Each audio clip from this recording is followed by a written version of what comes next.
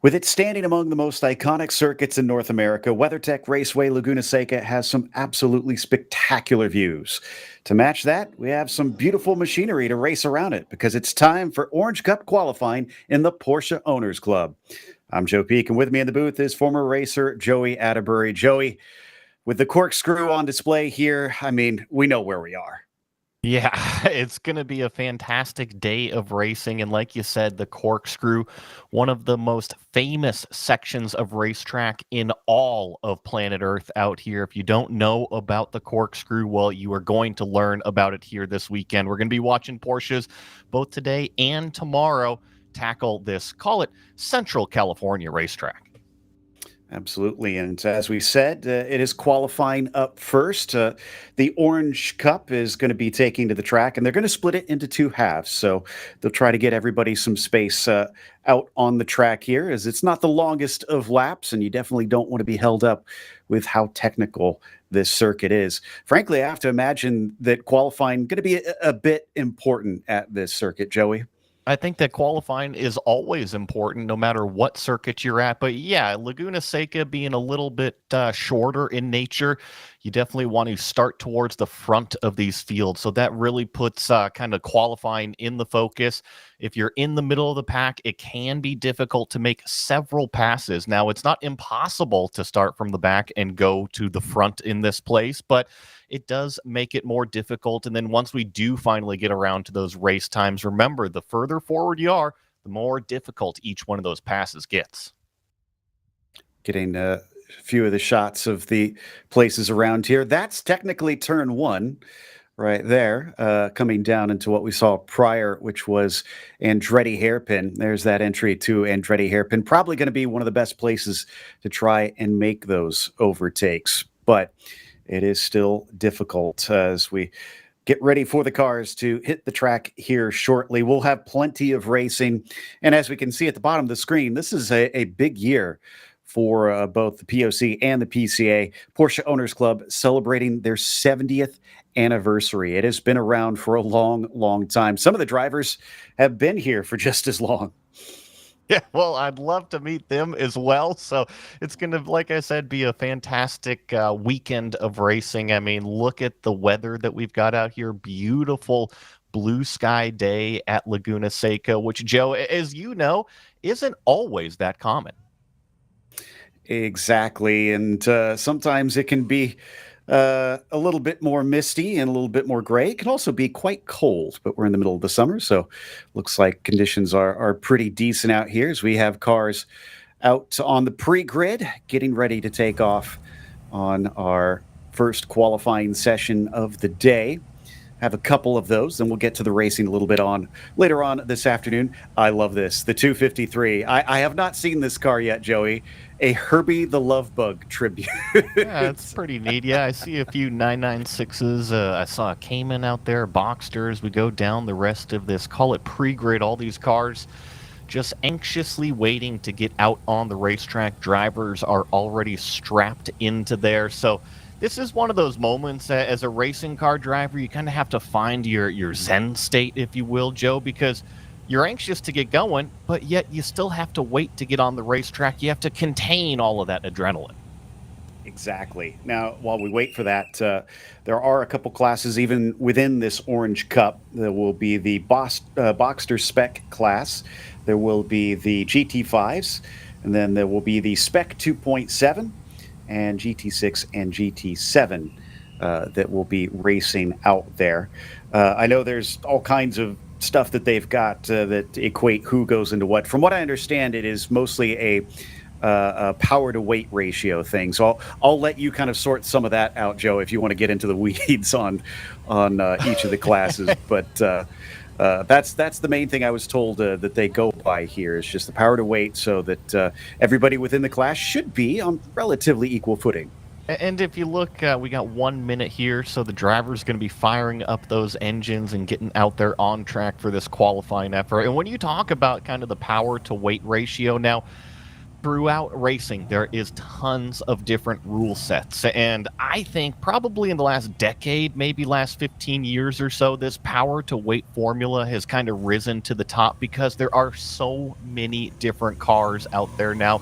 It really is an easy, simplified way to get them all on the same playground together. And allows a lot of different cars to show up and go racing, because not everybody can coordinate to all buy the same thing and then expect to go out and be an even machinery. And Porsche Owners Club, there's a lot of Porsches that you can go and grab and go racing with, as many have over the years. Seen some drivers now getting onto the track. I see Steve Town has entered there. We saw Dwayne Dement. We'll be talking about him a lot today, as he is running a very special livery that we'll talk about a little bit later on. Rob Walker, that's a name that we've talked a lot about in Porsches before. Sagar Dhawan, also one of those that we've seen on the sim racing world. POC, of course, something Joey and I have been calling on the sim side for many years, but really cool to see now a lot of these same drivers get into their real cars and take to the actual track. And what better place to do it than this fantastic venue in California? It is such a picturesque racetrack, and it's a beautiful place to go to, whether you're driving, whether you're a fan, or even just going out and visit. You can just cruise up Highway 1 from Southern California and eventually get up here to Monterey, where the Porsches kind of live freely. You see a lot of them up in this neck of the woods out here. So excited to call this one. And Joe, while I do have plenty of Porsche seat time, I do see a lone Miata out there. That one takes me back to my original racing days. Exactly. I figured it would. But right now it is all about those Porsches out on track. We're waiting for those first times to start to come in. Alan Stad looks like he is taken to the track. Larry Haas is out there. Paul Filsinger as well. But let's see what kind of times we have put down as they head up into the very iconic corkscrew. You can see a few of them maybe giving that curbing just a little bit of a wide berth, because I'm sure there's going to be a fair bit of bottoming out if you're really pushing it through that turn. And remember, this is still the outlap, right? These cars are not fully up to speed yet, so they're just kind of feeling everything out. And also, where the corkscrew is, call it about 2/3 of the way through the lap. So let's say if you've got 3 or 4 cars lined up in front of you, it definitely provides an opportunity on the racetrack to kind of slow things down, get that spacing as we start to head down the hill here. And I think that's kind of what a lot of these cars are doing, kind of using the corkscrew section as that final little slowdown, getting their spacing that they want in order to set up their qualifying run. Yeah, definitely a few that are just kind of easing up, giving themselves a gap, as we do have it separated into the 2 different groups. So there should be plenty out there as we hop on board with Phil Town here. This is down into turn 5, coming up to that braking of the uphill. Recent repave and a little bit of widening of the track, helping them carry some speed. It was done a couple years back, and thankfully now the concrete or the asphalt or whatever you want to call it, the track surface, should fully be cured up. So it's a beautiful, smooth surface that these drivers have here at Laguna Seca. So this is coming up the hill to that famous section that we're going to be talking so much about today and tomorrow, the corkscrew. Make sure you keep the car drivers right and then really aim at those trees. You got to pick out a tree for that second apex as you start to charge down the hill. And really, it doesn't stop going downhill until about turn number 11. Yeah, that's a good point. It's a pretty long drop, even though it evens out a little bit at this stage. Phil, coming not just with experience here in POC, where he's won races, but he competes in World Racing League in the GTO class. So definitely gets around, gets some experience on the track. Experience on this circuit probably going to pay big dividends from what you've told me in the past, Joey. I think that track experience always pays big dividends. It doesn't matter if you're here at Laguna Seca, if you're over at Virginia International Raceway. when you come to a racetrack the first time, you have to learn those brake markers. Now, you mentioned sim racing. I think that a lot of these drivers now have the capability of being able to prep on the sim before actually going out to the real world racetrack. So that's nice to get into the rhythm of things, kind of learn what gears you need to be in. But still, there's no substitute for when you actually go out on the track for the first time, figure out where those braking markers are.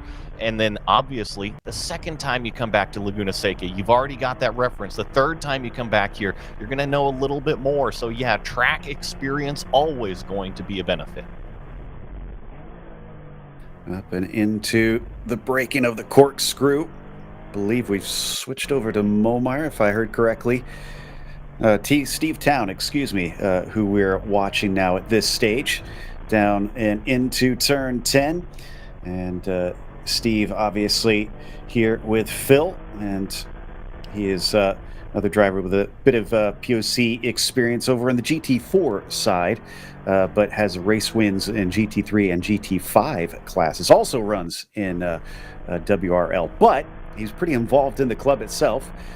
He's a POC board member, and he's the sponsorship director. Definitely a guy you want to get cozy with, I suppose. Well, not only that, but he's actually sitting currently P1 provisional on the board right now with a 138.287. So he's kind of leading the charge in this first half of this orange group right here. So you mentioned everything that he was doing off of the racetrack. He's doing the right stuff on the racetrack, too. Looks like this is going to be a qualifying cool-down lap here. He just put in that flyer on what was, call it, lap number 2 for him, and then he simply got out of the way of a competitor going up towards what was that turn number 4 there. So that's always nice to see, is that not only is he fast out there, but he's aware of others. You don't want to mess up somebody else's weekend. He's got about 2/10 over Dwayne Dement, so not huge, but enough that he is still ahead. Dwayne has to make some good inroads on a couple corners to try and overtake him in qualifying. Rob Walker is just behind the pair of them, but he is in Boxster spec, we should point out. Those top two in the GT5 class right now.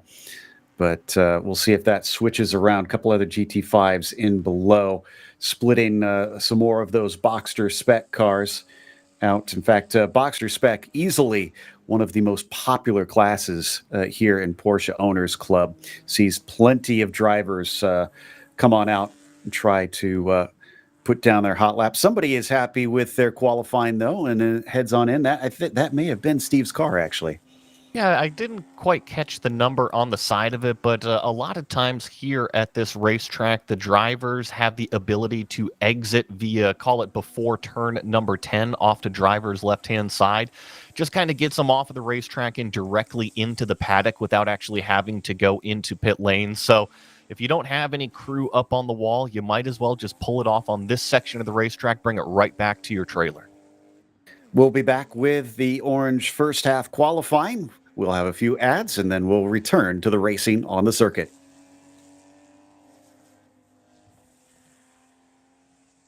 Gear. Founded by 4-decade POC member Eric Olbers, we've got everything you need.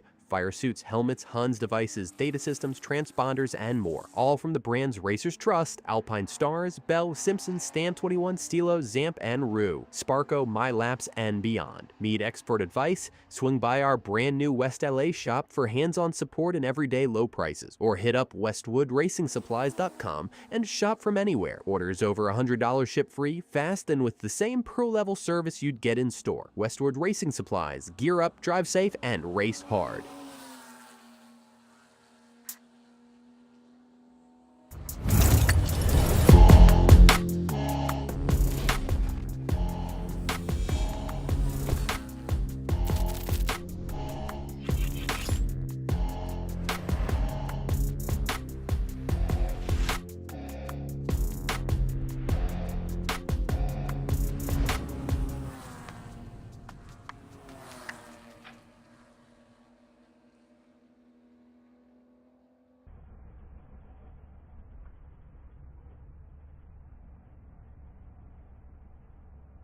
We're back with qualifying. Just a few minutes to go. Looks like a little less than 10 minutes left in our first of two halves of qualifying here for the Orange Cup.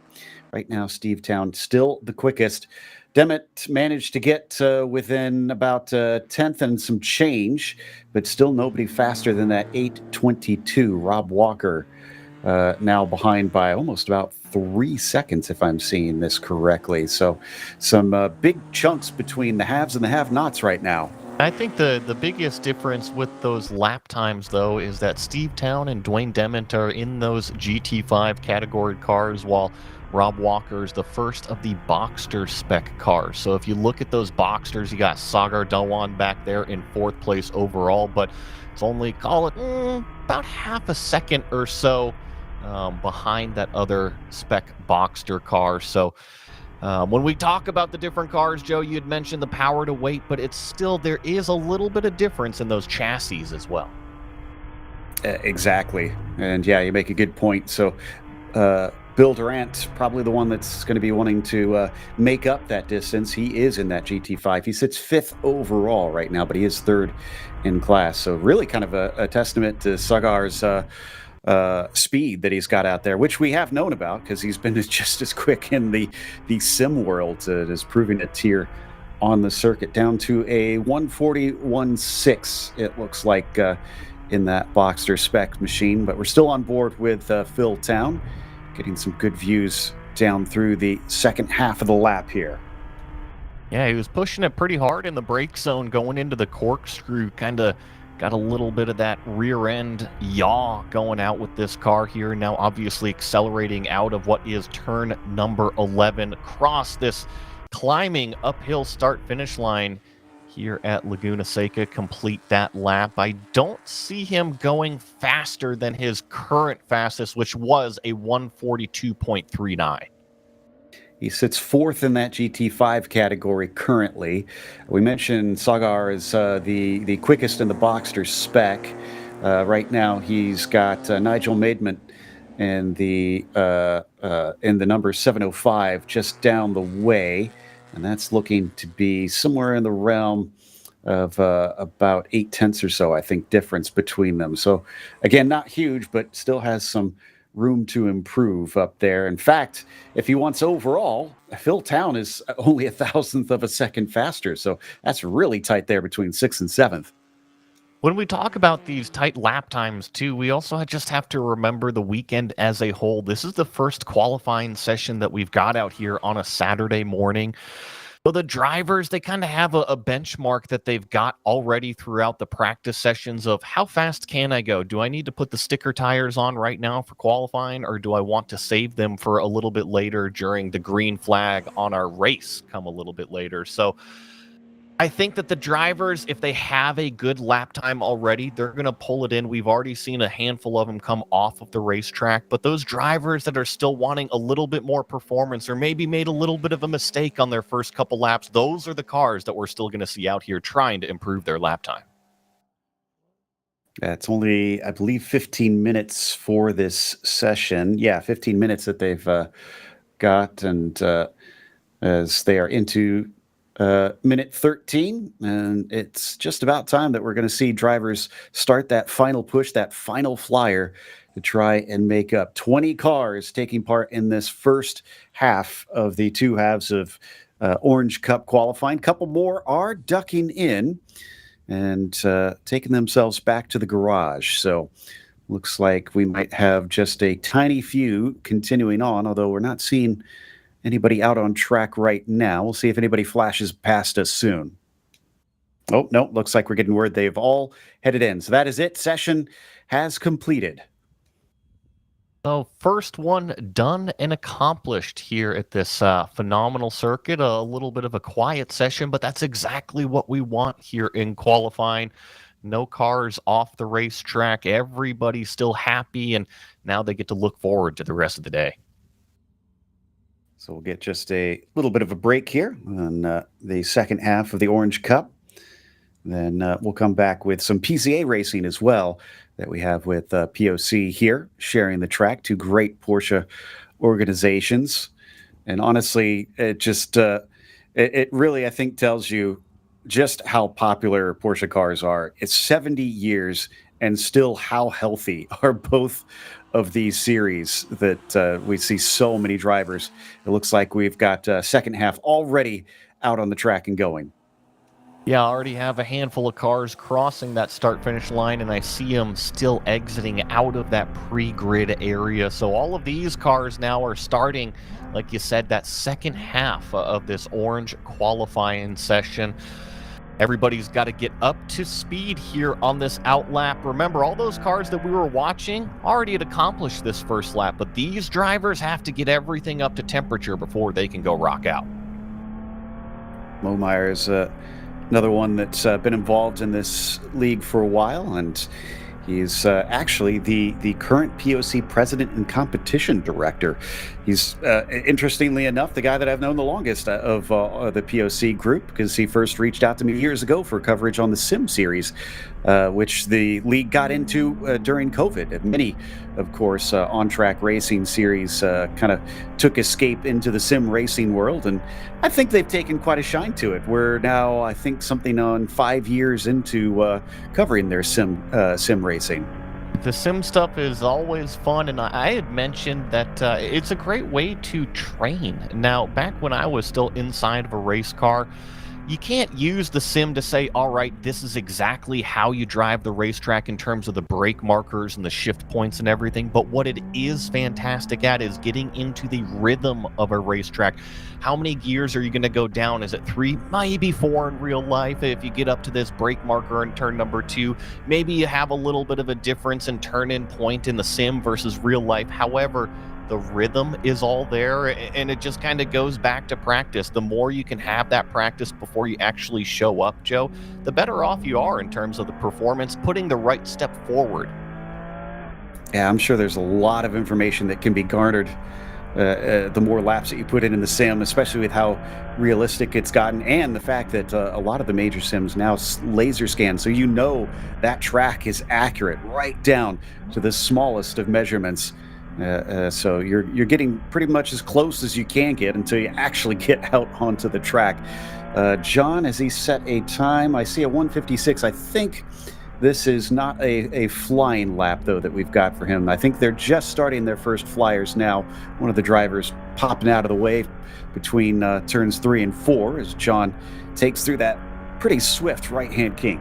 Yeah, turn number 4 is always very, very fast, and in these cars, it's probably just a breathe off of the throttle to get the weight transferred to the front of the car, and once it starts to rotate, you should be back to 100% throttled. Now, the top of the hill here, well, not quite the top of the hill, the middle of the hill, turn number 6 right here, my favorite corner on this racetrack. You got to maximize that turn-in arc. John does a terrific job, and then also maximizes the exit all the way on driver's right, and you see him sticking on the right side of the racetrack here. You don't want to cheat the car too far driver's left here going into the corkscrew.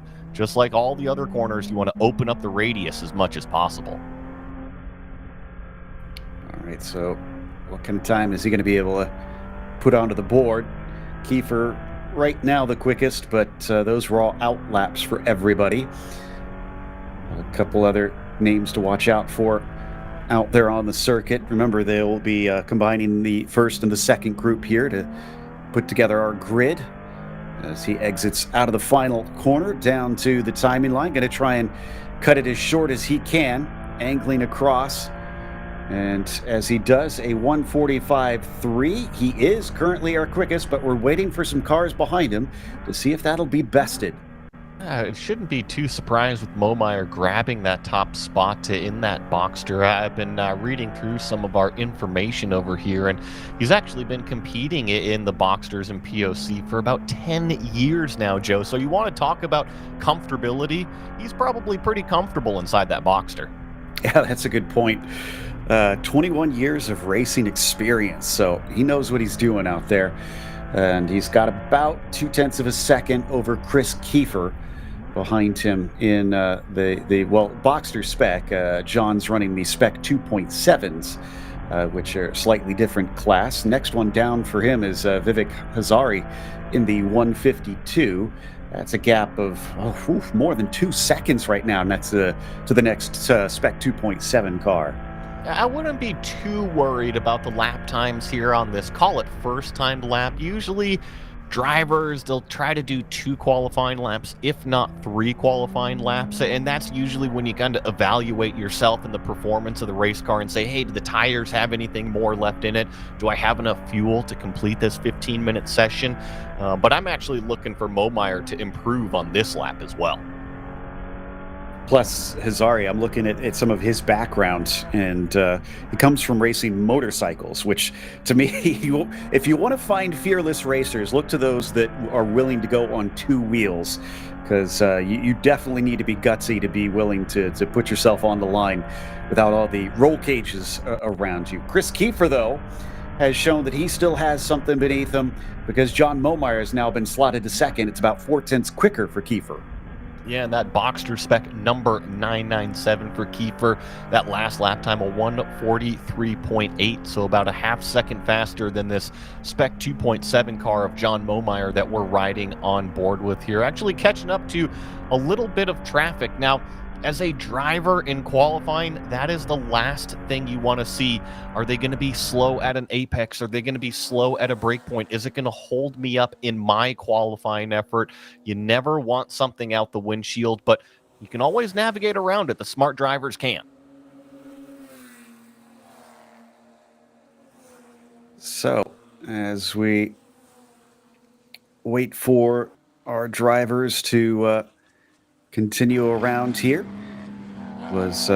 I had myself confused, apologies, as it was Matt Hollander that I was thinking of that I first had contact with. Momeyer, though, a current director, we'd have talked to him quite a bit over the years in his direction of the series. I had a bit of a scare because Matt Hollander just contacted me suddenly about his lap times, and I said, "Wait, aren't you in the car?" He's like, "No, that's I was in the first session. I realized what I was thinking of out there." So John Momeyer, he and Hollander getting a little bit mixed up in my head. Even still, impressive from John, as Alistair Belton currently the fastest now, and Boxster spec over John Krylo. John Krylo now has overtaken Chris Kiefer for that P2.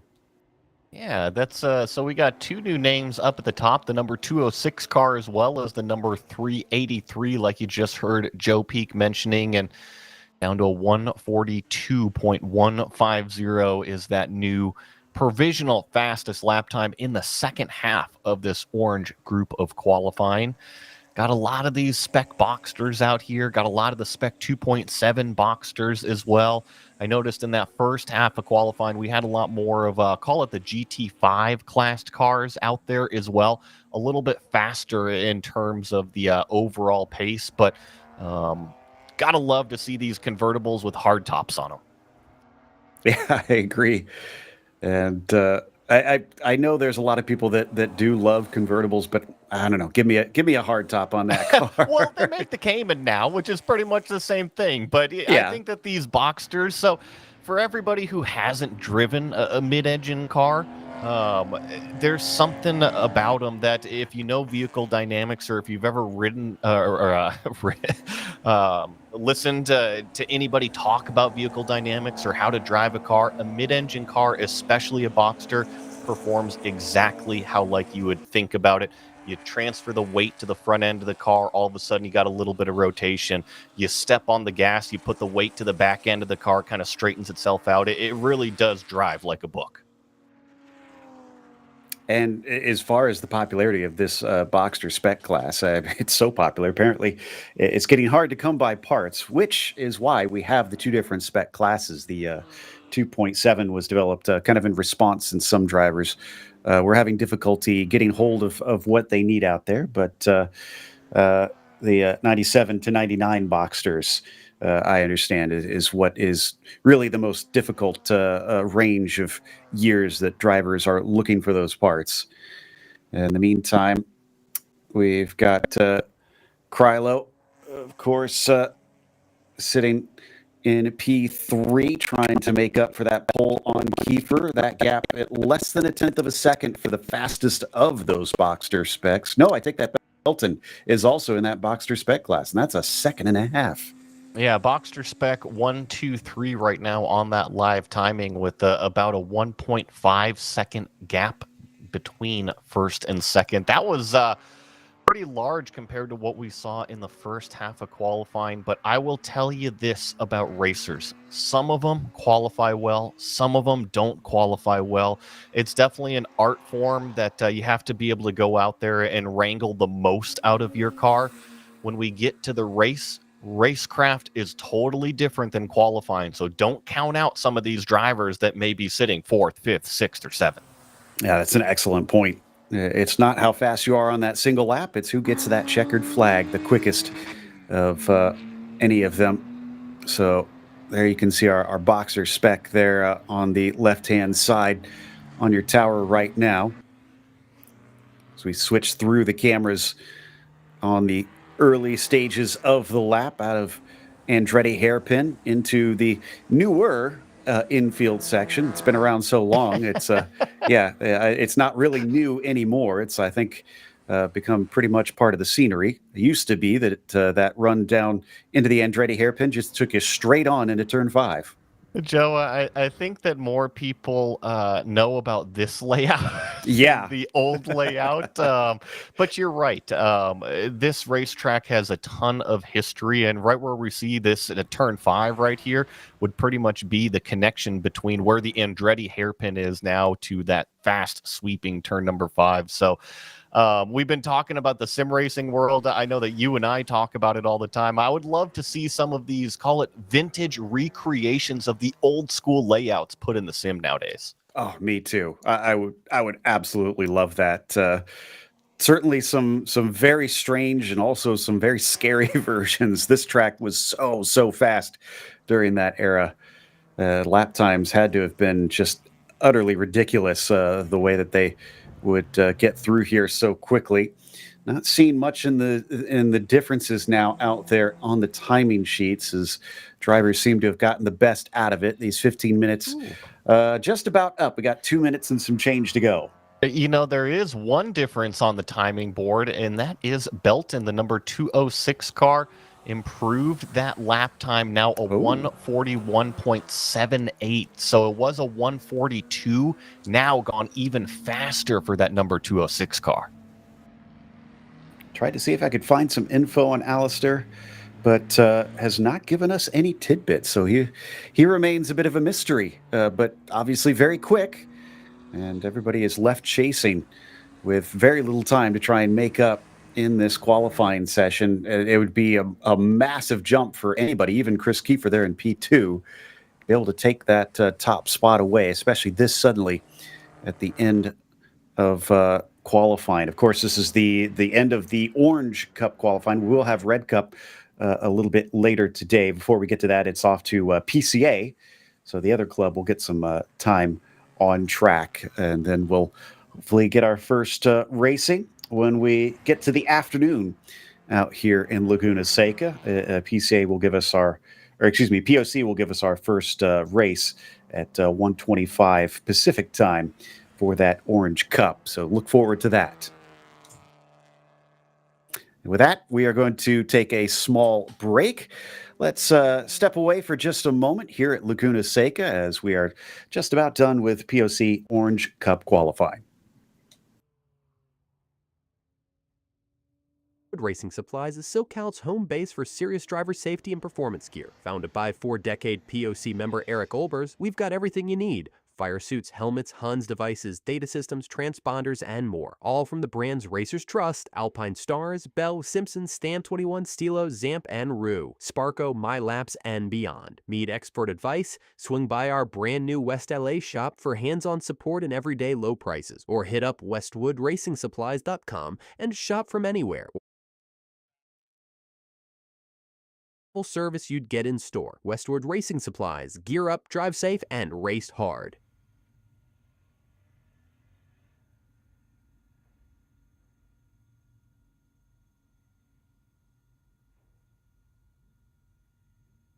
That concludes our coverage of POC Orange Cup qualifying. We'll be back with more action on track with PCA Group Blue after a little mention from our sponsors. So don't go away. We'll just have a short coverage break.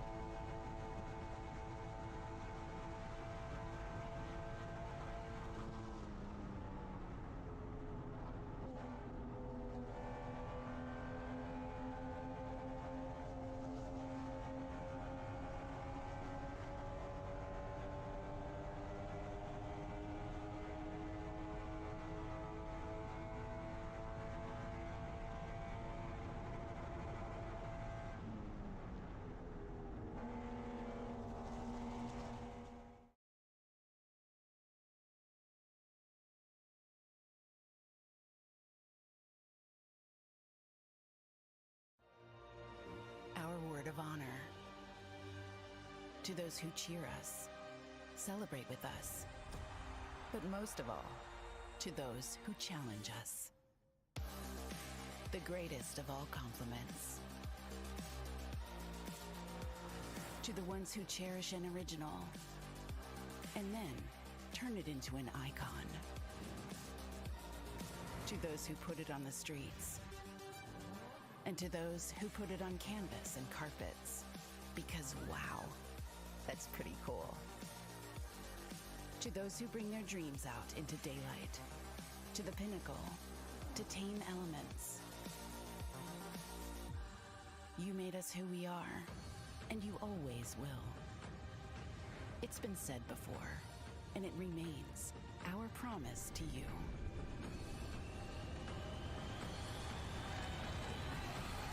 Porsche, there is no substitute.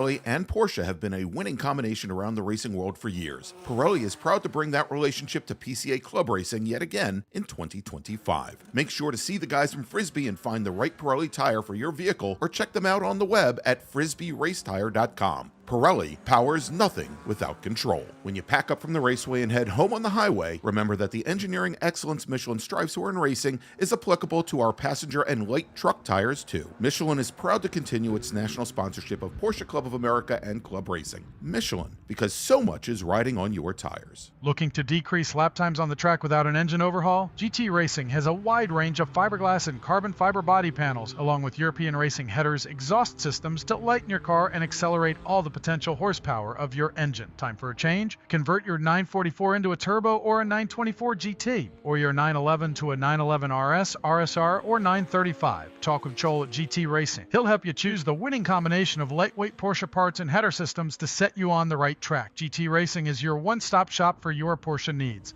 GT Racing is a national sponsor and proudly sponsors tech inspections at PCA Club races. GT Racing also sponsors the Best Prepared Car Award, a $100 gift certificate at each race. Call Joel at GT Racing today at 1-800-797-2911 or find us on the web at www.gt-racing.com. Our first club racing sponsor, Porsche Cars North America, funds the club racing news and sponsors the Workers' Choice Award, considered the most prestigious award given at a club race. Thank you to PCNA for offering vital support to our club racing program. At Hankook Tire, we strive to create a universal moment when the car and driver become one. Our aim is to develop a safer, more pleasant, and more comfortable driving experience from the moment the driver turns on the engine. Through strong braking power, smooth handling, driving comfort, and guaranteed safety, Hankook products deliver an authentic driving experience beyond mobility. Our tires provide total control of speed and direction while ensuring safety and comfort on the road. Embrace driving emotion and embrace the feel and excitement of being behind the wheel with Hankook Tire. Hankook competition tires are the perfect match of performance and longevity. Visit hankookmotorsports.com to buy today. OG Racing has been a national sponsor of PCA Club Racing since 1998. Headquartered in Sterling, Virginia, and staffed by PCA members and club racers, OG Racing has always carried the industry's best in racing safety equipment and performance parts. The best products from manufacturers like Sparco, OMP, Alpine Stars, helmets from Bell, Stilo, Rue, brake pads from Performance Friction, Paget, and Hawk, just to name a few, and are always in stock and ready to ship from their 12,000 square foot warehouse. Give OG Racing a call or visit them at www.ogracing.com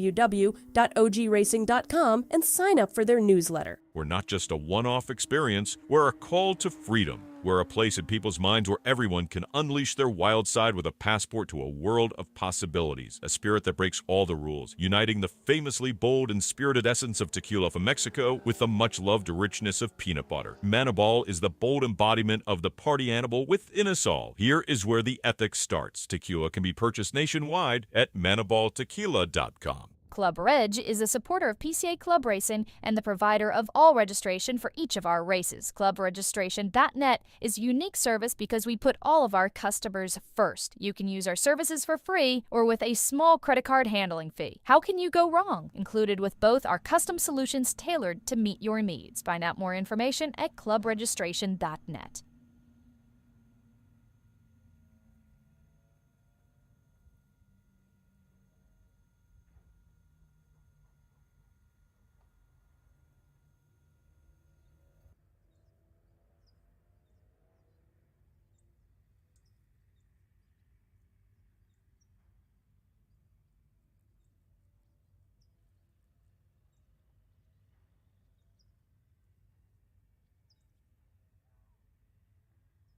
Well, we finished up qualifying for POC. Now we switch gears over to PCA Group 1 Blue. It is time for Race 1. And of course, Race 1 is presented by Fred's Place. In the heart of Mountain View, California, Fred's Place is a corner bar that's been bringing folks together for generations. Voted the best dive bar by the Peninsula News for 3 years in a row, Fred's is a neighborhood sports bar that is authentic, unfiltered, and full of character. Located just 1 mile off of Highway 101 in Mountain View, Fred's Place boasts not only a charming bar, but also a lively atmosphere that beckons weary travelers and locals seeking a place to unwind. Big thank you to them. I'm Joe Peak, here to bring you the action with former racer Joey Atterbury alongside. And our grid for this first race sees Bob Mueller next to Tim Salveson to his outside. Then it's going to be Kyle Washington starting from third. Alan Ritchie will be starting in P4. Row number 3 has Brian Lawrence in the fifth position. Rich Walton will be starting to his outside.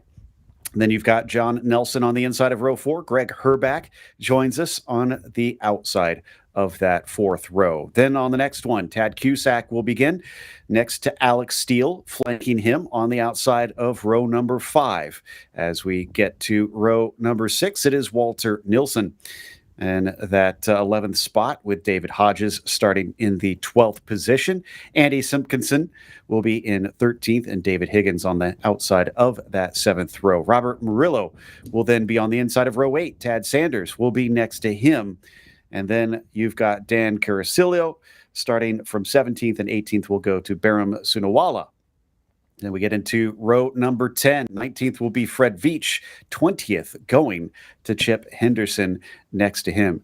Christopher Hansmeyer starts on the inside of the next row with Scott Diger not being allowed to start this one. So Chris will be our last driver. Joey, pretty decent sized field. Definitely a few names you and I have heard of and got to call in the past. So this will be fascinating seeing some bigger fish in amongst this group. It's going to be a fantastic way to kick off racing here on a Saturday brunch time here in Central California. So we see the cars leaving pre-grid right now, go out on their pace lap, and then we should be getting a green flag here relatively shortly. I'll talk a little bit about the racetrack here while the drivers are getting everything up to temperature here on this pace lap. I think your best passing opportunity is always turn number 2, known as the Andretti hairpin here at Laguna Seca. You've got the big brake zone off of the front straightaway. Here's a great shot of the entry of that corner, but the only tricky part that's super confusing, it is downhill here. So if you get too deep on the brakes, it can definitely carry the car outside to driver's right, and that's where you don't want to be on this racetrack. A couple of other key points. Turn number 5, always fast around here. Turn number 6, a doozy of a corner. You got to keep it on the racetrack as it leads you up into that corkscrew section. And speaking of the corkscrew, Joe, that is one of the most famous pieces of racetrack that we've got here. I think that everybody knows about it from playing in video games or even seeing video of it in real life. It is going to be a talking point all day long. And then, of course, after the corkscrew, it's downhill for about 3 more corners to finish out the lap here at Laguna. Yeah, definitely some spots that most people will recognize, but then trying to tackle it and be quick through it is going to be its own kettle of fish for sure. To be fast, you'll have to be brave. See the drivers continuing to weave to warm up the tires out there. Get themselves ready. Like you said, still slightly in the morning. We're getting close to that afternoon time here as the sun continues to rise, but thankfully still very bright blue and sunny out on the track to help get those tires up to temperature as they pace behind the safety car. Wait to get them all gridded up double file. Then we'll get going racing here for 35 minutes on this first race event of the weekend. You see them all starting to get stacked up here behind that safety car. Going to form rows of 2 by 2 like you read out. About 20 plus cars here to kick off the first race on a Saturday. And now they're looking at turn number 11. That pace car will be pulling off driver's left, and it is all in the hands of our pole sitter. Love the columns that we're seeing. This looks like a good start as long as everybody's nice and patient coming off that final corner. So they look for the call from the flag stand. It is a little ways down to that start-finish straight, that start-finish line. And it looks like they've got it. Green flag is out as they accelerate away towards 1 and look for the braking down into turn 2 at the Andretti hairpin. And as they break into that first corner, it looks like a bit of 3 wide at the back, but it shuffles down to 2 wide for most of them, some even single file at the front. That looks nice and orderly, although we got a little bit of a challenge. Washington trying to duck up the inside at turn 3, unsuccessfully though. Yeah, we've got these cup cars, call it a handful of cup cars out there leading the way as the rest of the field streams through what is turn number 3 and turn number 4 for the first time. A little bit of a threat from the lead there in turn number 3, but has since kind of settled down, and now we see that second place car, a little bit of a wiggle going through turn number 5. That's going to cost them a little bit of momentum. Looks like that is Bob Mueller leading the way, with Washington giving chase in behind up the hill. Salveson trying to take a look to see if he can get a run on him. Some of the cars having much better acceleration out of that turn 6. That is a definite difference maker coming out of that turn onto the back straight. Now in anger for the first time down through the corkscrew. So far, so good. Everybody managing to navigate without heading off into the gravel. And you see some of these drivers a little bit more timid on this opening lap, some of them more aggressive with how much they are cutting these apex curbs as they go down the hill for the first time through what is turn number 9 and 10 at this racetrack. Our leaders already out on the front straight, completing their first lap. So Ritchie holds onto that 4th spot, Walton in 5th. Cusack jumps up into P6 on that first lap, crossing the line, seeing some big gaps from those top few, as it seems like there is a bit of a breakaway amongst maybe the top 7 or 8 drivers in this group. Coming down to the braking of the Andretti hairpin once again, and a few drivers having to go defensive into that one, trying to square it off on the exit, looking for the best run down to 3. It is such a technical racetrack that we've got here in California. You really have to be able to maximize the track width from the beginning of the race all the way to the end. And of course, that takes the mental brain power. The driver's got to be on top of it every single corner out here at Laguna Seca in order to extract that lap time that they need. There's a lot of different classes, as you can see, cycling through a number of them on our tower, but we'll keep you abreast on the overall as well. But Bob Mueller is the quickest in that GTA 3, still being chased by Alan Ritchie behind, and Tim Salveson. They are 3rd and 2nd, respectively, or 4th and 3rd, respectively, overall. So they need to get by Kyle Washington, who has been a bit of the thorn in the side of that 128 since the beginning of the race. Kyle using his countless experience just about everywhere I look. He is racing in a Porsche pretty much everywhere you turn around. He's got a lot of seat time, especially in these, call it newer cup cars, newer GT3 based cars, and that's exactly what we've got in terms of our top 4 breakaway. So they're exiting out of what is the Andretti hairpin, going towards turn number 3. Our leader is Mueller in the number 128 car, followed up with Kyle Washington and Tim Salveson. Those are our top 3. And then that 4th car, the caboose on the train, that's Alan Ritchie, desperately trying to hang on as these front 3 are starting to eke it out just a little bit away from that number 131 car. Yeah, Ritchie having trouble trying to keep up with him, and there's still a lot of racing left to go. But as we were talking about earlier when we were covering POC qualifying, it's not just about that one-lap pace. Maybe he's saving his stuff a little bit for this 35-minute event. There is your overall. You can see the different color codes for all the various classes that we have out here. Down through the corkscrew once again, our leader Mueller actually is kind of interesting. He owns a tequila company and has created the world's first peanut butter tequila. I'm very curious how that tastes. Yeah, I'm curious about that as well. I could certainly go for a margarita or 2 after a couple of these races. So yeah, maybe we should get to know him a little bit. Possibly, but for now, it'll be a little bit too fast to catch up with for us. He is running away from Washington and Salveson. Salveson starting to put the screws to Kyle here. Remember, that is not for class position. That is just for overall. And coming down into the braking zone, not going to be able to make the pass quite yet between the pair of them. But he is forcing a bit of a defense from the 132. Now, I say this all the time when we talk about driver classes. Yes, they do separate the field in terms of those championship points. However, if you talk to a driver, they always want to be the fastest. It doesn't matter what class they're in. So when we talk about that battle between second and third place, yeah, it's a slightly different class between these cars. However, they all want to be on the top. And if you ask them, whoever's P1, that's where they want to be. It's quite a great pedigree on this car as well. We should mention it's been raced in World Challenge. And the names that have sat behind the wheel, Matthew Jaminet, Wolf Hensler, Alec Udell. I mean, that's pretty stacked.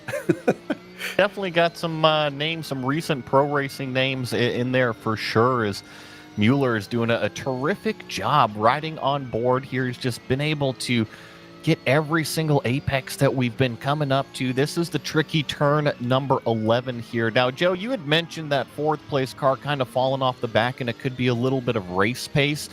We have yet to talk about the claws, the teeth that this Laguna racetrack has. If you hit some of these apex curbs, I call them bread box curbs, sausage curbs. They're the bright orange, bright red ones that are past the yellow, or I should say white and red curbs. You got to stay off of those apex curbs. That can be a day ender for you. Exactly. And not all of these cars have the most stout of suspension on them, we have to remember. So there is some taking care of your equipment that needs to happen. So we continue to watch on board with the 128. Looking pretty good, I have to say. Nicely smooth through most of the corners, and seems to be using up plenty of the track.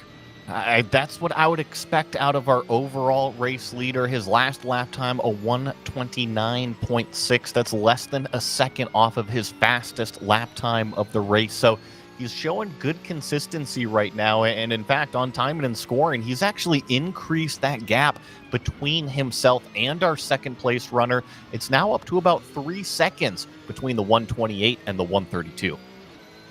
He's got this one under control at this stage.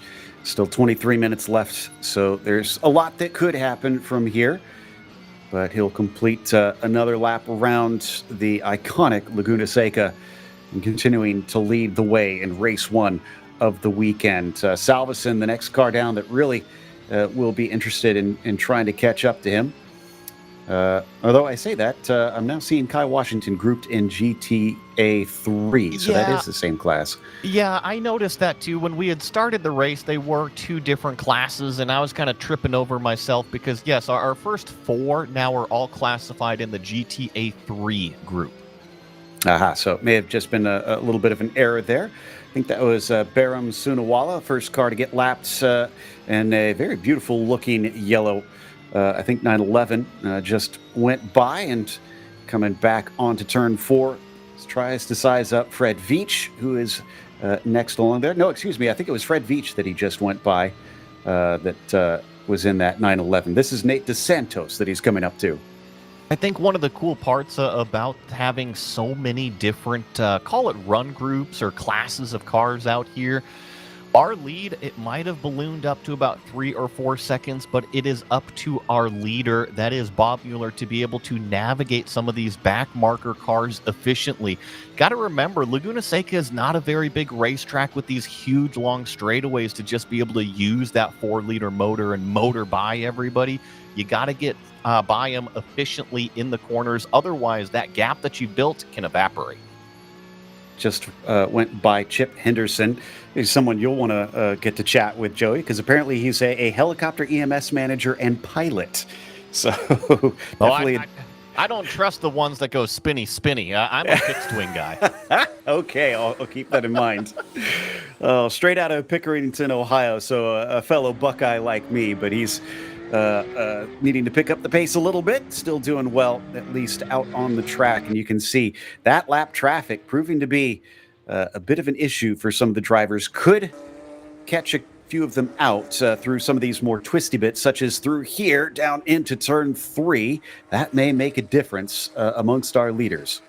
Certainly was able to get down to the inside there, so off he goes through what is turn number 4 on this racetrack now. But I mean, really starting to accelerate that gap. 4.5 seconds between first and second in that GTA 3 class.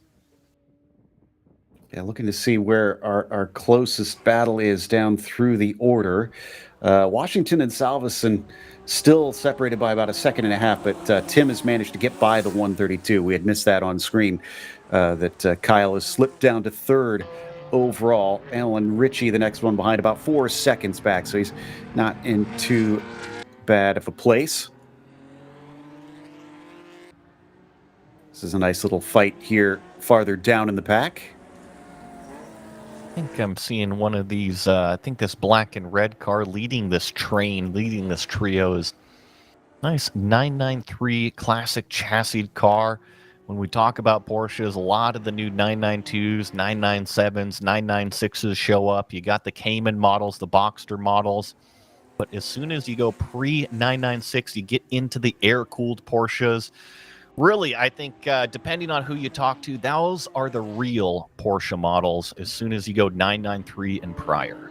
So this is Walter Nilsson on the 311 that's at the front of this group, and he's starting to stretch away.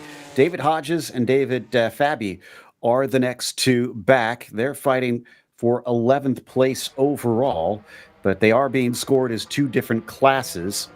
I'm sure David Fabi would like to try and sneak through, get up to Walter Nilsson if possible. Certainly looks like he's eager to do so. He's been riding very close in the mirrors for about a lap and a half now. And he's looking down towards turn number 11. I think he's close enough. He's going to make a move down to the inside, try to outbrake his competitor, but gets the door shut promptly on turn in there. So now going to have to suffer the consequences of having a little bit of a shallow line on entry. And sure enough, there on the front straightaway, you can already see the ground lost. What was, call it, half a car length, that turn number 11 is now ballooned up to about 5 car lengths. Starting to eat some of it back in the brake zone, though. Hodges doing a good job playing defense. Was inspired to go racing watching Can-Am at this very track with his dad. So must have been a racing fan for quite some time to get to go and see Can-Am in person. I'm very jealous that he was able to do that. I can only imagine the sounds that came from there. Meanwhile, we're back up to Mueller here at the front with the gold and white machine. You can see there is still a little bit of lap traffic between himself and Salveson. Doing everything he needs to do, Joey. The more cars that he manages to place between himself and Tim, the harder it's going to be to catch up. Correct. But the only caveat is that our second place car that we just saw maybe get held up a little bit there in turn number 4 was actually over half a second faster that previous lap time. So we'll have to see what this lap will kind of bring us as we're approaching halfway. But is Tim Salveson in that white number 79 finally freed up with a little bit of racetrack to go hunt down our overall leader, who has held that position since the initial drop of the green flag? And Tim's one with some experience that you wouldn't want to hold against him. He's got podiums in Porsche Sprint Challenge, which is a step above here than what we've got in Porsche Club of America. So when you're starting to get that serious, you've got some speed and ability, and he's going to try and prove it as he attempts to run down Mueller, still sitting at about 3.7 seconds back. Let's see what the difference in lap times look like between them as they get ready to cross the line once again. Looks like a 28.7 for Bob, or no, excuse me, that's his best last time. His last one was a 129.8, and it was a 130.7. So Bob was still outpacing Tim by nearly a second. And I think we kind of saw the reason for that. Remember that number 79 car kind of got held up in this next corner the prior lap in turn number 4. When I think about this racetrack, there's a few really high-speed corners, and turn number 4 is definitely one of them. So if you get held up in this corner right here where we just saw him drive through, it can affect your lap time pretty heavily. I think that's one of the reasons why we saw it fluctuate so much. However, with the shoe on the other foot, Bob Mueller responded. Terrific job that last time, so he's doing what he needs to out front. Tim racing for one of my favorite teams of Porsche runners, Black Sheep Racing. They're a really fun bunch, and I've got to know them well over at Sprint Challenge. But we're now hopping on board with Bob Mueller. Yet more traffic just in front of him. 15 minutes still left to go on the clock as he goes down through Rainy Curve. And I think this is coming up to that battle we were watching before. It is indeed. Those are the two that were fighting, Fabi and Hodges. And at least Fabi is going to pull off to the side. Hodges still in front as they weave around the final turn onto the main straight. He is going to be able to sneak by and leave them to their own devices now. Mueller is definitely thanking his lucky stars that he had a 4.5-second gap between himself and second place, because that definitely ate up some of it. And in fact, you see Salveson there in the Andretti hairpin, so just a little bit faster, a 29.6 compared to a 30.4. So it's going to be this seesaw battle, right, Joe? Is that which car is able to navigate through that lap traffic more efficiently? Sometimes you catch them at a great spot, sometimes maybe not so much. Whoa, such is right there down into turn 5. Not sure who that was, but was definitely a scary moment. I think it was, that was Fred Veach again. So he's putting another lap on him, but Fred managed to just give him enough space at the apex and thankfully saw the car in time. And here comes the rest of that traffic up behind Fred here, approaching the corkscrew, but it seems like that yellow Porsche has been able to let those faster cars get through nice and cleanly. Oh, there's a move to the inside. It's Kyle Washington, I believe, or Tim Salveson getting down to the inside in between himself and one of those 993s. Yeah, Washington is still catching up behind. He could probably use some of the help from this traffic himself. He's still working on Veach. Veach gets out of the way, but he's not nearly close enough to Tim down into the final turn to try and capitalize on that. Still down to about 13 minutes left on the clock. And sprint race number 1 sees Mueller continue to lead. Worth noting that Rich Walton leading the GT4s, first of the non-GTA 3 cars that is leading out there in the field. Rich, though, is actually, am I seeing that right? That Rich has already been put a lap down by our leader. So that tells you the pace of those top runners. Holy cow.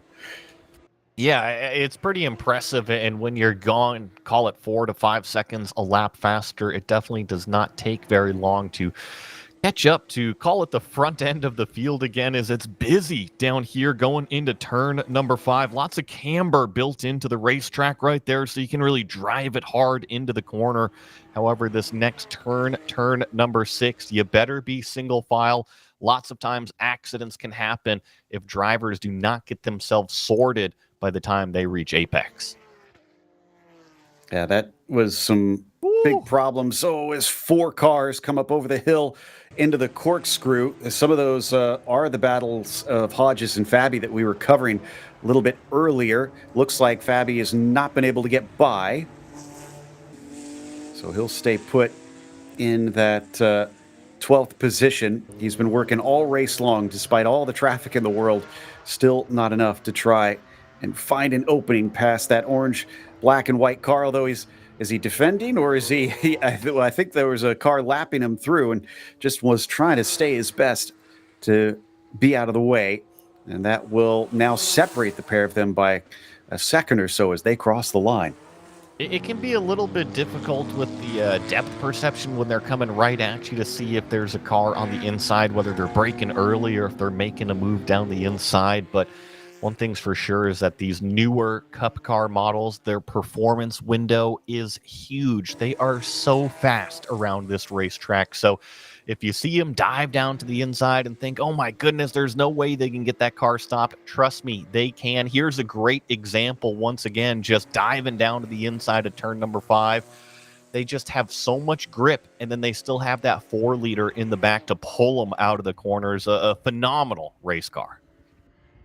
We're going to take a short break. We'll be back before the race is over, though. Stick around. More coverage of Sprint Race 1 to come. On racing, TFB Performance offers a full range of racing services that includes vehicle prep, logistics, track support, and driver coaching. Whether you're just starting out in your on-track career or a well-seasoned racer, TFB is able to service the needs surrounding this incredible sport, from street cars to full-spec race cars. TFB's services are custom-tailored for you and can range from an arrive and drive program to a full season of pro racing support. Track time is precious, so making it as productive as possible will steepen your learning curve and save costly mistakes. Tim Barber, the owner, is available to personally coach you and is taking customers to wins and championships in SCCA, Massa, SRO, Trans Am, USAC, and PCA. Visit www.tfbperformance.com to learn more and contact the TFB. The Chicago Region Porsche Club is excited to host the 33rd Annual Club Race and the 59th Driver Education Event at the National Park of Speed, Road America in Elkhart Lake, Wisconsin. All Sunday and Monday races at the Road America Challenge will earn points towards the 2025 Club Sport Triple Trofeo and PCA National Championship Series. In addition, this event features a Porsche parade using the original Road America race circuit, car show, and gourmet dinner banquet in beautiful downtown Elkhart Lake on Saturday evening, which is fun for the whole family plus friends. Register today at clubregistration.net. Golden Gate Region will be hosting the third Thunderhill race of the season on September 13th and 14th. This event will include 3 sprint races on the 3-mile East course. Thunderhill Raceway provides some of the best racing around and is where many pro teams come to practice due to the many diverse corners around the track. After the summer heat, the weather in September should be perfect. This event will be a points race for the West Coast Series and the 911 Cup Trophy, along with standard points for the National Championship. The event is just for racers, though. There will also be run groups for HPDE and time trials. Visit clubregistration.net for more details and to register.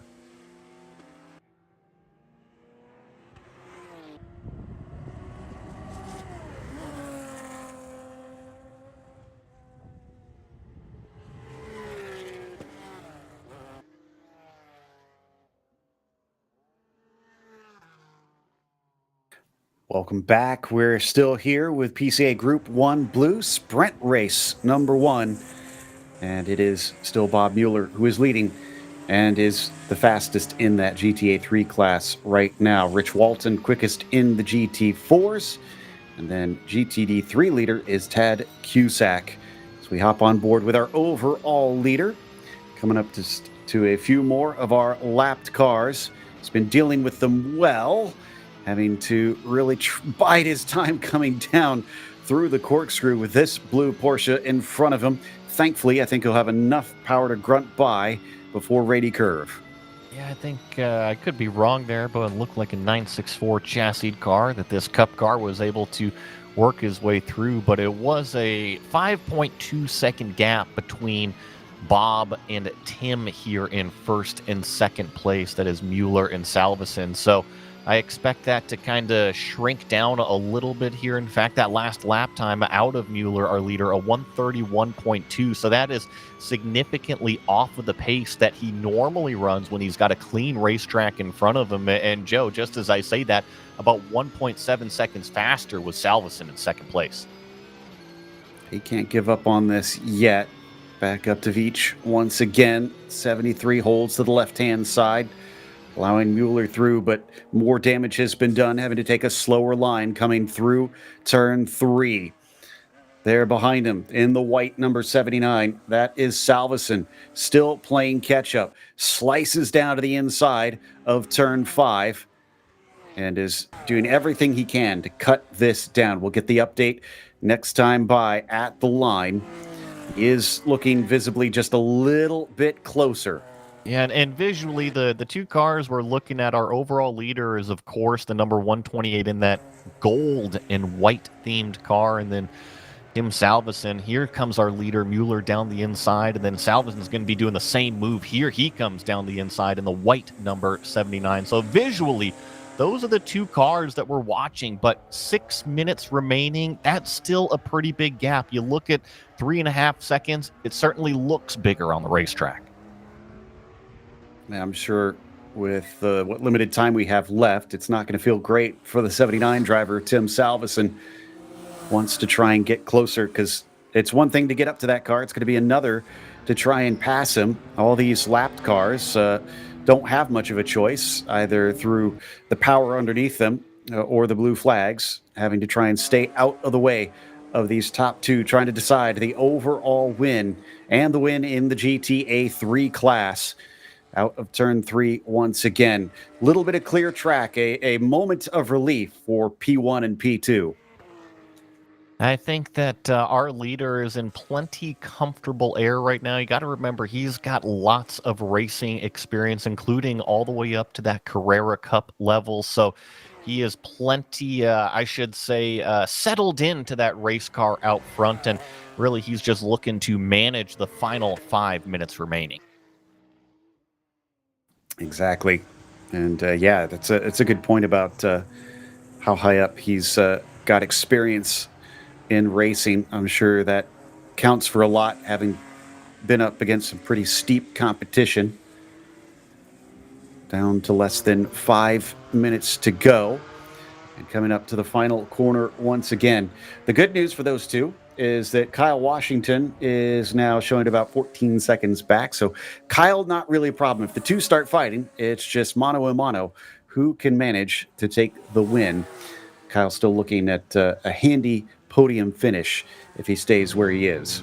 And I know we've been talking quite a bit about this battle between first and second as we keep our eyes on the leader here. But what I do like seeing out of this class is that Tim Salveson has kept our leader honest. It's not like he's way off the pace, 10, 15, 20 seconds back, that Bob Mueller can just go out there and have a nice Saturday drive out there.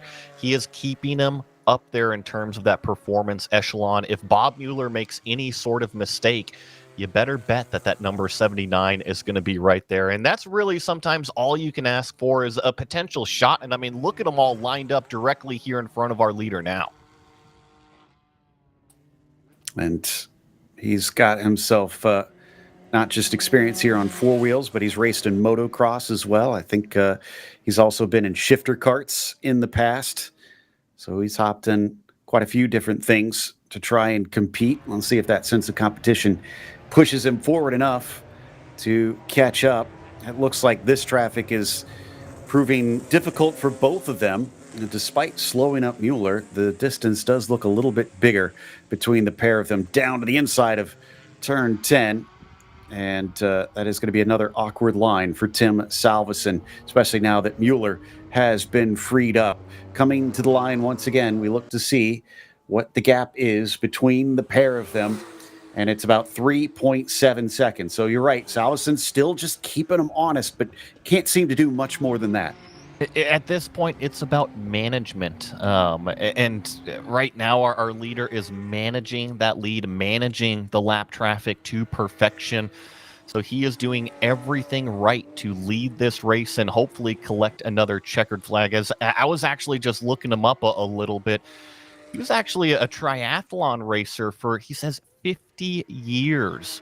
So that's pretty impressive. If you talk about management and performance management, I think I'd be looking towards a triathlon racer to be able to close this out. I mean, and mental fortitude as well. Just impressive here from Bob Mueller. The last couple laps coming our way. I think this is going to be close on if we're going to get to the line before we get that white flag. We'll wait and see. It should be. They crossed the line with about 2:40, 2:50 remaining, and they've been doing about 1 minute 30 lap time. So here we come, about 1:40 right now on the clock, and our leader is approaching what is turn number 11. Joe, I would expect to get the white flag. Yep, it looks like that should be the case. Quickest time right now is still about a 1:28 or so. And they're running laps in the 132s with all this traffic. So we're well under there. White flag is now out for Bob Mueller. Tim Salveson as well crosses the line, giving chase, but it is opened up. It is now 4.3 seconds between P1 and P2. I always love consistency on the racetrack. Our leader, last lap time, 129.5. That is less than 3/4 of a second off of his fastest lap of the race. That means the driver is doing the same sort of things. He's using the same brake markers. He's using the same apex rolling speed. As soon as you try to change something, even if it's to go a little bit slower, you're changing your rhythm out there. That's when mistakes can happen. Half a lap to go. Bob Mueller started this one from the pole. He hasn't given it up since then. All he has to do is bring it around just a couple turns, and he'll collect a checkered flag. Salveson's still doing everything he's got to make sure that Bob cannot rest on his laurels, while Kyle Washington sits a bit of a distant third, but still a handy third today after initially he had a great start, snatching that second place. It just seemed like he couldn't keep it up. Meanwhile, with one turn to go for the gold and white, number 128 of Mueller, he can celebrate a good start to this weekend because it is going to be victory for Bob Mueller, both overall and GTA 3 class victories. Tim Salveson going to cross the line in that second place in GTA 3. Nice job from Tim there to hang on to it and, of course, reach up on top of that podium. I think we're waiting a few more seconds here for Kyle Washington to be coming across what is turn number 11. And, Joe, he is going to round out our podium in that GTA 3 class. I take that back. Alan Ritchie just overtook him for third place coming to the line. Wow, something happened to Kyle's pace in that race. It has gone away in a big way. Great job to Ritchie. Difference between them, 3/4 of a second at the line. He left that to the last minute. Rich Walton, though, behind them, is going to be your winner in GT4, and then followed immediately by Tad Cusack in the GTD3 class, number 115. He takes victory over there. GTD2 looks to be David Fabi back there in 10th overall in the 782. And then you've got David Hodges, winner in the SP997 class. That was a good way to kick off a Saturday of racing as we watch the rest of these Porsches come across this turn number 11 and rocket their way down this start-finish straightaway here, complete the first of several races that we've got today and tomorrow. Love to see that. And we've got another one coming up real quick because PCA Group 2 Yellow for their race 1 is going to be up next. So definitely don't go away quite yet. And you can see some of our other classes. David Higgins in the 911 Cup are our quickest in that group. So that was the last car, I believe, just across the line. Checking to see if we're going to be heading to results. We're going to go to the next race, it sounds like. So we'll head over to the break first, and we'll be back after this with the Group 2 Yellow with a moment from our sponsors. Has been a national sponsor of PCA Club Racing since 1998. Headquartered in Sterling, Virginia, and staffed by PCA members and club racers, OG Racing has always carried the industry's best in racing safety equipment and performance parts. The best products from manufacturers like Sparco, OMP, Alpine Stars, helmets from Bell, Stilo, Rue, brake pads from Performance Friction, Paget and Hawk, just to name a few, and are always in stock and ready to ship from their 12,000 square foot warehouse. Give OG Racing a call or visit them at www.ogracing.com and sign up for their newsletter. About to hit the track without coverage for your car? Buy HPDE insurance in minutes at LockedInMotorsports.com. Whether you drive a 911 or a Boxster, protect your car against physical damage during HPDE and track day events with HPD insurance from Locked In Motorsports, administered by Locked In Affinity. Coverage includes modifications you've done to your car, 2 drivers at each event, demonstration laps your instructor drives, and more. Worried about the trip home? Locked In Motorsports also offers off-track insurance for your non-licensed race car or track car while in transit, in storage, and in the paddock, plus options for your trailer, equipment, and tools. Insure your portion today at LockedInMotorsports.com. LoctonMotorsports.com. Miller's Oils is proud to be a Porsche Club racing sponsor and to work with Racer's Edge as their North American distributor. Miller's Oils has been blending oil since 1887 and has an extensive product line for virtually every street or racetrack application. The technology implemented in Miller's engine oil and gear oils protects the wear surfaces of your engine and gear train on a microscopic level, significantly reducing friction and increasing the life of your engine and gear train. We encourage you to try Miller's and judge for yourself with the help of an oil sample analysis. As they say, the proof is in the pudding.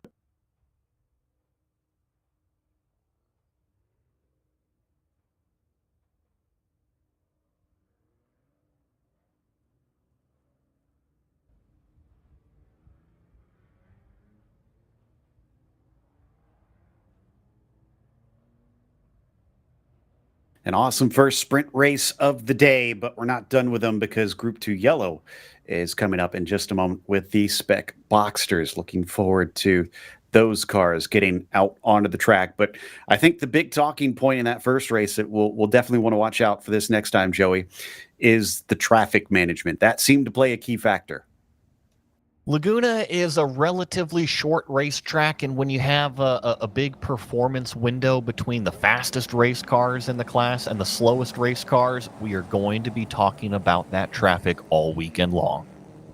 Got our grid ready, and Alistair Belton is going to be starting out on the top. Rob Walker will be the next one in P2. Then third goes to Joseph Koo, along with Hunter Allen to the outside. Fifth place goes to Stephen Watkins with Dallas Carroll starting from 6. Doug Baccignone will be in P7. Chris McDuff then starts from the 8th position. After that is John Haas in 9th, and 10th goes to Bruce Toes. Then we get to row 6. It is Howard Robertson starting in 11th. Trygve Isaacson starts in 12th, with 13th going to Alberto Abreu, along with Earl Harrington on row 7. From there, Mark Boschert starts on row 8 with John Seidel alongside of him. And Chris Foster starts from 17th, Tim Martin from the 18th position. Then we've got Andrew Forrest starting in 19th. Klaus Drayman will be P20 as Rashab Kumar 21st and Chris Nagel in the 22nd spot. Brings us towards the latter half of the field. Ryan Fitzgerald 23rd and John Burke in 24th. After that, it is Paul Young P25 and Kyle Karekvi in the 26th position, which should round out our 26-car field. And this group is very quickly getting side by side out there. They're not wasting time, Joey. They are anxious to go racing, and one of the things that I love about spec racing is that theoretically all of these cars are the same. It is up to the driver to make the difference in terms of that performance and lap time. It's kind of where I cut my teeth in terms of a driving career is spec racing, so you got to love to see it, and you got to love to see, would you say 26 spec Boxsters is what we've got out on the racetrack right now? Like I said, it's one of the most popular classes. Just a lot of cars out there getting ready to compete. Ken Johnson up on the pole is a retired nuclear power plant worker. So he's probably good under pressure. We'll see if he can handle pressure from behind, if they can keep up with him and try to force him to pick up the pace there at the front. Belton will do his best from the outside. Safety car getting ready to release this group as they bunch up nice and tight. Some beautiful rows of spec Boxsters getting ready to take part in this second race. Boy, he is really slowing them up, though, backing them up to try and get this ready. In fact, he's got quite a ways before we get down to this final corner. You can see the safety car already into pit lane. Ken Johnson does not want anybody to be stragglers. He wants a nice, tight-knit group here at the start line. Question is, can he make good use of that in that yellow 777 heading down into the first corner?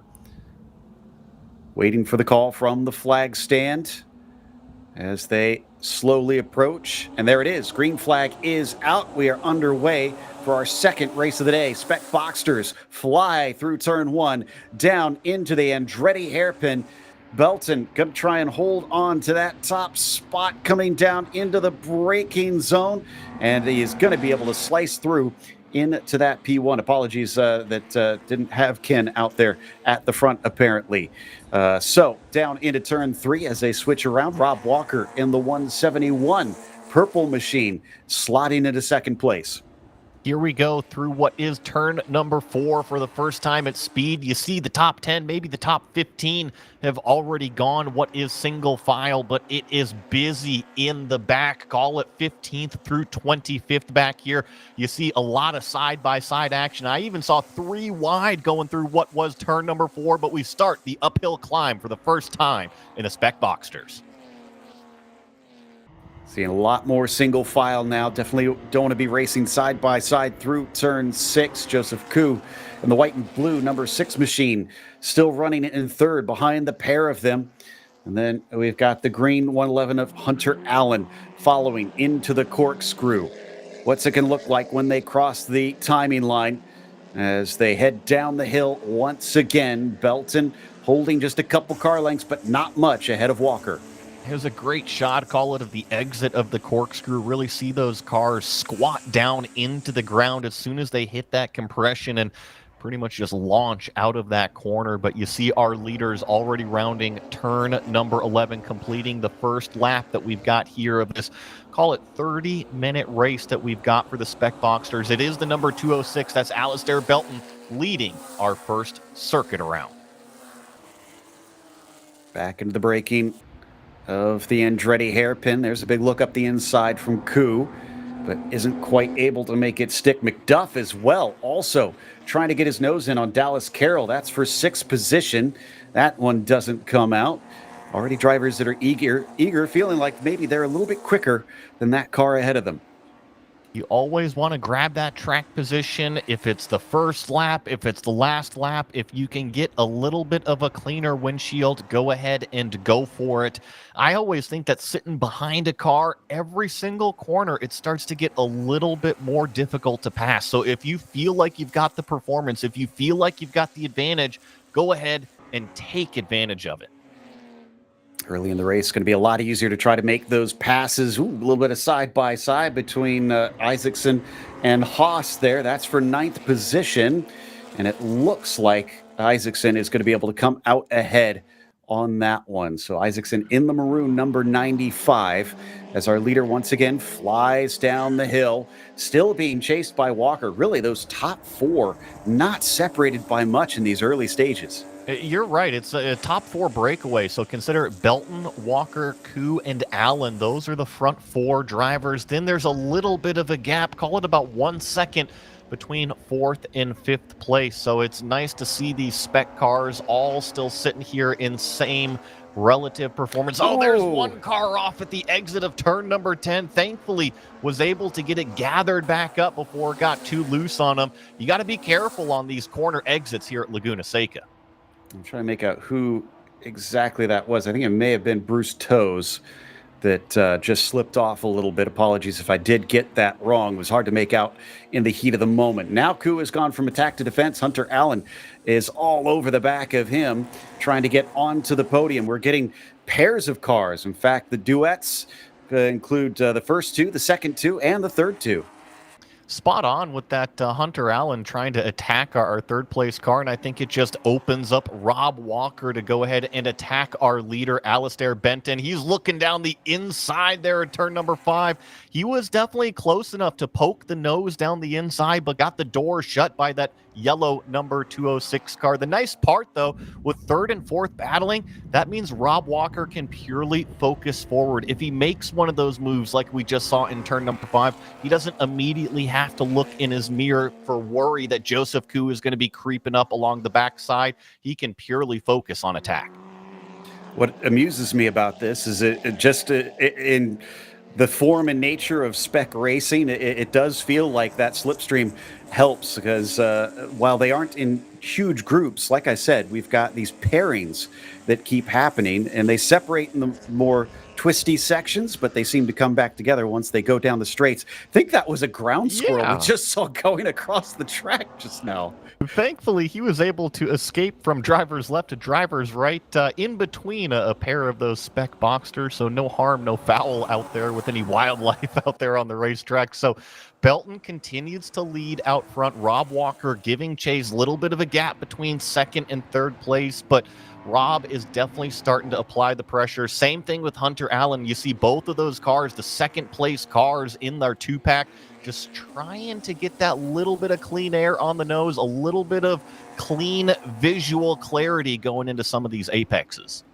Allen, definitely the more proactive of this group. He's been getting his nose down to the inside plenty of times and has been awful close to getting next to the 6, but hasn't been able to get that overlap up to this point. He definitely seems the faster of the pair of them, at least at this stage. There's still a lot of racing left to go. Not sure we're going to see anything up to turn 6, but again, he is practically nose to tail with Joseph Koo. And I look at the lap times. In fact, all of our top 4, that last lap was their personal fastest lap, and they're all in the 142s. So if that doesn't say, oh yeah, there's a car that's slow in front of our leaders. Hopefully he stays off the racetrack, or at least off of the racing line. There you see him off driver's right, a little bit of a nervous moment, but looks like our top 4 will skate through. Oh, there is another car bottoming out. Very unfortunate, but he's trying his best to stay out of the way. Now he really needs to get to the left-hand side of the track because that's where the pit entry is. Maybe he's just going to go slow to try to let as many cars by as possible. Thankfully, there's a fair bit of pavement off the racing surface that he can just try and stay off of out of the way of so many drivers. But now, again, he needs some gap to try and get across the track here. And with 26 of these cars, it is not going to be easy to find that gap. He's doing a terrific job to stay patient right now. And you see the corner workers with those waving yellow flags and what is turn number 10, just letting everybody know that there's a slow car.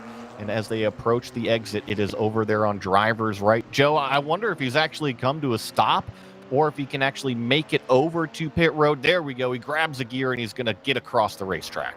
Was just waiting until it was absolutely clear for him, and nicely done by everybody in that situation.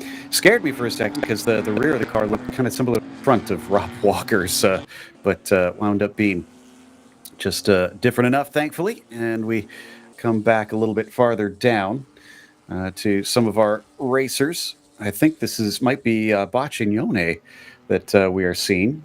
Racing with Isaacson, potentially. Let me see. No, that is not him. Trying to find who we've got here. I think this might be 9th and 10th place back here. Maybe just a little bit further back. It might even be 12th and 13th as these cars go through what is turn number 5 on this racetrack. Lots of elevation here at Laguna Seca. Obviously, the corkscrew, we talk about it a ton, but as you exit out of turn number 5, you've got this big uphill climb towards turn number 6. A little bit of a plateau at the apex of 6, but then it continues this steep uphill climb. And for anybody that's actually been to this venue out here in Central California, you know how steep it is, even just to go up there and watch from the corkscrew, that hill climb is. Yeah, for sure. I think that may have been Draymond and Martin that we were seeing racing, but we're back up with the top 4. And not only are 3rd and 4th still fighting pretty hard here, but I find it interesting that they haven't fallen back from Walker and Belton yet. They're keeping the pace up. Spec racing at its finest. It usually means that the cars stay grouped together. I'm sorry, I can't spit my words out apparently. But that means cars, they all have the same amount of horsepower. It's not like one's going to go out there and run away from everybody else. And just as you were saying, maybe a handful of minutes ago, I think the best battle is actually that 3rd place battle. That green number 111, that's Hunter Allen, is really just right on the back bumper of Joseph Koo. Hasn't been able to find his way past, though. I think that's the difficult part here.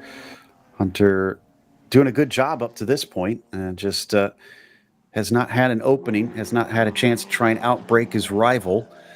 distance being put between Belton and Walker that time by down through the carousel, though. Those two a lot farther apart than what we've seen in the past. If Allen can get by Joseph, can he start to catch up? Oh, maybe he's overdriving it now, though, as the car slides out of 9.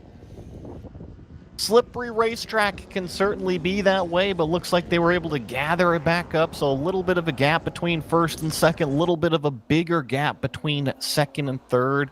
I think that Hunter Allen, let's see as they all cross the line. Once again, fastest lap of the race from our leader, Belton, 141.977. Everybody else that's giving chase just slightly slower. And Ku is looking like he's pretty much at home in these spec Boxsters because, well, he's raced in Spec Racer Fords and in Spec Miatas. So yeah, he tends to run in these sort of close quarters battling. No wonder he's handling this pressure from the 111 so well.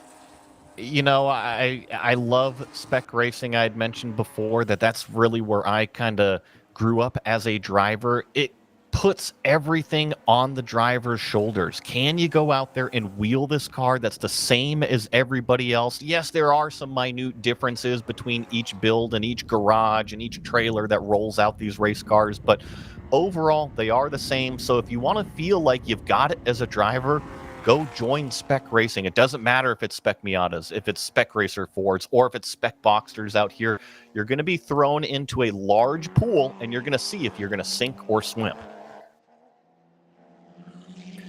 Before things get too exciting, though, we're going to step away with a small ad break. Don't go anywhere. More of our Spec Boxster Sprint Race 1 here in the PCA. Heart of Mountain View, California, Fred's Place is a corner bar that's been bringing folks together for generations. Voted the best dive bar by the Peninsula News for 3 years in a row, Fred's is a neighborhood sports bar that is authentic, unfiltered, and full of character. It's the kind of place where the wood is worn, the jukebox is loud, and the stories are real. Whether you're winding down after work or catching up with friends on the weekend, you'll find comfort in the familiar glow of neon signs, the hum of conversation, and a cold drink waiting with your name on it. Located just 1 mile off Highway 101 in Mountain View, Fred's Place boasts not only a charming bar, but also a lively atmosphere that beckons weary travelers and locals seeking a place to unwind. Join us for a 7-day cruise, the Treffen at Sea, to celebrate the 70th anniversary of Porsche Club. We'll be cruising August 30th to September 6th and showcasing the history and majesty of the East Coast. We'll stop in Newport, in Boston, Portland and St. John, and Halifax along the way, where you'll find import Porsche events. You'll also enjoy special entertainment, Porsche celebrity appearances, seminars, competitions, dinners, and the highly anticipated Porsche Diecast Concourse at Sea. The Enchanted Princess will both depart and return from New York City, making it a round trip. You'll experience incredible cuisine, culture, history, and nature, plus Porsche surprise events when we stop at port. To learn more and register, please visit pca.org and click the Events tab. Come join racers, sponsors, spectators, and volunteers at this year's Rock the Summit, September 12th through 14th. Rock the Summit is the club race for PCA Potomac's Founders Region, and at 34 years, it's the longest-running PCA race in the nation. Beyond the high-energy racing, join us for live music, a barbecue dinner, roaming beer carts during happy hours, and some other treats as well. Our 100-plus highly committed volunteers are ready to make the race weekend the best you'll ever experience, whether you're a racer, spectator, or sponsor. See you at Rock the Summit 2025.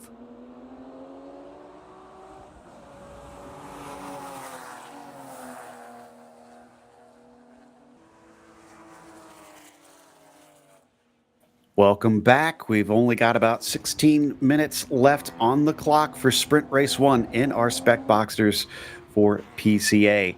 Before we get to the racing, we do want to mention our sponsor, TFB Performance. Built on racing, TFB Performance offers a full range of racing services that includes vehicle preparation, logistics, track support, and driver coaching. Whether you're just starting out in your on-track career or a well-seasoned racer, TFB is able to service the needs surrounding this incredible sport, from street cars to full-spec race cars.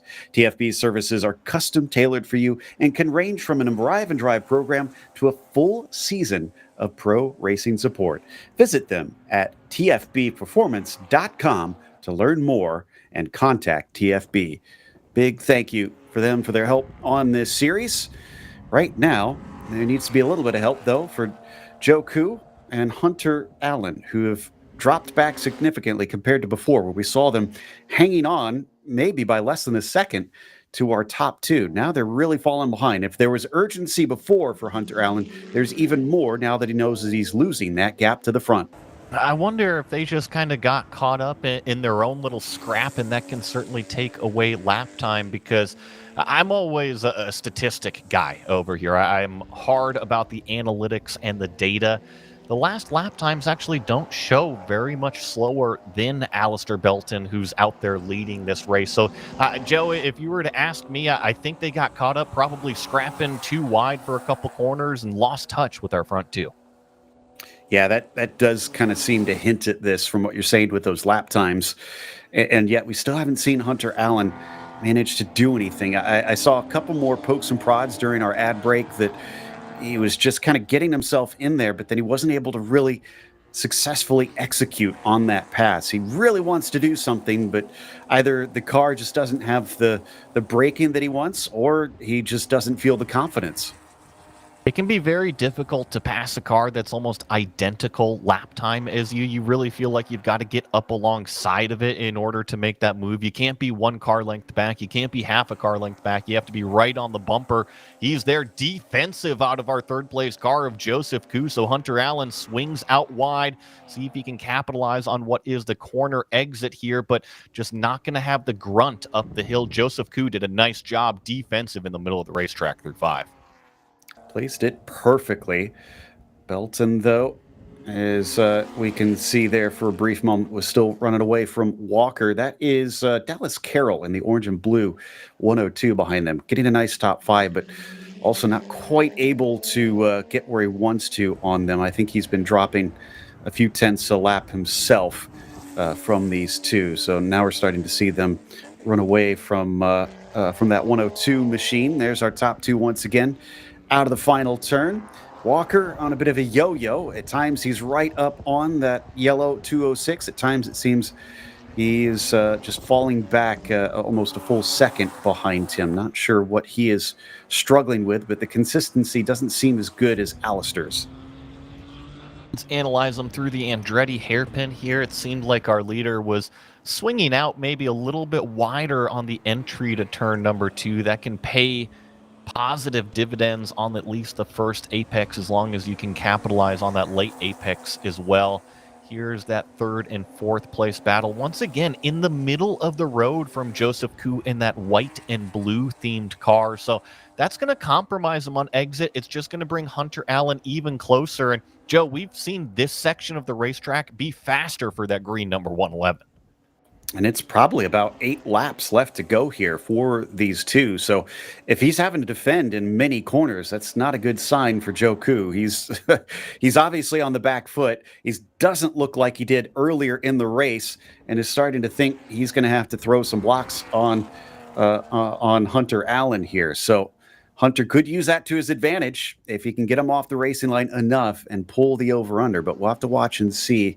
Top 2 continuing to become more and more of a flash on our screens as we switch cameras to follow this battle. They're getting much farther away just by those reference markers we can see on our cuts here. So, but they do have traffic coming up, and that could play a bit of a difference. Leader's going to be able to go on by, and I think he's got that pass done.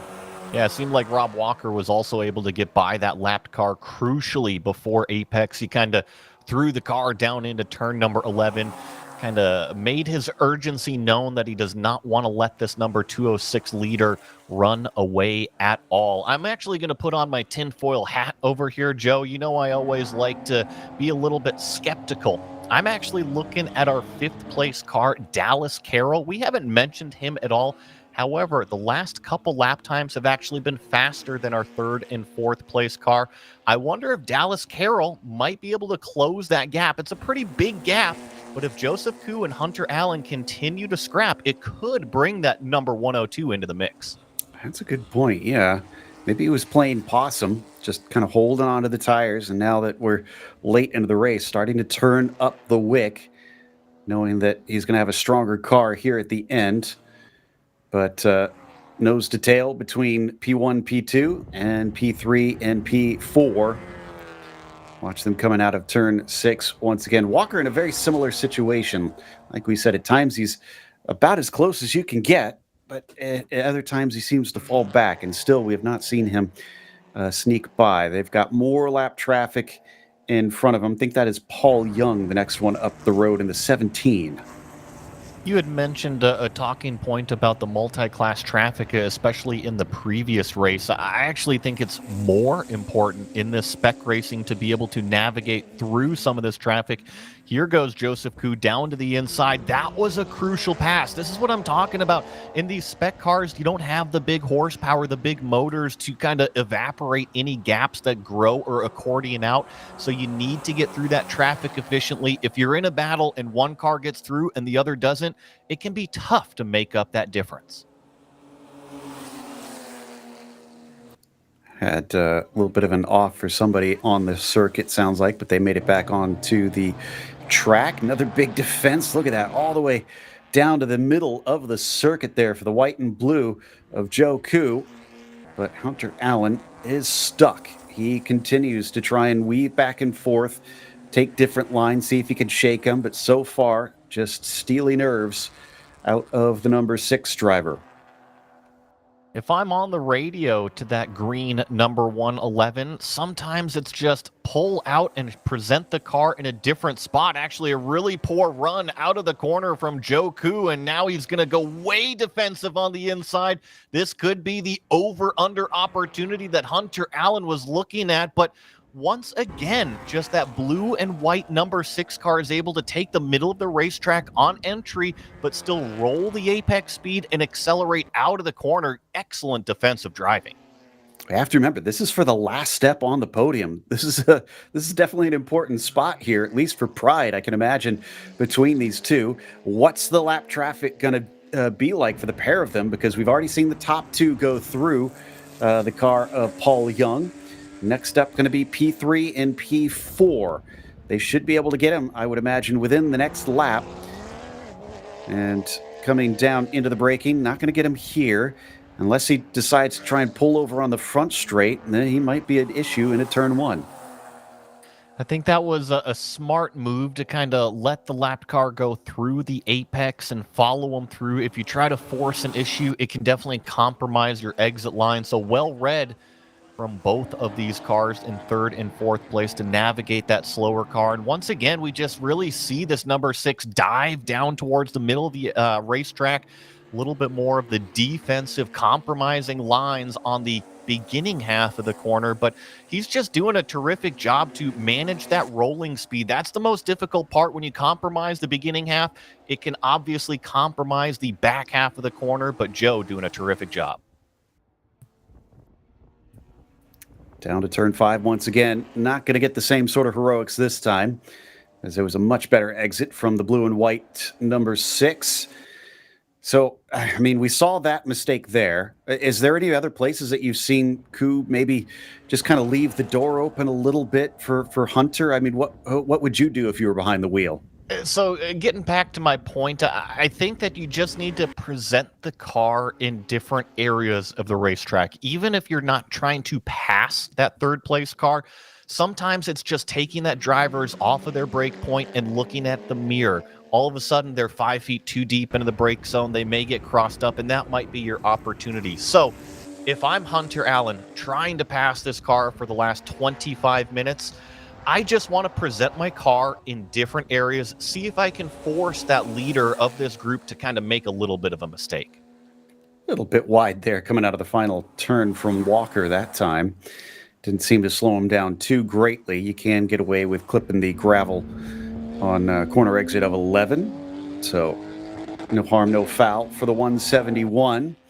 And man, look at the gap between them now at this stage. It is, 9 seconds between P2 and P3. Have just continued to stretch it bit by bit, lap by lap, as now we actually have a car off.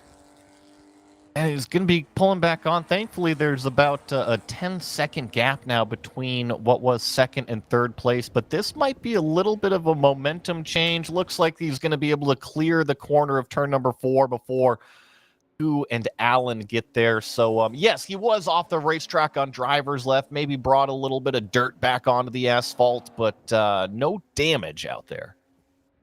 Trying to figure out if that was Seidel or Fitzgerald that we saw there a moment ago, but we'll try and track that down a little bit later. Yeah, turn 3. I mean, we even saw when IndyCar was here a little bit earlier with Indy Next. That is a very difficult turn, that turn 3. It collected a lot of cars over the course of that weekend. It's a bit unassuming, but it'll suck you in on corner exit with that tightening apex at the end of it. This, I think, actually gave the 6 car just a little bit of breathing room, at least compared to what we've been seeing for much of this race. Yeah, and just as you say that, it was actually a mistake out of Hunter Allen. He was way driver's left on the entry to turn number 10. You always want to maximize the track width that you've got here at Laguna Seca. However, if you overstep the limit, it can still be slippery. More lap traffic now for P1 and P2. Belton gets by, Walker gets by. Doesn't harm the running order. Walker was hoping for some of that lap traffic to help him out, and so far that really hasn't come to fruition. And 3.5 minutes left, 4 minutes left really on the clock for these drivers. He's only got just a couple laps if he wants to steal the win from Belton. But he's actually the closest he's ever been. You see our leader moving defensive now. Usually that's what we saw out of our 3rd and 4th place battle. So this time it is Belton in the middle of the racetrack. Rob Walker giving chase, and actually a terrific run from that purple number 171 up the hill, single file through turn number 6. Let's see if he can get the run, maybe make a move into the corkscrew. He'll have to be brave if he wants that to stick, though. We watch them disappear over the crest here. Another defensive move from Belton. He is feeling under threat. They'll swish down the hill through the chicane, and it looks like Belton will hold on to that spot. Again, Walker taking your advice, just kind of putting himself in position at a few more unusual places. He's actually really starting to apply the pressure. He has just kind of hung out for the first 25, 27 minutes of this race. And you see him firmly on the racing line, while that yellow number 206, our overall leader, starting to notice that car, that purple car, a little bit more in the mirror, and already on the front straightaway, fully driver's left. He feels like he got a poor exit. 2 to go, that time by. He knows the opportunities are dwindling. He's going to fake him out, leave him the door open as Belton cannot contain him this time, and Walker manages to send one through. We have a new leader for the first time this race. A great move going down into what was turn number 2. You saw him kind of out on the right side, feinting that he was going to be on the racing line, and then at the last second dove up the inside, clobbered the apex curb, but kept it on the racing line. No contact between the two, and now we see, does Alistair Benton have a response for our leader? That's the big question, because he's not fallen off super quickly. It seems like he is still pretty evenly paced with the 171. He could try and fight back, especially if he catches Rob napping at some point on the final lap. They'll head up again into the corkscrew once more. Still can't even see the battle behind for P3 and P4. That's how far back they've fallen off of these leaders. So down through the hill, he's still with them. I think Belton could be a real problem for Rob. 100%. And I think the only thing that's going against that yellow car is the speed out of Rob Walker. The last handful of laps has been the fastest race car on the racetrack. So if he keeps it up for one more circuit around this place, he will collect a checkered flag. But it is going to be a difficult one, Joe. I see the white flag, but I also see 2 lap cars on the horizon. You are correct. It's about to get spicy out there. How much do the lap cars cooperate? How can they cooperate? Because if they get caught in the wrong spot, there might be no place to try and get out of the way of those 2. They're already starting to approach. I think that might be Chris Nagel a little up the road. I was trying to identify them. There might be Tim Martin, who is the next one in front of him, out of turn 3 and into 4. Haven't caught them yet, but the gap is looking wider. We asked whether or not Walker could keep Alistair at bay, and Belton has suddenly fallen about 3 or 4 car lengths behind. Talk about putting your foot down when the time counts. That last lap out of Rob Walker in the 141s, out of the number 206 was a 143.0. So that purple number 171, our overall race leader, has come alive here in the closing stages of this race. And even in the first half of this final lap, has grown that gap. He's going to have to navigate his way around this lap car, going down through the corkscrew to see if he clears them before the corner. No, it's going to be down to what is turn number 10. But critically, he got himself some room. Now he's continuing to be held up here. The lapped car not leaping out of the way. They finally sees him, pulls off to the side, but it's going to be in a very difficult place for Belton. Belton now the one that gets held up. So it goes back and forth between them on who gets the advantage in the traffic. The answer this time, neither. But it's all a bit meaningless if you are Rob Walker, because he made the pass exactly when he needed to. He got the lead, and he takes the win here in race 1 for Spec Boxster and PCA. Alistair Belton crosses the line in what is second place in that Spec Boxster. And here comes our final podium finisher, Joseph Koo, in that number 6 car. An excellent podium. Hunter Allen just could not seem to get by. It was 0.7 of a second at the line, but I think it was closer than that for most of the race on average.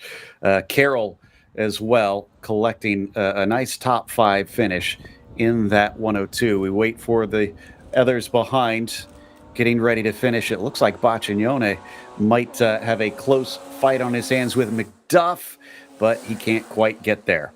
No, and I think he's going to finish in 8th. Isaacson 9th. Earl Harrington is going to round out the top 10 here in the Spec Boxster race. First race of a couple here that we've got Saturday and Sunday at Laguna Seca. But Joe, 26 Spec Boxsters is what participated here on Saturday morning. A great full racetrack. And 26, I think, have got to see the finish. No, excuse me, 25... possibly 24. Kumar, I think, is one of the ones that we saw have issues and had to pull off. And Gorecki also seems to have finished 7 laps down, so they might not have seen the checkered flag. Paul Young would be our last driver to be able to come home in the number 17 in 24th. Well done to all involved. It was some pretty intense racing, some real pressure cookers type stuff, but very respectful stuff at the top. I loved seeing, call it two packs, right? We had a battle for first and second, and then a battle for third and fourth. So it was great to be able to swap between the two. And I mean, talk about a great race from Rob Walker, who won it. He patiently waited there in second place, kind of analyzed everything that Belton was doing for 25 minutes, and then took the opportunity to pounce. And guess what? Made it work. That's going to take us to break. We'll be back with more action as we go to qualifying for the POC Red Cup. But stick around. We'll be here after about 30 minutes. Every one of us has a moment that we fell in love with Porsche. Some of us were born into it, or took it in from culture. All of us have a favorite movie scene with a Porsche. But for many of us, it was love at first sight. For 70 years, we've celebrated the thrill of driving a Porsche. There's been a lot of changes to technology in that time. From air, to water, to manual, to PDK, and internal combustion, to electricity.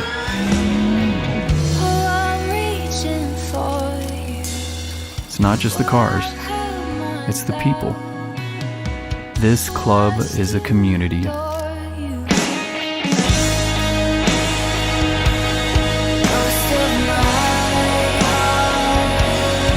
Forging lifelong friendships and bonding over a shared passion.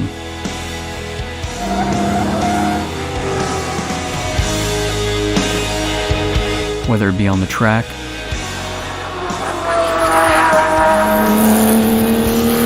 the open road, or in the middle of nowhere. Let's keep the passion going for another 70 years. From generation to generation, and from sea to shining sea.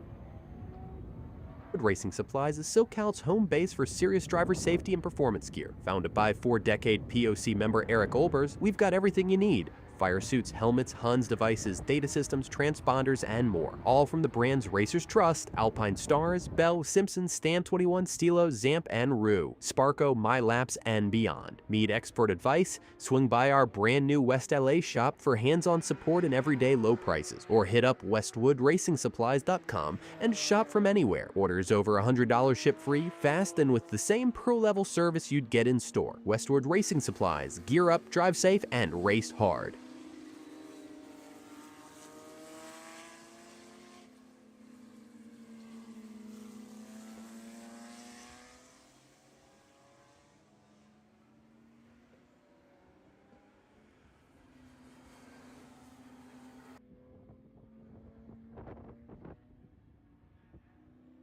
Welcome back. We return once again, this time for qualifying and POC Red Cup. This will be the first half of their qualifying. And then, of course, these cars will duck back in. We'll go to the second half of their qualifying. I'm Joe Peak once again with Joey Atterbury behind the mic with me here in the booth. Joey, I think we got a little bit of a sense with the PCA races of how important that track position is. There were some drivers, especially in spec Boxsters, that looked like it was quite difficult to make some overtakes.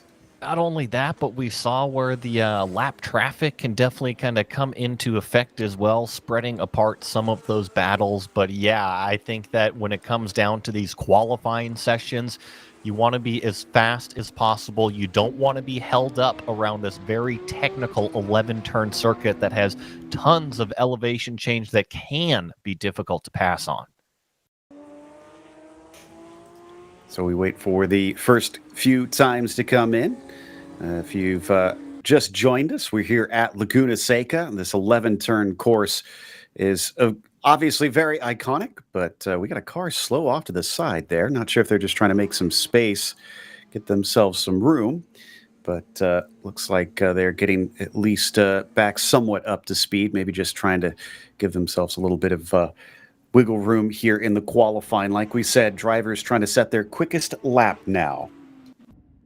It's exactly what they're going to be doing. So it's a little bit of a mixed group here. Some of them are still on that outlap, warming everything up, while some of the drivers have crossed that start-finish line and are officially starting their qualifying effort here. Just got to be a little bit careful, make sure nobody at speed is running up in the rearview mirror, but looks like this trio coming down through the corkscrew has find themselves a nice little happy place on the racetrack without too many other cars, front or back. You can see there's very few spots around this circuit where you can relax. So many of the drivers basically are either setting up for the next corner or they're just coming off the previous one. About this front stretch is the few of the long straightaways where you can really sit for a moment and just pin the throttle. And even then, it's not really that straight. You can see here, exit out of turn 11, goes for a bit, and then you're immediately into turn 1. So you're weaving up and over that blind crest, and then it's downhill into 2 immediately. So drivers are on their toes, almost breathless. But thankfully for them, it is a 12-minute session, so rather short. And that is good news and bad news, Joey, because you won't have to be working hard too long, but you also don't have too long because of that to try and set that good time. And remember, you got to factor the outlap into that as well. So when you leave pre-grid, it's a good, call it 2 minutes, maybe even 2.5 minutes if you take your time on that outlap. So there goes more time out of the session. And yeah, it is squarely on the driver's shoulders to go out there and perform. But that's what they're all ready to do here in qualifying. They've got the minimum amount of fuel load. They've got some good sticky tires out there, and they are going to try to go as fast as they possibly can because you mentioned it earlier, that track position, you want to have it good and forward here in qualifying. So everybody is probably already feeling a bit of that pressure to try and perform on this one. A few racing close together on this first flying lap up into the corkscrew. Don't seem to be too bothered about being so close to one another down the hill. In fact, one nearly holding up the other. coming out of that steep plunge, multiple stories downhill through turn 9, and then rounding it up with the final 2 corners right of turn 10, and then a hairpin left. Also sometimes offers some chances to maybe get a few passes in. Every single corner here is an opportunity, but you're right. It's a little bit of a close group in qualifying. Whenever I was in the race car and trying to kind of set myself up mentally, I don't want anything outside of my windshield, especially in front of me. That's just potential that they could miss a corner, they could miss a brake marker, and sure enough, they're in turn number 2 on the exit. You see all 3 of them kind of get bunched up. That's no good for anybody's lap when it comes down to qualifying. It is good when you're trying to learn racecraft, but that comes a little bit later in the day. Right now, seeing the quickest time to James Sofronis, and James, another one that has tons and tons of track time, so not too great of a shock there. Mike Monsalve in behind him. Bob Mueller is back after he took a second place in PCA a little bit earlier today, currently putting himself into third, so not too bad of a showing there for the 128, back out almost immediately with no break. Sometimes the drivers love to get out there and be in a race car. It is their happy place to be. And sometimes, especially in other forms of classes in motorsports too. I mean, Joe, how many times have we seen one driver go out there and compete in multiple different classes, multiple different cars? They call it themselves maybe a little bit of an Ironman challenge. Sometimes you can't keep these drivers out of a race car. Exactly. If you got the means, you got the energy, might as well get out, get more laps in, and fulfill what you can. You only have so many hours in the day, and make good use of them. So Sofronis still our quickest so far of what we've seen of cars going by. We do have a weird glitch, I think, going showing Rob Tchaikovsky at the fastest time, but I don't think anybody's sitting a Porsche around here in 38 seconds, so we're going to disregard that as not being accurate. Well, hang on, you know. not quite sure yet. I mean, it is possible. It's on the board, but no, you're right. Definitely a timing and scoring glitch. The fastest times we've seen here are kind of the high 120s earlier here this Saturday morning. The spec Boxsters kind of getting up there more in the mid 135s to 140s. So, yeah, I would call a 38.3 maybe a little bit of a timing and scoring error. Meanwhile, Monsalve in second has multiple championships in the GT2 class. In fact, from what I understand, 5 years in a row. 7-time overall winner in the tribute to Le Mans race that they run in this series, 24-hour race, and has racked up quite a few accolades in his time. So he's trying to add to them with a pole position trophy here, if he can managed to cut down about 1.2 seconds on Sofronis on that 127.4. So far, no luck, and we are down to about, it looks like 3 minutes left to go. And Joe, you'll have to see if you can grab the car number here on this orange slant nose, one of the more vintage cars out there, but definitely extremely fast as he comes up and over the hill here at what is turn number 1. He's actually down already in the turn number 2 Andretti hairpin. When you talk about vintage Porsches, and especially vintage race car Porsches, those slant nose cars always draw my eye. I see, is that the 667 potentially? Let's see if he's out there. Yes, that might be Tom Mueller that we've got out on the track. And yeah, I noticed that immediately as well. Very cool. And even classic livery on it, really showing himself to be quite the connoisseur of Porsche classic race cars. Be familiar with anybody who watched German racing back in the day, because I think it was there that we saw that bright orange livery tend to show up racing and various German series, but he's brought it over here, is going to try and see if he can hold on to some spots. Where is he currently actually right now? 9th place, it looks like he has put in, and that he is in spec 991.2. Yeah, you mentioned that, and I look at the car and I see the slant nose up front, and that draws me to vintage cars, but it's definitely a 991 classified car. So, honestly, I wish I was down there in the paddock. Go check this thing out because it has certainly drawn my eye to it. It's very interesting. There's been some cool Porsche race cars that have showed up here. So it looks like that may have been the checkered flag already that we saw. They were waving some sort of flag at the cars there at the flag stand. But yeah, Porsche has gained quite a bit of presence here. I understand they've started up a sponsorship with WeatherTech Raceway Laguna Seca.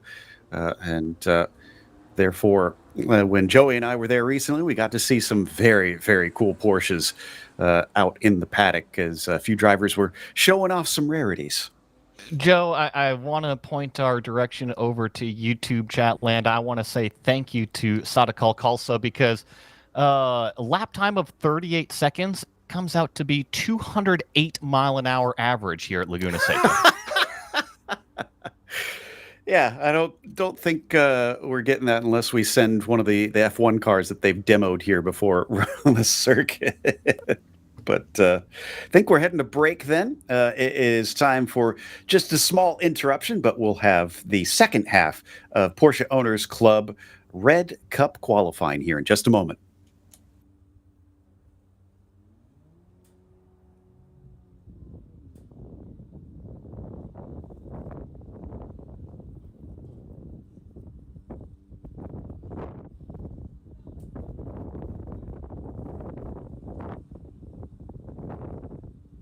Racing Supplies is SoCal's home base for serious driver safety and performance gear. Founded by 4-decade POC member Eric Olbers, we've got everything you need. Fire suits, helmets, Huns devices, data systems, transponders, and more. All from the brands racers trust: Alpine Stars, Bell, Simpson, Stam 21, Stilo, Zamp, and Rue. Sparco, MyLaps, and beyond. Need expert advice? Swing by our brand new West LA shop for hands-on support and everyday low prices. Or hit up westwoodracingsupplies.com and shop from anywhere. Orders over $100 ship free, fast, and with the same pro-level service you'd get in store. Westwood Racing Supplies. Gear up, drive safe, and race hard.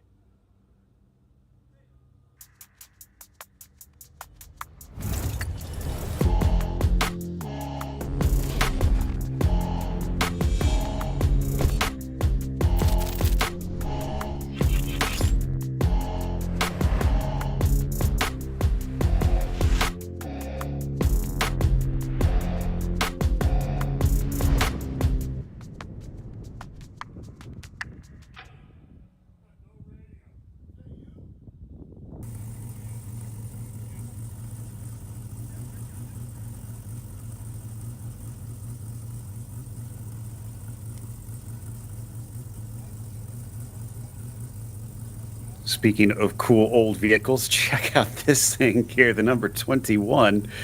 Very neat looking modifications on this GT3 as we check out a few of our cars coming out for POC Red Cup 2 qualifying.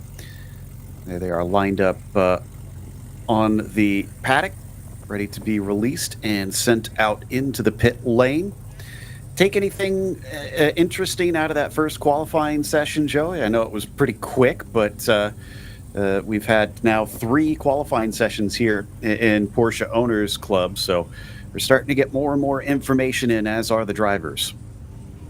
It's starting to get to be in the afternoon. Now, I'm up here in the Pacific Northwest, and it is a very warm day up here, about 90 degrees ambient. I'll have to check what the weather is down there in Monterey, but as you get further into the afternoon, it is going to continue to, call it, heat soak the track. When I talk about qualifying, I want to get out there and perform as quickly as possible. Not only is the track getting hotter, but that means the cars get hotter after every single lap. If you want maximum performance, go out there and do it in the first couple of laps. That's a good point. And we have seen, it looks like, plenty of cases where some drivers just unable to find that speed later on. So that might explain why we're seeing that struggle for cars out there that are quick first and then can't seem to just cut that time down any more than that. You can see they come out into the pit exit, or well, pit entry really. It exits onto that final corner and they send them out immediately. But this is going to be a warm-up lap essentially for these drivers on this first time out. After this, we get to our first race for Porsche Owners Club with the Orange Cup. That'll be race 1 for them. Really looking forward to that. Technically, I guess that you could start your first flying lap immediately out of where they are kind of exiting the cars, but it's not going to do you any good because these cars, you need temperature in the tires, you need temperature in those brake pads in order to have them have the bite you need for that performance to stop the car. So, yeah, I feel like we're going to get everybody on that warm-up lap, but it just kind of caught my eye, Joe, is that technically you could exit out of turn number 11 out there and go. Yeah, I was kind of wondering about that too. It's but it seems like you'd have to be pretty darn good or have an amazing setup to kick this one off. Is that a little bit of smoke coming off of our first car? Yeah, it seems to be coming out of the left rear of the car. But that was through a left-hander, so I wouldn't think it's tire rub. That's a strange one. You wouldn't think so. However, depending on how the cars are running, it could be lines hanging down underneath the car, could be just a little bit of extra weight, or you never know, it could be a brand new set of tires that just needs a couple millimeters shaved off of those sidewalls. That's true.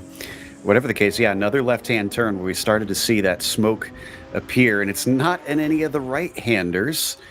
So hopefully that doesn't compromise things, and hopefully it doesn't throw out the red flag. I think that's the big thing. It is such a short qualifying session. They cannot afford to lose any time. I don't think a red flag would be necessary right now. If the car was piling out smoke down the straightaways or consistent, then I would certainly be worried about fluid on the racetrack. However, it seems to be a mid-corner thing, and like I said, hopefully it kind of solves itself here in the next lap or two.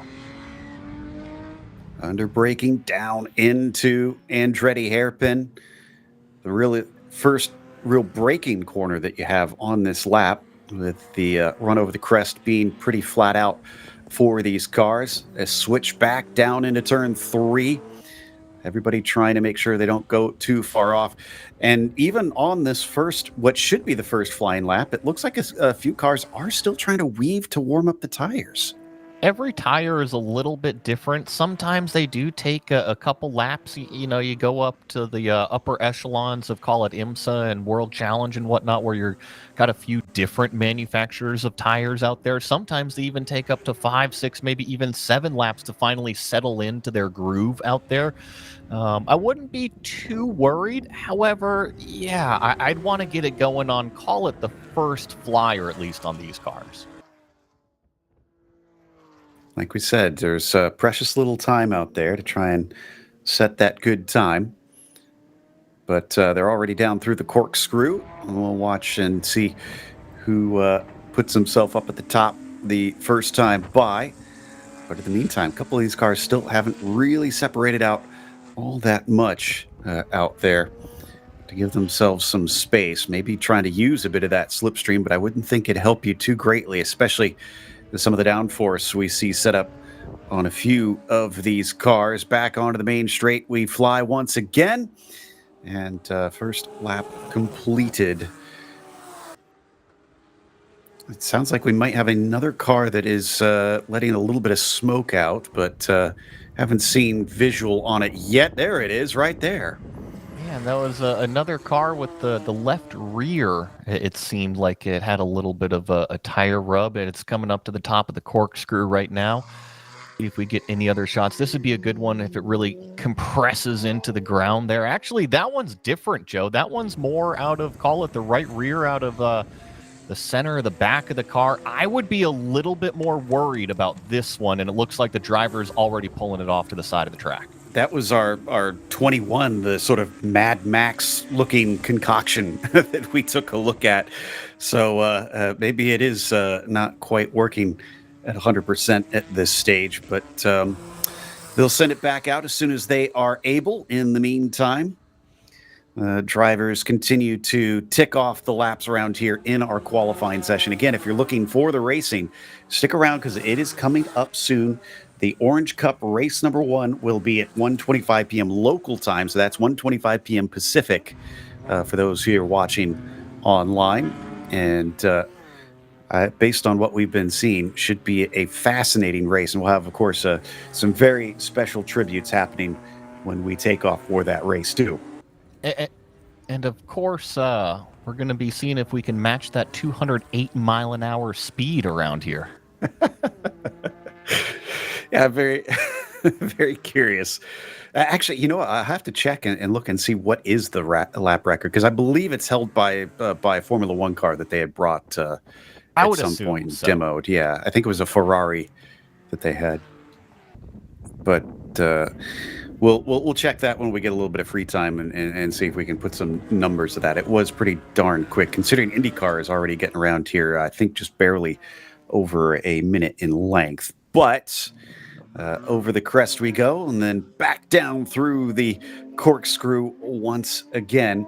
So far, so good, despite a few scares from a couple cars that were maybe unleashing the magic smoke from the rear. I think we're getting some info from behind the scenes from Ryan here. I think it's an F2007 Ferrari that's got the overall track record. And now what I'm really curious about, is that the same car that went around Road Atlanta for the track record? Because I know that's a pretty infamous one where they rolled out that Ferrari F1 car and set that overall record. I would assume so. I can't imagine there's too many old F1 Ferrari cars that are just kind of kicking around in North America and setting record times. I got one in my garage, Joe. Oh, really? Okay. I'm coming over to visit, by the way. Yeah, this is why on the computer. Yeah. That's touche. It's Mark Jean, by the way, and an F2003, we understand, and it was a 105.79. That is very fast. So I don't think that we're going to see any production cars even come close to touching that. Like I said, the fastest times we've seen have kind of been in the mid 120s out here with those GT3 Cup cars, those 991 Cup cars, and then it just kind of progressively gets a little bit slower throughout the classes from there. But like you heard Joe say, we are in the second half of this qualifying session out here, just setting the grids for our races a little bit later. With some absolutely beautiful skies above us. You can see a few clouds off into the distance over the bay, probably somewhere around Monterey, but it's up here in the hills where this track is. Just incredibly wonderful weather for us. I did see during our break, I was kind of looking at the cameras, and it seemed some of them were picking up quite a bit of heat haze off the track. So you mentioned earlier the sun just increasing the temperatures. And yeah, this is a good one right here where you can kind of see in spots. It looks like it is kicking up a notch as we get more cars going off into the pit lane with the paddock exit, having completed and being happy with their qualifying times. I'm actually looking it up right now. Man, it is a beautiful day that we've got here in Monterey. 65 degrees ambient air temperature right now, and it's actually at the peak of our heat in the middle of the day out on the West Coast. So, I mean, talk about a beautiful blue sky California day to go race some Porsches at Laguna Seca. These drivers have it. So it looks like they have combined our times of the two qualifying sessions, which is actually helpful. We just didn't realize it a little bit earlier. And I think the quickest of this session might be Greg Gorski. I don't have notes on who was in that last session, so I'm taking a stab at it here. It is still Bob Mueller in second with Sofronis in first. They were definitely in that first session with 1:27.4 being our marker time. Yeah, and we do have those four, call it GT3 Cup cars of James Sofronis, Bob Mueller, Mike Monsalve, as well as Greg Gorski. Those are the top four. And then it comes up to a GT3 class car, the number 380 of Rob Tuchovsky out there. So going to be a good race here a little bit later as these cars are starting to wind down their qualifying efforts. I see quite a few of them, like you said, had already pulled it off of the racetrack just before what is turn number 10 out there. But we do still have a good amount trying to improve their lap time, trying to move their way up the grid. You know, I went to try and find some information about some of our front runners on these qualifying times, and I'm coming up with a whole lot of blanks. So I guess this is why they're fast. They're too busy on the track and not busy giving us the information behind the scenes. But I won't complain too much about that, because really impressive to see what they've been able to put down. Looks like they might be mostly done, because more and more cars have been calling it a day. Not too surprised to see them just kind of trundle off their way into the paddock there. Actually, that second car may be a little bit late decision, but I think that only leaves us with a handful more here to wrap up this qualifying session. Fastest time on the board is that 2:14, a 1:27.4. Yeah, that is a pretty good time based on what we've been seeing. Looks like qualifying is done, though, so I think that car we saw crossing the line might have been our last one, and that sets the grid for our red race. So that means it's time to head off to another little break. We'll be back. This time, though, it's not going to be qualifying. The POC Orange Cup goes for race 1 here at 1:25 p.m. Pacific. Westwood Racing Supplies is SoCal's home base for serious driver safety and performance gear. Founded by 4-decade POC member Eric Olbers, we've got everything you need. Fire suits, helmets, Huns devices, data systems, transponders, and more. All from the brands Racers Trust, Alpine Stars, Bell, Simpson, Stam 21, Stilo, Zamp, and Rue. Sparco, MyLaps, and beyond. Need expert advice? Swing by our brand new West LA shop for hands-on support and everyday low prices. Or hit up westwoodracingsupplies.com and shop from anywhere. Orders over $100 ship free, fast, and with the same pro-level service you'd get in store. Westwood Racing Supplies. Gear up, drive safe, and race hard.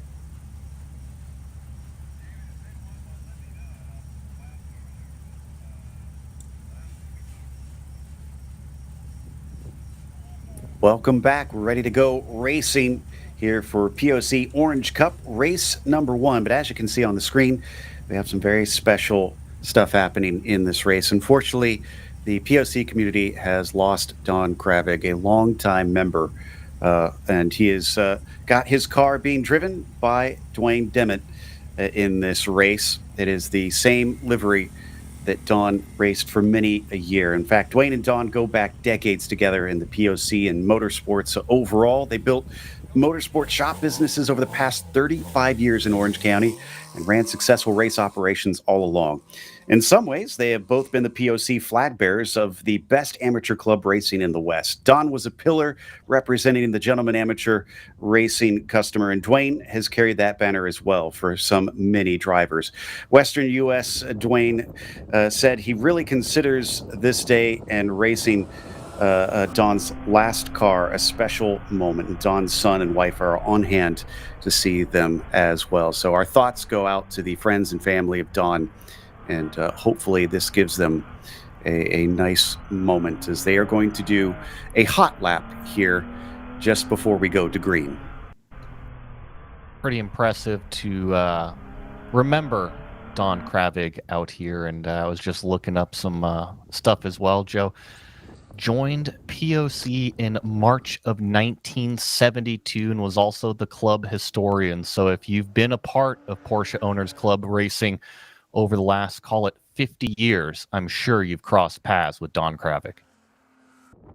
Yeah, he's been around a long time and apparently had a lot of really good stories to tell. Of course, if you've been around the paddock, you're going to accrue a few, but from what I was able to find written about Don, he had some interesting ones. I'm a bit sad that we didn't get to know him in person, but I'm glad his memory is being kept up by his friends, and hopefully some of those stories will continue to be passed down here in POC. Can't thank Dwayne enough for going to the effort to do this. We'll get to the racing in just a bit. As you can see, we've already got the cars heading out behind the safety car now as we wrap up the lap for Don Kravig, his livery run in memoriam here by Dwayne Demmett. Beautiful to see that number 5 out there on the racetrack all by itself, taking, call it a celebration lap out there. And now we've got the rest of these spec Boxsters leaving hot pits right now and getting back out onto the racetrack, where we will be gridding them up and going racing. Indeed. I believe we've got a grid to go through. Of course, it's going to be a little bit interesting. We'll talk about the differences in classes here in a moment, because they're actually lining up those GT5 cars behind our Boxster spec cars. So they're going to be quicker, and it's going to create some really odd dynamics. But up at the front, it is going to be Rob Walker on the pole. Sagar Dhawan will be starting in second. Alistair Belton, P3, with Nigel Goodman in the 4th position. Then we get down to row 3, where Murray Wonderly will start in 5th, and Nick Malloy will be in 6th position. On row 4, it is Chris Kiefer in 7th. John Krylo will be to his outside in P8. 9th goes to Chris McDuff, with Alberto Abreu starting from the 10th position. Howard Robinson in P11, and Larry Haas will be starting in 12th. Then in row 7, it is Paul Filsinger, flanked by Branimir Kovac. And in row number 8, it'll be Matthew Haitley, followed by Klaus Draymond. Then in 17th, it's Ryan Moore and Elaine Stodd starting in the 18th spot. Alan Watts, 19th. Brian O'Meara in 20th. From there, Kyle Karefke will be in the 21st. Adam Abrams, 22nd. And then Herb Kunitz, 23rd. Kirk Fertitta in 24th. Karen Robinson, 25th, and we might have to just cycle through the last of our field as we're getting ready to start here. Seiler in 28th, along with Wei in 29th, Chang in the 30th position, Cafferata in the 31st, Enrique Mar in 32nd, with Carroll in 33rd, Young in 34th, and I think we have hit the end of the opportunities here, as the drivers are looking for the green flag at the front. Who is going to be able to come away with this one? Rob Walker up at the top spot, waiting patiently. And, well, I thought we were going to be going, but it looks like. Yeah, and Joe, I think what might be happening is that the rest of the field actually did not get packed up in time. I still see them coming out of what is turn number 11 out there. So it was just kind of exacerbated because it's such a short racetrack. You got to get out there, and sometimes you don't have enough time to reach the back of the pack. You can see now they are also splitting the two classes. It is going to be a split start from what we understand. Yeah, I was a little bit nervous with those cars sitting at the top of the hill, just over the crest of the hill. Yeah. At turn number 1. It's a good way to have some crash damage. Yeah, that's for sure. Okay, so we've gone back to single file for at least a brief moment, but we should get doubled up shortly and be on our way. But yeah, I think that was the right call. We don't want anybody at a disadvantage at the start. They were well behind. So we'll just regroup them, restack, re-rack, and get that green flag out with everybody in a fair starting position. This is pretty standard, too, for shorter racetracks. At Laguna Seca, it's not uncommon to see 2 full pace laps take place out here. It is only 2.2 miles around, so if you got 40 cars out there, the leader might be actually up at the corkscrew by the time the back half of the field is just leaving pit lane. Riding on board with Phil Town up towards the front of the field as well. Yeah, they're still catching up. They still got a ways to go to catch up to the back of the field again. Excuse me. I think this might be the GT5. So I think this is the front of the back half, if we can put it that way. Yeah. So this is the cars that are going to have to be slicing their way through the slower class. It's a bit of a different way to do things, but I have to admit, Joey, I'm looking forward to what is essentially going to be very early traffic for this class. It certainly will be, and I think the rest of the pack is actually in the final couple corners of this racetrack. So these cars are coming up to what is turn number 6 right now as our field is getting ready for the green flag. Yeah, so they may have to try and get around pretty quickly. Green flag is, in fact, out. Look at them fan out up at the front of the field, coming down into the first corner. Who is going to be able to come out ahead on this one? Walker leading the way, plunging to the inside, braking as far as he can go and covering very shallow. 3 wide in the back, but everybody looking very patient in there. They know they've got a lot of racing left to do. They don't need to do anything silly. First and second were single file side by side for what is third place. I think that might be Larry Haas as well as Jim in the number 301, still side by side.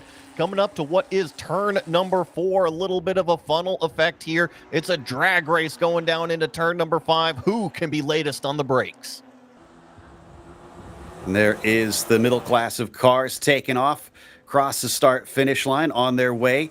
A little bit easier to sort them out in this group coming down to the first corner. In fact, they are single file by the time they get to the braking for Andretti. And, of course, now with our GT5 class accelerating away, heading down towards turn 1. They've got plenty of space between those classes, but now they are far apart on the track. So we're going to see that traffic very early in this 35-minute event. Meanwhile, swinging a little bit wide, the 526 trying to hang on and not dip wheels into the dirt. The 69 also to the inside, trying hard to make a move on Phil Town. Yeah, like you said, we were riding on board there with Phil Town, and now we got a couple cars forward as we go through turn number 5 here, chasing what seems to be the number 5 car out there on the racetrack, conveniently here in turn number 5. Tuck it into the apex there, use all the track on exit. You got to be able to stand on the gas to drive your way up the hill. Tiptoe your way through turn number 6 for the first lap of this green flag race, and now we approach the corkscrew. Coming up to that braking, we're going to switch back over to Walker leading Belton. Murray Wonderly in behind them. Sagar Davin is sitting in the 4th spot. Meanwhile, Chris Kiefer keeping him company there in P5 and the 997. Still got drivers that are trying to find some track space. As you can see, lots of side-by-side racing at the back of this spec Boxster field. Spec Boxsters are putting on a great show. Oh, couple cars, maybe one car, 2 wheels in the dirt on the exit of turn number 4. Not an uncommon sight here at this racetrack. The drivers are always trying to be as greedy as possible, trying to feed their way onto the throttle.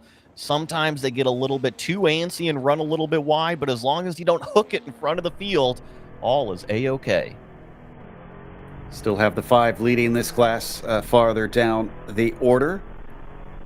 So as we come down into turn 3 once again, they're already catching the middle class of cars and starting to gain a little bit here.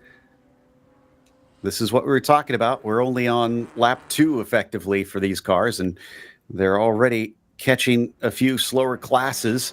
This could offer an opportunity for P2 there. Nice move up the inside here, slipping up on the brakes. Now just roll your way through turn number 5. You see the second car now taking advantage going up the hill here.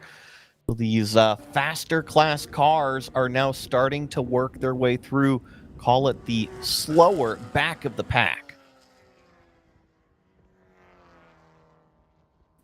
But so far, so good. And as we come back down the carousel, or excuse me, the corkscrew, and back through Rainy Curve, they have left that lapped car in the dust. So nice, easy run for them. But they're going to have more of that traffic. You can see they're approaching now the next couple cars. Dwayne Dimmitt still up at the front of this group and having to play some pretty good defense, and will have to do it for quite some time unless he can shake that car. Steve Town is doing a good job keeping him honest. Steve is, of course, in that 822, while Dwayne Dement is in that number 5 car, our overall leader. Last lap time shows a 139.30. It was actually a little bit faster than Steve Town. He's actually gapped it out by about 2 seconds now over second place. So something really slowed down Steve on that lap, that's for sure. Looked like he was a lot closer than that before, but Demet using this opportunity to try his best to run away and get some clear air. So as we enter into turn 5 once again, we're going to be going back to the boxers. This is Rob Walker in that white machine. That's Belton in the yellow just behind him. This is the lead in the boxer spec class right now, being chased by Malloy back in the 46 in the red. Yeah, and this is that group of Nick Malloy. You got Nigel Maidment, Sagar Dhawan, and then I believe Murray Wonderly is also included into this group. So we got 4 or 5 cars. There's a move down the inside of what is turn number 3 at this racetrack. You really got to be able to get that car slowed down. It's typically a pushy, loose sector 1 out here, always struggling to get the car down to the apex and then always struggling to get the car rolling off of that apex, throttling it up down the straightaway, still side by side. Now that car is actually under threat for losing 2 positions around the outside of turn number 5. I think that was Davin who is going to try and take a spot on Maidment, and I think he is got it, but Wonderly is also following through and able to go around the outside. In the meantime, I think Maidment now making a spot on Malloy for P5. All kinds of swapping around here just outside that top 5 in Boxster spec in this series. It's frantic in this portion of the pack. Yeah, it could be James Bond out there in a Spectre machine. You never know. But yeah, it is a Spec Boxster racer. I shouldn't even say a Spec Boxster race because we've got those GT5 cars out there. We've got a couple of different classes, but I think call it the meat and potatoes is definitely this Boxster Spec class is still kind of, I shouldn't call it too wide, but maybe an alternate line going through turn number 11. And what was a 4-pack of racing is actually about to become a 5-pack. So the order in that group now is Malloy, Maidment, Davin, and Wonderly. So Malloy in 5th in that group. Up at the top in the darker red and green machine. Coming back around the Andretti hairpin leads an absolute quartet of fighters there. They are not afraid to try and get side by side in some of the trickier corners around this track. We've seen them side by side in turn 6. We've seen them in the corkscrew. And again, that is both dangerous spots to try and go wheel to wheel with your competitors. But Porsche Owners Club has a lot of drivers that are very comfortable with one another, and have a lot of experience with their rivals. So I would assume there's a lot of trust there. I believe we're riding on board now with Steve Town here in the 822, going around the outside of one of the lapped cars. And this is, of course, one of those GT5 classed cars. So he's going to be working his way through that lap traffic. And now we're going to check on the other member of the Town family, Phil Town, on the brakes going down here into turn number 2. Oh, that 996 car getting out a little bit wide there in front of him. That's the 525, but he's able to recover on that corner exit. Yeah, that's Bill Durant in that 526 machine that managed to sneak by, but that is 2 GT5 cars fighting for position, what I believe is P3 in that class. So that's onto the podium for Bill. And he immediately runs away. He wastes no time. He must have been working on that for a while. Definitely got some horsepower underneath the boot lid of that 996 car as we still continue to ride on board with this number 948. Phil Town behind the wheel here just went by a slower car, so kind of was in the middle of the racetrack there into turn number 6, but does a nice job navigating. You can actually see out the rear view mirror on some of these shots here. See if there's any pressure coming up the backside. Yeah, this is Steve Town chasing on Dement. And Dement is having to slalom through these Boxster cars just as much as Steve is. Decisive move right there. Nicely done down the inside of turn 11. That keeps him within range, but he had to compromise his exit. And you can see that because Dement is running away again. I'm always a fan of watching the driver and watch their hands. If they're doing some extracurricular activity with their hands, waving them all around, it usually means that they got a frustrated driver inside the cockpit of that car. And I think that's exactly what we saw out of Steve here. He was just a little bit frustrated getting through the traffic, but it's actually going to be his competitor now getting the frustration. Steve is going to make up a little bit of ground here in turn number 4. Oh, through turn 4, he left just enough room to the outside for that poor Boxster that did a great job allowing the leaders. That's got to be nerve-wracking if you're made aware that there was a lapping car fighting for the lead. We had someone off in a big way through turn 5, dragging all kinds of dirt and gunk back onto the circuit. Turn 5 is another one of those high-speed, high-commitment corners, and actually Dwayne DeMint was a little bit wide there on the exit of turn number 6, didn't really get that acceleration phase, so here comes the 822 on the brake, starting to get a little bit of that accordion effect, and you saw the number 5 kind of have a wiggle. He got checked up from this lap car, but now we go down to the inside of turn number 9. Seems like Steve is going to follow his way through exactly what he needs to do, attach himself to the bumper of this number 5 car, who's actually going to get checked up. This is a run coming from second place. Does he dare try and split the difference? No, that was a lift.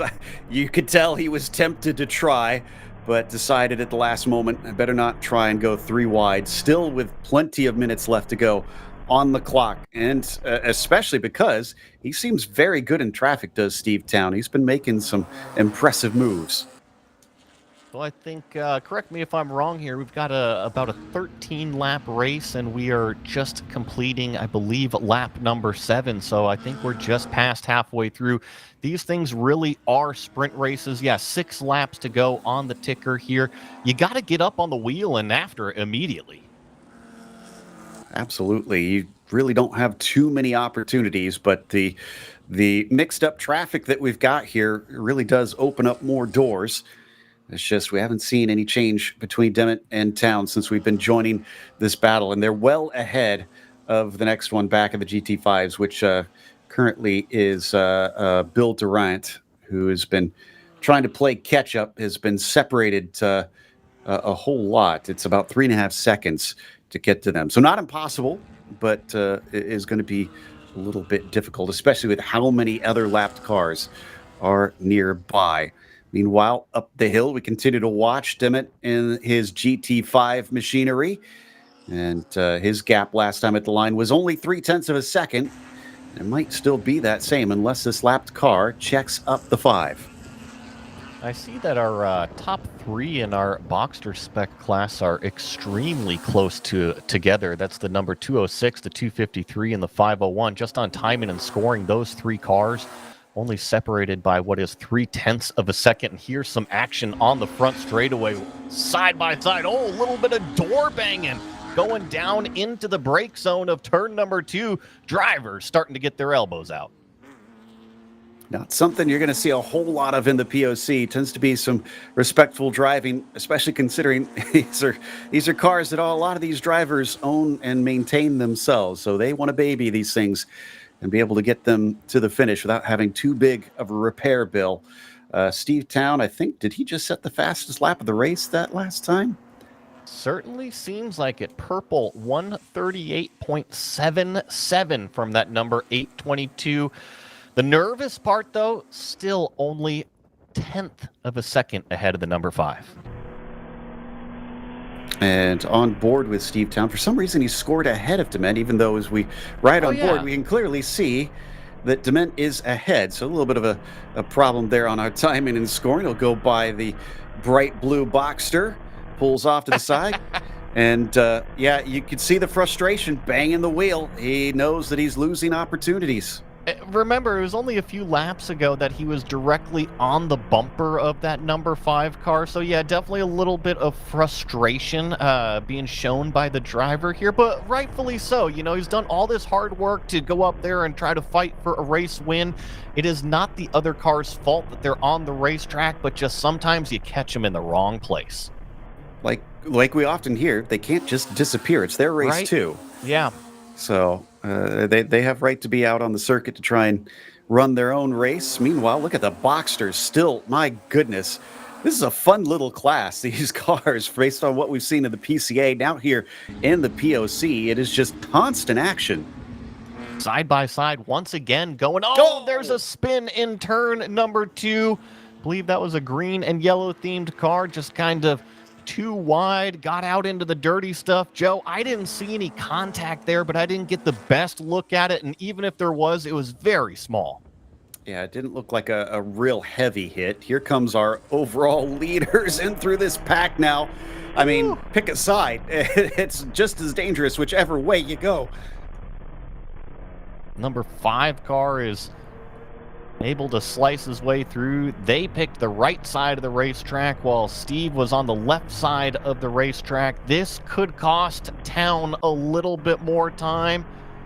I think that was a smart move, just being patient on the entry to turn number 6. Focus on that apex and on the exit, because I see in front of our leader there's several more slower cars, and coming up to sector 3 where there's plenty of passing opportunity.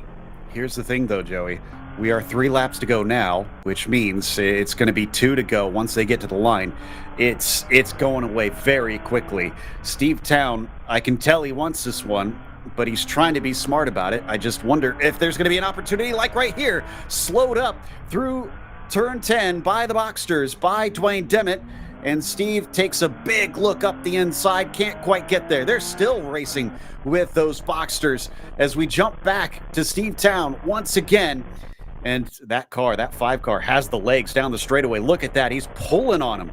It has got some good handling down the straightaways with Dwayne Dement right now, our overall leader. So was able to kind of get through that traffic coming out of turn number 11, accelerate down through the straightaway. But Steve Town, this is exactly what he wanted. He was shaking his fist in frustration just a lap ago, but later that traffic affected Dwayne. So here he is back in the fight for our overall win.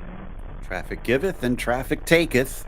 Question is, which are you going to get and which are you going to get more of over the course of a race like this where there is so many cars out on track at the same time. Good run by Dement. He's trying to complete the pass, though. I think he's going to be slightly compromised. Will he be slow enough that this gives a chance for Town with 2 laps to go? He gained some time, but it's not enough to get him fully next to the leader.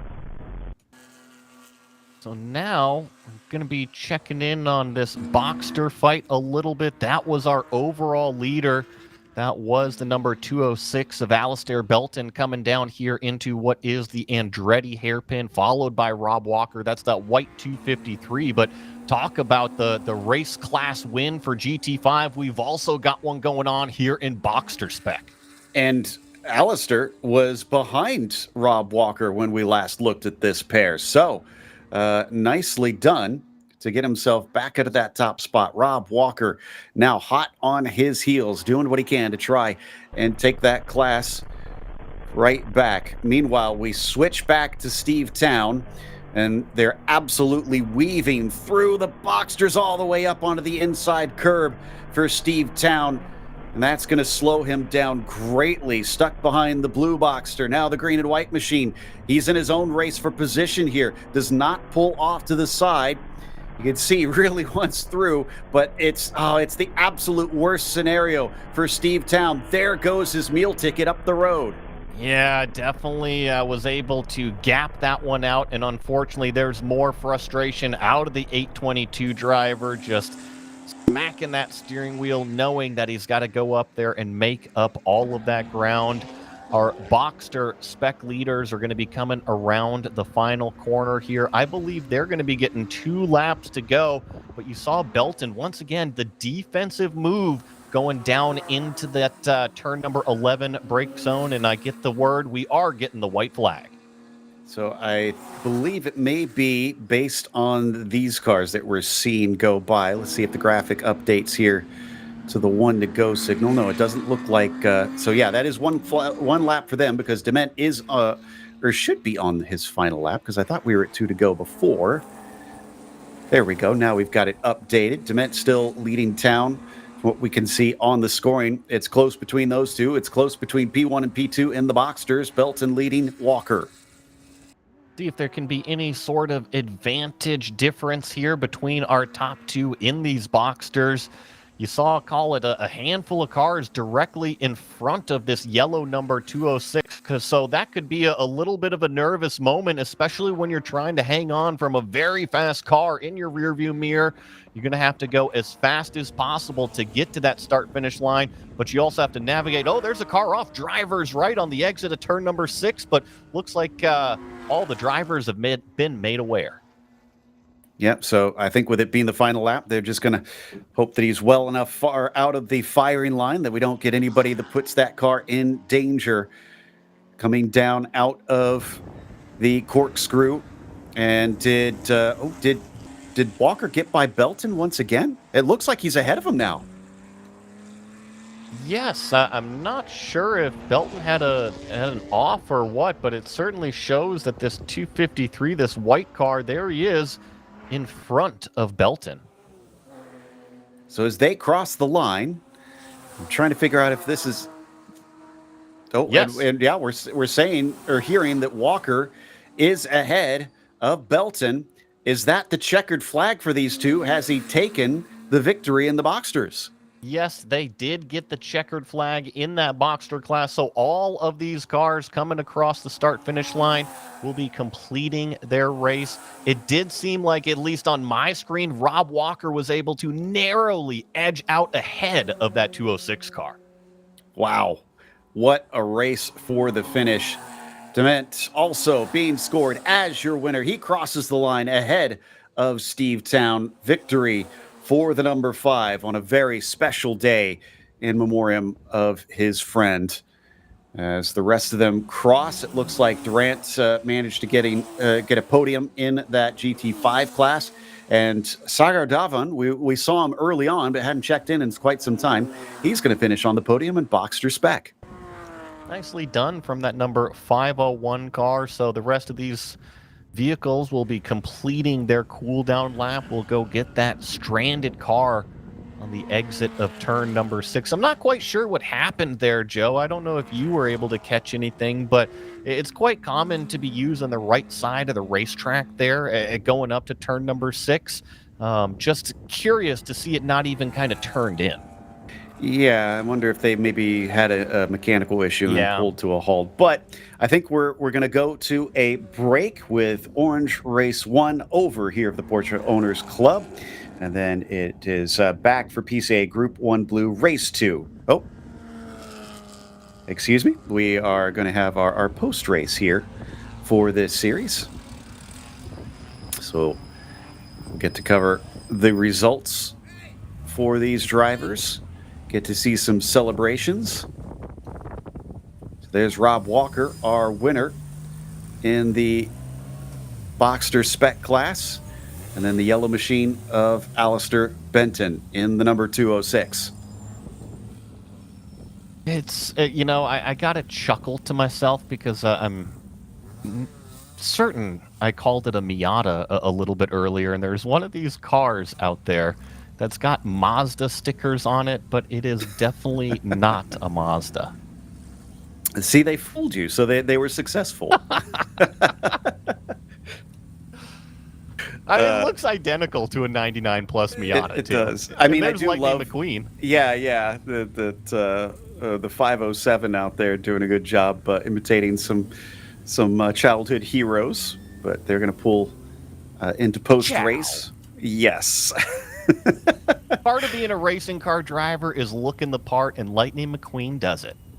That's for sure. Rob Walker. This is not the only car that he's raced with this scheme on it. Ran in Porsche Sprint Challenge in the 253 a lot as well, and that was in the Cup class that he raced in. But almost always seems to rock up with these paint schemes on the car, and certainly something to behold with fantastic results in this race as the drivers hop out of the cars. No doubt really tired, really sweaty, but really happy. What I'm curious about here is what is the attitude between Rob Walker as well as Alistair Belton, because they just had one heck of a battle, and it seems like Belton, see, here they are always talking, smiling after these races. That is what I love about racing, Joe Peak. It doesn't matter if you're racing for the win, racing for 10th, racing for 20th. It is all smiles at the end of it because they both love doing it. Absolutely. So it sounds like we might get some chatter from the drivers here.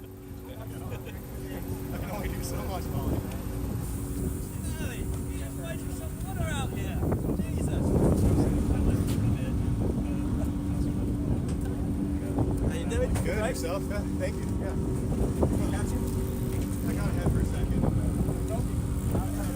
Long time. Sucked. And I thought I'd get it gone to fifth. I don't know. Nick, nice to meet you too. Which, where are you? So they let you out. Huh? They let you out. They did let me out, yeah. Got a good start, man. I thought you were going to do 5 minutes. I was like right behind you. I was just trying to get you to go.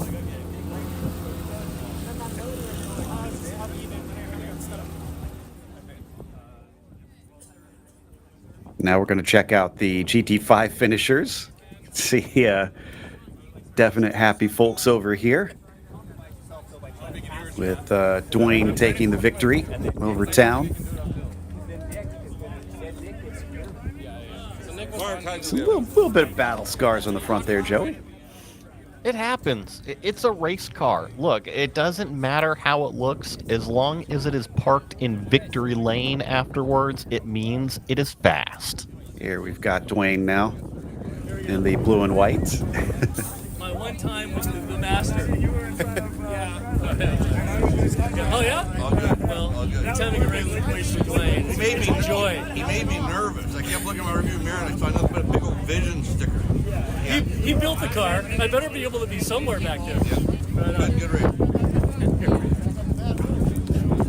Oh, we're done.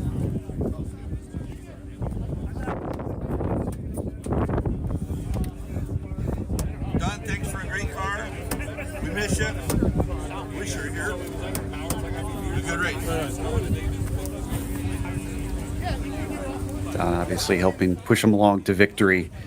And yeah, you were asking about the feelings between the drivers. I mean, this club very much looks like a family, Joey. And at the end of the day, they're just happy to get to go racing.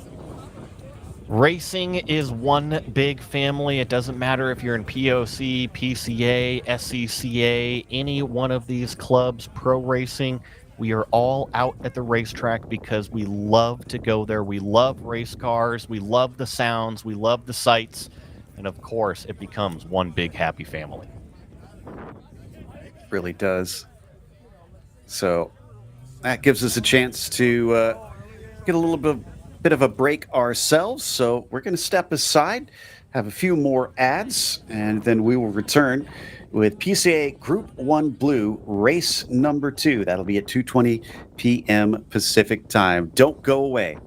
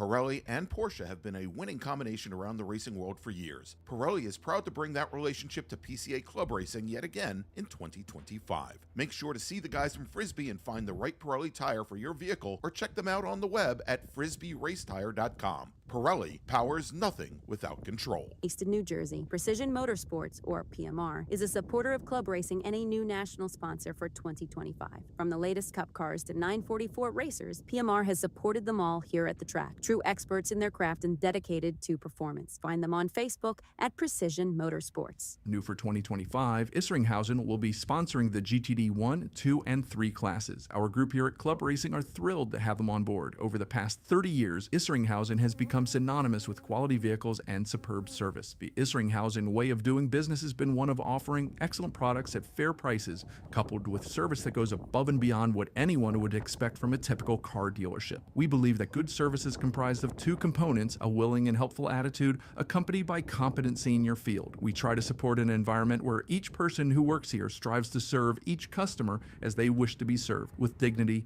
and respect. Because of these core values, Isringhausen has become and will continue to be a leading example in the industry. One of our latest partners, Track Day Tire, is happy to be supporting Club Racing through their Toyo, Hoosier, and Michelin tires. Use the code PCACR for a discount at checkout. The TrackDayTire.com team is passionate about helping our customers extract the highest level of performance from their vehicles on the track. Decades of on-track experience has taught us purpose-designed track-use tires are arguably the single most important vehicle component that influences driver confidence to obtain maximum vehicle performance. Making it easier for our fellow track day enthusiasts to obtain confidence-inspiring tires is our goal. We look forward to providing you access to the best prices and customer support in the industry. A household name in U.S. road racing for nearly 25 years, Toyo Tires has forged a reputation for winning, performance, and consistency. From the company's legendary Proxys RA1 to the 2-groove Proxys RR, they have a history of getting drivers to the winner's circle. Their quality and performance extends beyond the track, offering owners a full line of premium tires for coupes to Cayennes. They are proud to build many of the tires right here in the United States at their state-of-the-art factory in Bartow County, Georgia. We thank them for their support of Porsche Club of America through Club Racing and the High Performance Driver Education Program. Be sure to check out their contingency program if you race SP1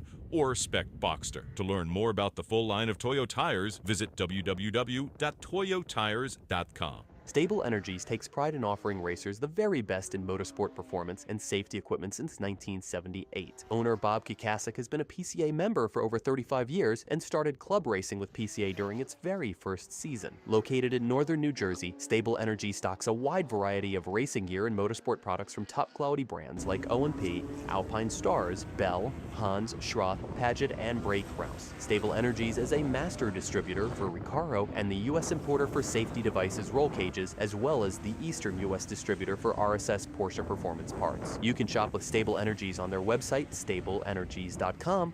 You can call and speak to a knowledgeable salesperson. They're happy to answer any of your questions. Or you can have one-on-one personal attention at their retail location just 10 minutes from New York City. PCA members receive special deals, so be sure to mention PCA Club Racing. Whether your fire system needs to be serviced, you need advice about a new race seater radio system, or you want to try on the coolest looking new driver suits, Stable Energies has yet covered. Motion Control Suspension, or MCS, has proven to be the evolution of premium motorsports damper systems. Their team is continuously developing and refining damper technology that is vastly different from other manufacturers, developed through hands-on involvement in GT and touring car racing. While their roots are in the highest levels of professional sports car racing, their products excel in all environments, from enthusiastic street driving to autocross track days to club racing and far beyond. MCS is much more than just a great product. They have many years of practical racing experience both on and off the track, extensive knowledge of vehicle dynamics, and an understanding of driver expectations and needs. MCS is proud to be a sponsor of Porsche Club Racing and invites you to lean on their expertise for setup support and consultation.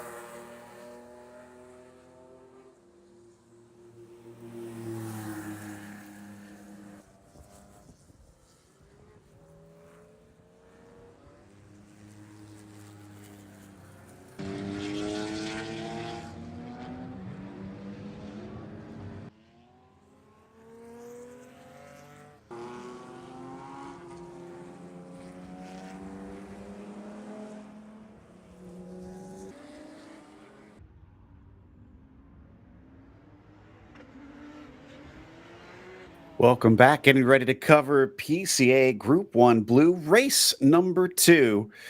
And of course, this race is brought to you by S-Cargo. S-Cargo Service Center is a full-service tuning shop specializing in Porsche service and performance tuning in Marin County, California. From routine maintenance to high-performance tuning, we make them fly. With factory-trained technicians, S-Cargo can tackle mild to wild, from routine maintenance to your street car to dyno tuning your race car. Whether it's brand new or vintage, they've got you covered.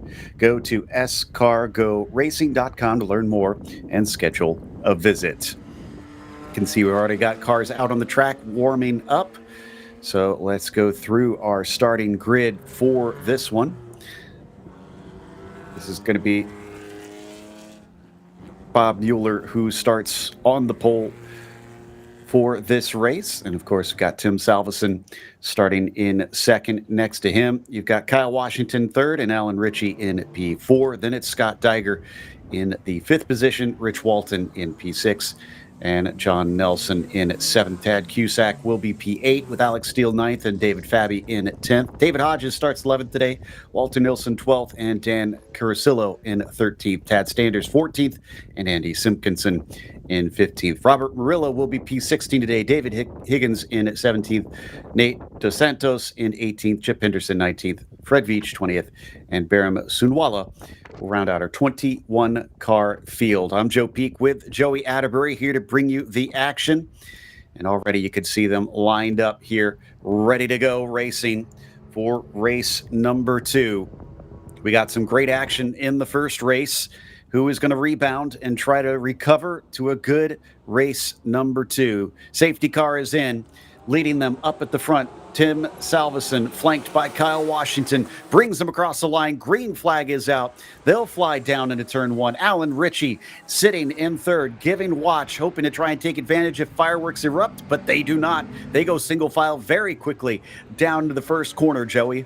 Top 5, maybe top 7 or single file, and then it's 2. I see a couple of cars 3 wide exiting the Andretti hairpin for the first time, but it is Salveson out front, and now Kyle Washington actually up along drivers left side by side going into what is turn number 4. Room being given from our leader, Kyle Washington, with a little bit of a wiggle coming out of 4, now has to drop back into the racing line.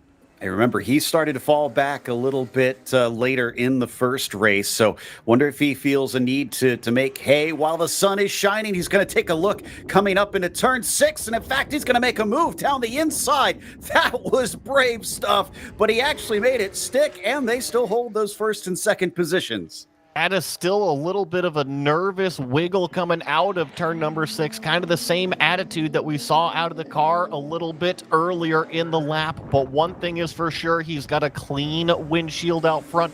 Kyle Washington is going to try to set sail, try to run away from Tim Salveson. That is a rare one to see, especially on lap 1. And again, will this mean he's now going to have to play defense for the rest of the race? Or can he use some of this pace to continue to gap himself from Tim Salveson? They'll complete lap 1. Washington leads, Salveson second, Ritchie third, and Diger coming across in 4th position. Walton rounds out your top 5. But Walton is your leader in the GT4 class with Nelson chasing him. What a first lap for Kyle Washington. He was able to wrestle away that lead, and got to remember how much seat time that driver has in a suite of different Porsches out here. That could have been the difference, Joe, just being comfortable on those cold tires on the first lap.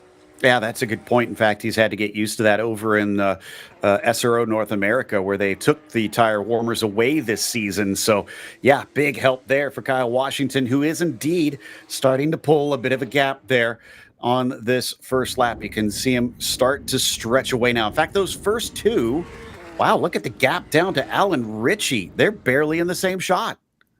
Yeah, Alan is, call it about 2.5 seconds back from our second place car as we watch the entire field here feed their way through the corkscrew and down the hill through turn number 9. I've been talking about the elevation change throughout this today, and oh my goodness, it is a steep downhill from the corkscrew all the way down through 9, 10, and finally flattens out at 11. Tad Cusack, by the way, leading GTD3 right now, sitting 7th overall. Will cross the line once again. Tim Salveson, though, goes fastest of anybody with that last lap at 28.7. He's got the bit between his teeth. Washington may have been able to mug him on the first lap, but he's right back on the horse. And you see how spread out, call it the middle of the field is here. Pretty even gaps throughout a lot of these cars. A little bit of fighting, call it further back in the pack, but definitely the best stuff is up towards the front. Salveson now under 1 second behind our leader. Whoa, we got a problem towards the back and a spin.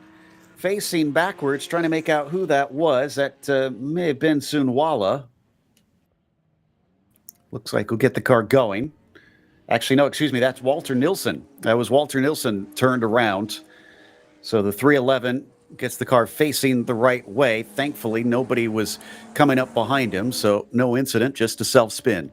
It just kind of seemed like a big old lazy tank slapper. Now, going downhill into turn number 2, you're obviously heavy on the brake, so all of the weight is on the front end of that machine. Had a big loose moment and overcorrection, and then finally kind of spun around to a halt down there. But our lead has heated up. Kyle Washington got the lead on the opening lap, but it seems like Salveson has a little bit more race pace. He's already forcing him to go defensive. Could he pull the over-under here on the final corner? Doesn't look like it, but he is very fast in comparison. He's going to find an open door, maybe down into the Andretti hairpin. A half-hearted defense leaves it wide enough for Salveson to sneak through, but the over-under right back from Kyle Washington, bounding over the inside curb. That may have cost him some traction because Salveson, with his nose ahead, finishes the pass finally into turn 3. It seems like Kyle was a little bit nervous about his competitor coming back into that second apex of turn number 2. Definitely jumped over the curb, like you said, but I think this is a little bit more reminiscent of what we saw in qualifying, a little bit more reminiscent of what we saw earlier today in our first race where these cars were out there, these drivers were out here, where Tim was able to kind of run away with a little bit more race pace. And oh my goodness, what? Kyle Washington just threw it up the inside of turn number 6.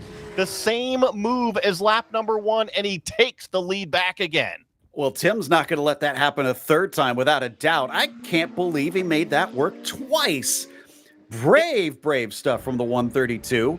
And already Salveson's on the re-attack, trying to look to the inside down through Rainy Curve. That doesn't quite work. Maybe he'll do something here into the final corner as they start to head towards this left-hander. Already, Kyle just kind of hovering in the middle of the track, fading across to force a difficult pass for Salveson no matter where he tries to stick it. And they'll cross the line once again with Washington once more at the front. Now, last lap, this is where it kicked off, coming into Andretti. Is Salveson going to do the same thing? No, Kyle has learned his lesson, and he covers him off a lot more shallow.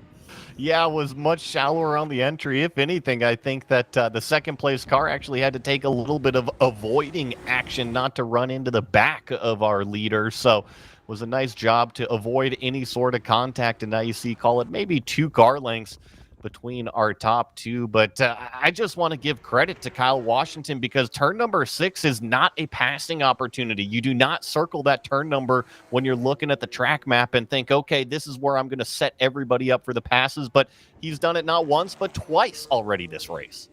I was kind of wondering, watching to see if Salveson would try to pull the same move, but he wasn't close enough to execute. Washington definitely looks a bit better through that turn 6 section, as we had a little bit of something going on with the gravel there by our camera for a brief moment. Meanwhile, as we come back down out of the corkscrew, Salveson still has him under threat. Alan Ritchie, absolutely nowhere to be seen. Last time by was a full 9 seconds back from these two.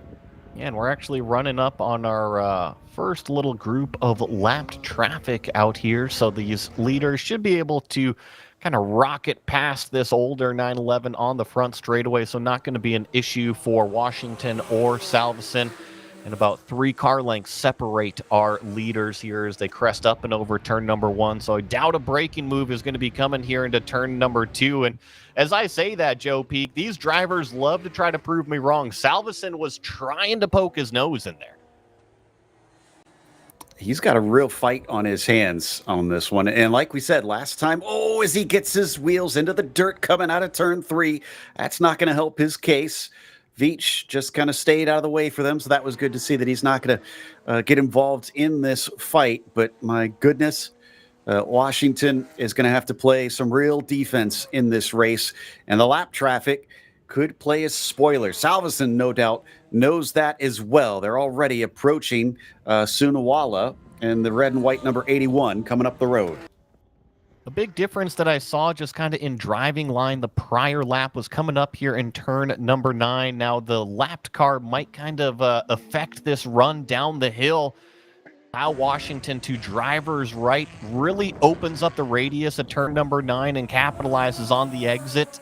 While it seemed like Tim Salveston was kind of pushing out wide there in turn number 9 as we check in on another battle. This is battle for P2 in the 911 Cups. This is Simpkinson versus Higgins coming round 2 wide through the Andretti hairpin. I think they're going to be able to get out the other side. Simpkinson in the white machine and Higgins in the, it says the orange car, but I think that might, it looks like he is the last car in line. So that may have not been for position. That was the SP911 of Robert Murillo, I think, that was in this fight. Yes, he is in the gray machine. So just a slightly off-white there, just in front of the car of Simpkinson. And I believe that's Tad Sanders in that blue number 74 kind of leading this 4-pack right here. So it's Sanders, Murillo, Simpkinson, and Higgins is this 4-pack going up the hill towards turn number 6 here. This has been a really good fight here for, call it, the first 10 minutes of this race. Kind of got another car that was spun out on the outside of the racetrack, kind of got in the middle of it, but this 4-pack has been nose to tail pretty much the entire time. Just a little bit far on the outside coming out of the carousel, or excuse me, that's the second time I've done that. The corkscrew for Simpkinson. I spent 2 weeks at Road America. I think I can be excused for having the carousel on the brain. You know, and is it the inner loop? Is it the bus stop? Is it the carousel? I mean, there's so many that are the same now, Joe. It's same, but different. Exactly. Coming back onto the main straight, and the battle rages on. Simpkinson trying to keep ahead as Murillo, looks like actually they swapped positions a bit. And look at this, battle for P2 in the 911 Cup, going to be interrupted by the battle for the lead in GTA 3. This is going to get very, very busy. And Joe, something that we missed is that's actually a change in the overall lead. That is Tim Salveson in that white number 79. He has overtaken Kyle Washington, so he is the first one to kind of dispatch all of these slower lapped cars, but there was that change up top. So he did manage to find his way by. I'm a little sad we didn't get a chance to see where, but I don't think this is over. Look at how busy it's getting for the pair of them. Tim's wasting no time going by this battle for second in the 911 class, and he makes sure this time that he is nowhere near to Kyle Washington in turn 6.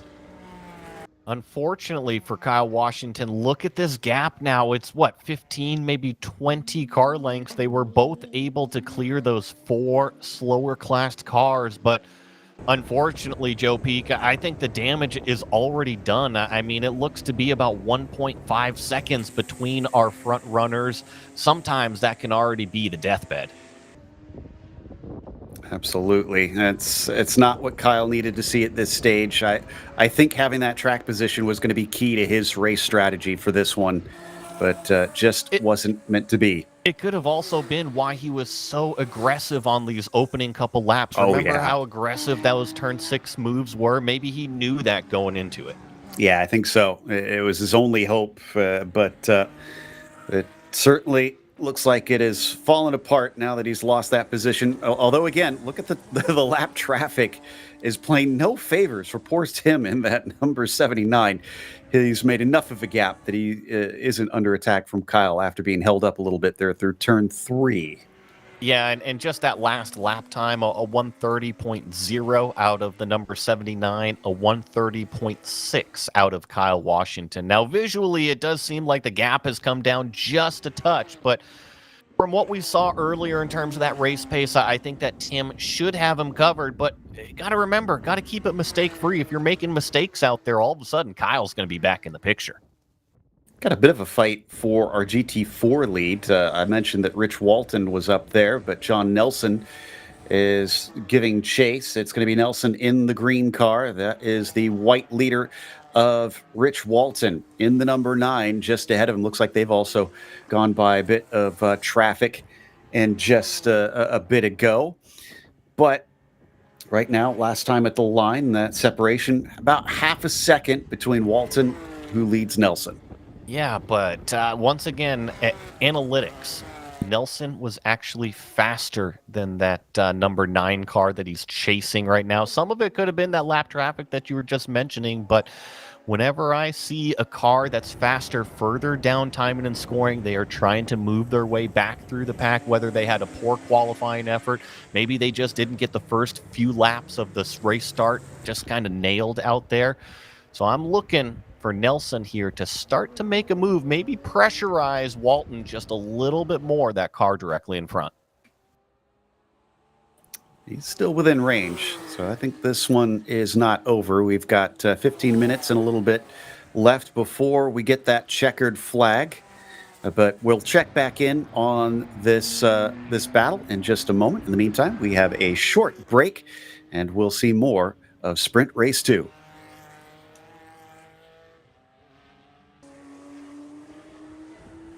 S-Car Go Service Center is a full-service tuning shop specializing in Porsche service and performance tuning in Marin County, California. From routine maintenance to high-performance tuning, we make them fly. With factory-trained technicians, S-Car Go can tackle mild to wild, from routine maintenance on your street car to dyno tuning your race car. Whether it's for a new or vintage, they've got you covered. Go to scargoracing.com to learn more and schedule a visit.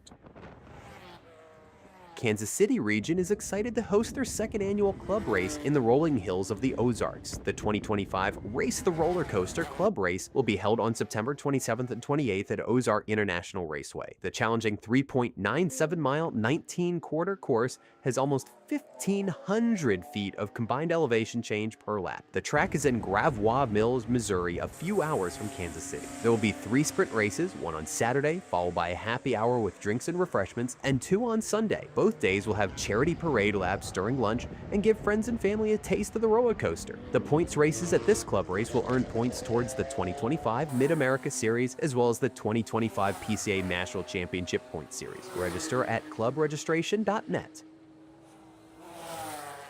Get ready for Rocky Mountain Thunder, the PCA race at High Plains Raceway in Colorado. Rocky Mountain region hosted the very first PCA Club race in 1992 at Second Creek Racetrack, and members of the Rocky Mountain region take pride in this historic event. The region has run the race at Second Creek, at Pueblo Motorsports Park, and now High Plains Raceway. This race will earn points towards the 2025 Mid-America Series, the 2025 West Coast Series, as well as the 2025 PCA National Championship Point Series. The race weekend will feature 2 30-minute sprint races on Saturday and a 65-minute enduro race on Sunday. Registration can be found at clubregistration.net.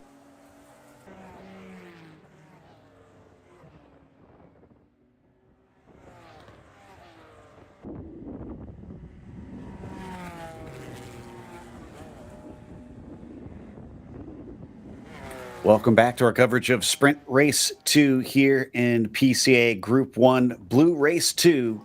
Sprint race number 2 of the day for our drivers, which is being led by Tim Salveson up the front over Kyle Washington. It was a fierce fight for them at first, but then they have now separated. Instead, it seems like our focuses have turned over to Tad Sanders and Andy Simpkinson, who are fighting for the 911 Cup lead. Yeah, this is them coming out onto what is the front straightaway here at Laguna Seca. Got a couple of cars going through some of these lapped cars, so it is lots of multi-class right now, and you better be aware of what's coming up in your rearview mirror. Absolutely. As you can see, a lot of that lap traffic having to take some alternate lines going through some of the corners, so you need to be comfortable stepping away from your normal racing method out here. But again, we've got Tad Sanders in the blue and Andy Simpkins in the white in this fight. And then behind them, I believe that green car. Oh, that's not in the battle. Excuse me. I thought that was one of our drivers fighting for position. Still more of them having to slice by through turn 5 and then get the launch up the hill towards 6. Well managed, though, from Tad Sanders, because that was not an easy turn number 5, especially with these faster cars creeping up and that other car directly behind of Murillo back there. I'm sorry, of Simpkinson. So it is going to be busy up here at the top of this corkscrew. You see Simpkinson starting to take a look down the inside, and once again, nose to tail as they go down the elevation, down through turn number 9. You see that faster class car to the outside now of Simpkinson, going to separate this battle by just a touch. I think that's Nelson and the GT4s trying to lap them. Certainly causing a little bit of headache for Simpkinson. Sanders will have to let him by. Now maybe the shoe is on the other foot, and Andy has a chance to try and attack on Tad. If he gets a good enough exit, he is going to be relatively close behind. He'll get the slipstream coming down the main straight, coming up towards turn 1. Don't think it's going to be quite enough, and indeed, you can see Sanders will even cover him off. No, look at the braking there for Simpkinson coming around the outside. Can he get the job done? He's just about got his nose still in there. That gives him the inside into turn 3, but he gets chopped off as the blue car of Sanders will reclaim his lead in class. The narrow line into turn number 3 can be a little bit sketchy at best. That's the best way to describe it there. So I think that was smart from Simpkinson to kind of back out of it. And now he's still on the racing line of Sanders, more of a defensive line through that corner. Now, that is Robert Murillo directly behind him. Now, that is 15th place overall. However, it is a different class car. Murillo's in a SP 911 class car, so it'll be interesting. Do these two drivers notice that maybe a little bit of a faster car let them through, or continue on with their race? Yeah, the question is, does he want that overall? Well, Murillo, because, that's not for class position, but definitely for overall. And as they come down through Rainy Curve once again, Sanders has the track position, but he's forced to go just a little bit defensive coming into turn 10. I expect he'll have to do the same here coming into turn 11. Just takes the inside line away from that white machine of Simpkinson. But will that cause him some concern down the main straight? Will he lose the pace exiting the corner? The last lap out of Sanders of 41.919. That was his fastest lap of the race. That's exactly what he needs to do to kind of hold off Simpkinson, as it's, call it 3 wide going into what is turn number 2 down there, navigating their way through a couple of slower class cars, got a couple of faster class cars coming up on the rear view mirror as well. But Tad Sanders continues to lead this 911 Cup class over Andy Simpkinson. He's holding on to it by the skin of his teeth, though. He's got to be careful here, because this could easily go away, especially with all the traffic that we've seen them dealing with, including right here, both from ahead and behind. He leaves space at the apex. That was very smart, because that could have been an accident. But again, that slows him up slightly. And now he's got to deal with, well, who goes through turn 6 first? Yeah, and that could definitely choke them up, but it seems like they were able to flow through that rolling apex speed nicely through turn number 6, which, of course, is the key to that corner. It is not a stop and start corner. It is about how much speed you roll through, and it seems like Tad Sanders let that faster car through and was able to get through turn number 6 very nicely. Again, this is a battle for class lead in the 911 Cup class, so definitely important amongst these drivers. With less than 8 minutes left to go, just a handful of times around the circuit before it is going to be over, and still defensive moves from the blue number 74, unwilling to give away that inside line. But I have to give him credit. He's been doing what he needs to do on the corner exits. I keep thinking it's going to slow him up, Joey, but he gets that throttle down well.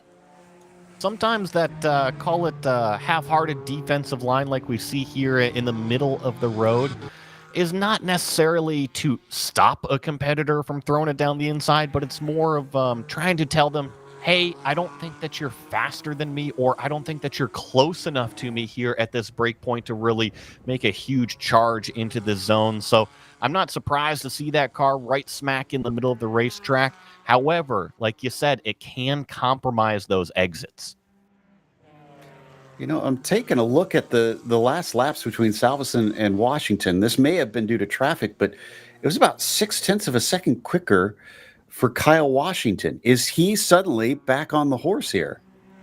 This is actually them coming up on the back of this group that we've been watching with those 911 Cup cars. So they are now rapidly approaching Tim Salveson in that white number 79, followed by the headlight machine of Kyle Washington. But I see 3 cars. Tim way down to the shallow side of the apex, going down here into the corkscrew. Didn't get past both cars. This is an opportunity for Kyle Washington. He's got to run down the hill. Splits him on either side, going on the outside. We have a car off. Washington just about joins him, but backs out of it.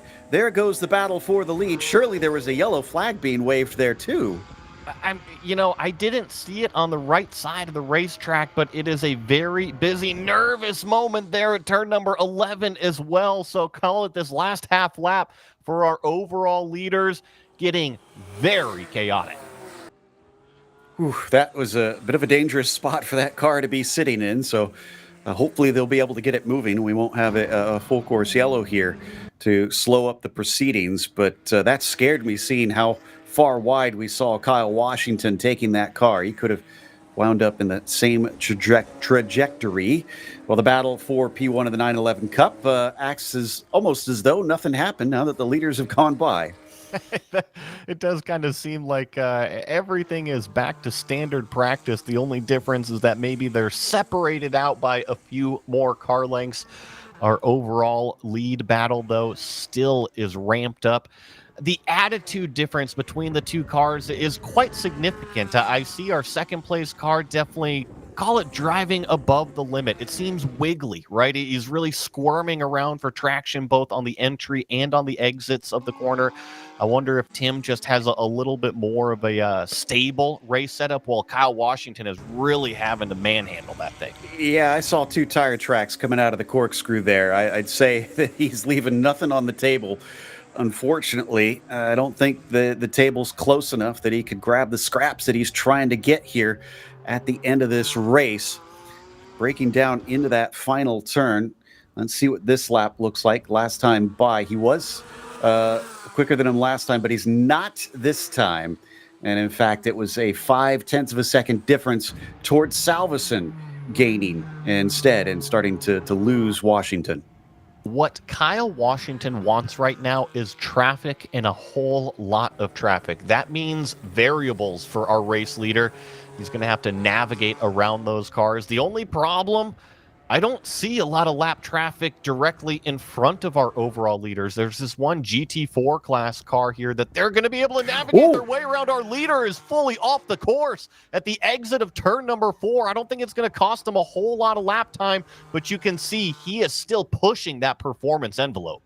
He's going to have dirty left side tires as well on top of it. Hopefully they'll get cleaned up relatively quickly. That erased the gap to Washington slightly. Now he gets by the lapped car finally.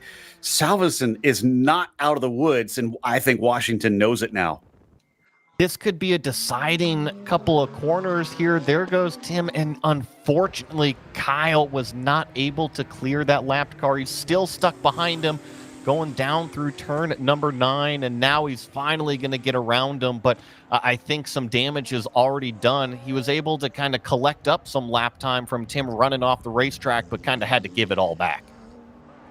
Whew. What a frantic couple of laps there for these two.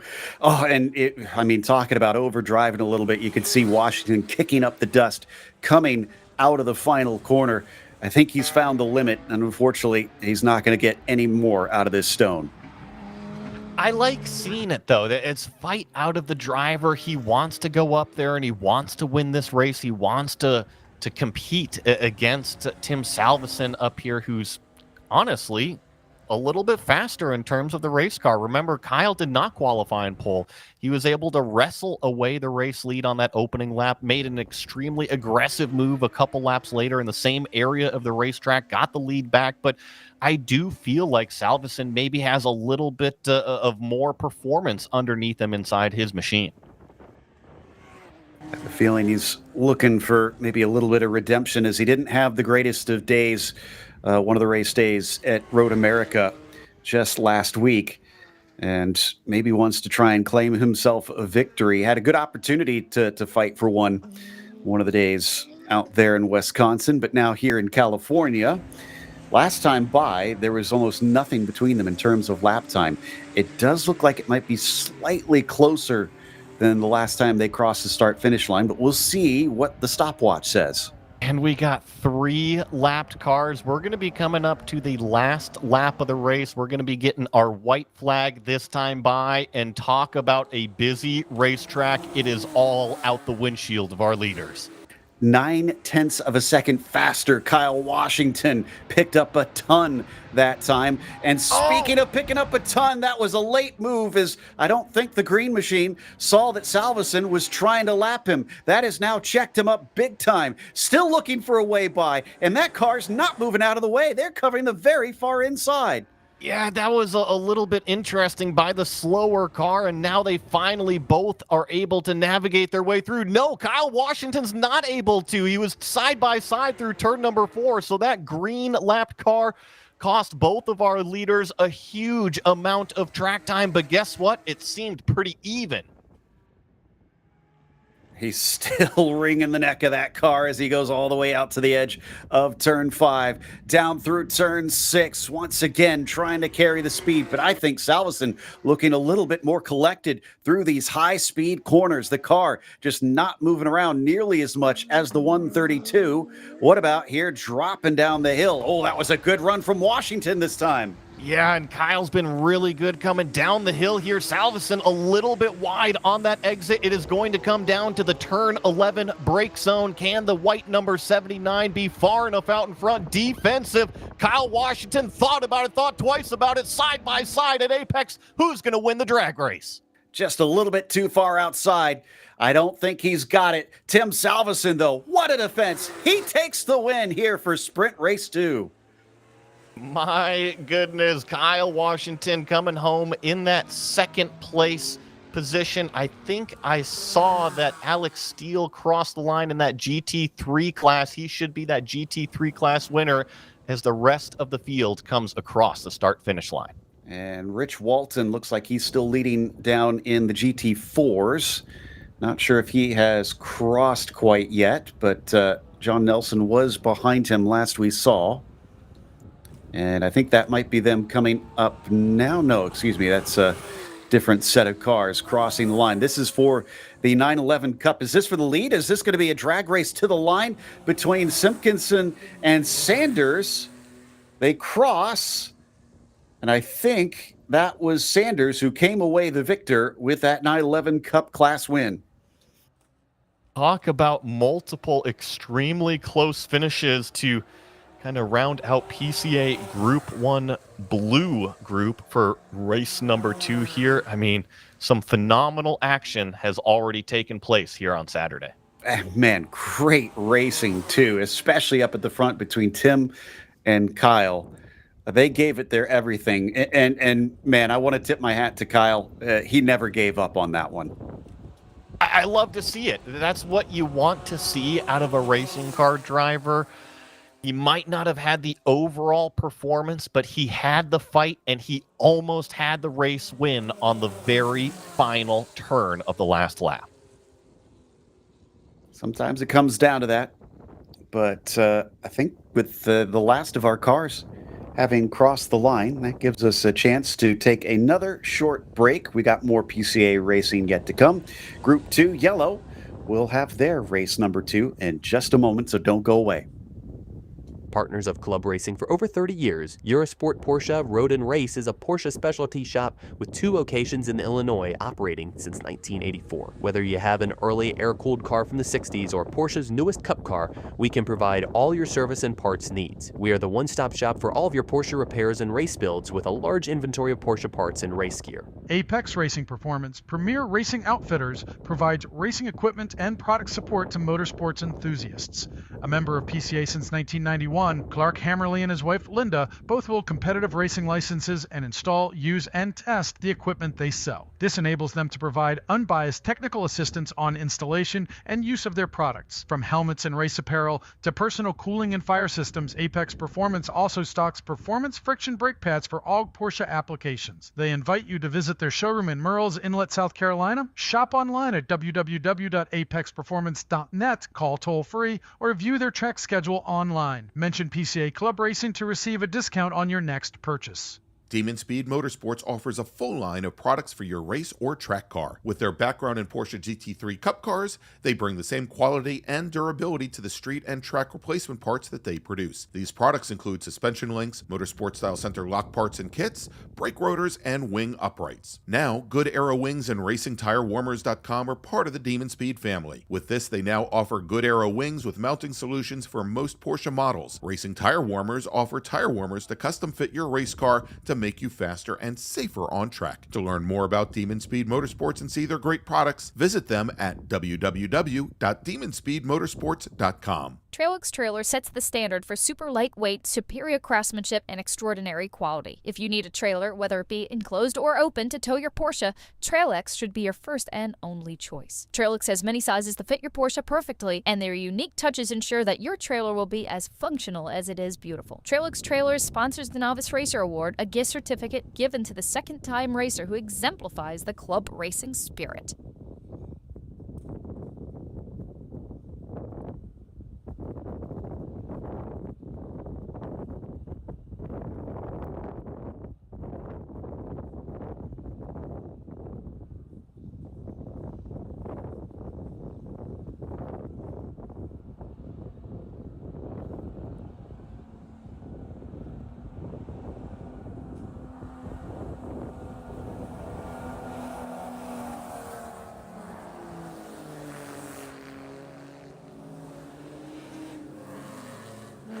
Welcome back to Laguna Seca. We're getting ready to watch PCA Group 2 Yellow Race 2 with Fred's Place. We have our grid ready to go. Rob Walker is going to be on the pole for this one with Alistair Belton. Ready for round 2 with him to fight from second. Hunter Allen will be in third with Dallas Carroll in P4. Then it's Stephen Watkins in 5th and Ken Johnson on the outside of that third row. Bruce Toes starts from 7th. John Haas in the 8th position. Row 5 has Chris McDuff flanked by Earl Harrington. Then into row 6, Doug Baccignone will be starting from 11th. Trygve Isaacson will start from 12th. Howard Robinson in 13th and Alberto Abreu in the 14th spot. Klaus Drayman in 15th. Andrew Forrest in P16. Tim Martin will start from the 17th position, followed by Chris Foster in the 18th spot. John Seidel will start in 19th. Chris Nagel in 20th. Then we've got Ryan Fitzgerald on the outside of the top 20 in 21st. You've got John Burke next to him in 22nd. Row 12 has Kyle Karefke in 23rd and Rishab Kumar in 24th. From there, you've got the likes of Paul Young starting in 25th, and then Mark Boschert in 26th, and Joe Koo round out your 27 cars. Last time we saw Joe Koo, he was fighting up at the front and putting on quite a show up there with his defense. Will we get the opposite with him trying to come from behind? That's what I'm looking forward to, because we saw kind of the top 2 breakaway between Rob Walker and Alistair Belton, and they were kind of the class of the field. But then that 3rd and 4th place battle involved Joseph Koo. So, yeah, I'm with you here. Does he become a madman and just get his way through the field? It'll be very interesting to watch him race this one. Without a doubt. But as I mentioned, it's hit the bell. because Walker and Belton up at the front. Man, that was a great fight for the win. Will it be as it was last time, or will we see it swap around and Belton be able to get revenge? And the other thing is, remember, it was Hunter Allen that was trying to pass Joseph Koo that entire race number 1, couldn't get by him, had to settle for 4th place. Could this be the opportunity that Hunter is looking for to attach himself to that top 2? That's an excellent point. Yeah, the 111 has potentially been freed up. But first, we got to get through the first couple laps and see how they shake out on that one. Dallas Carroll also amongst there. He could maybe play the spoiler for the 111 car. Safety car is in. They wait patiently for the call from the flag stand here on the front straight. And there it is. Green flag is out. Everybody popping out, trying to find as much space as they can on this narrow front straightaway.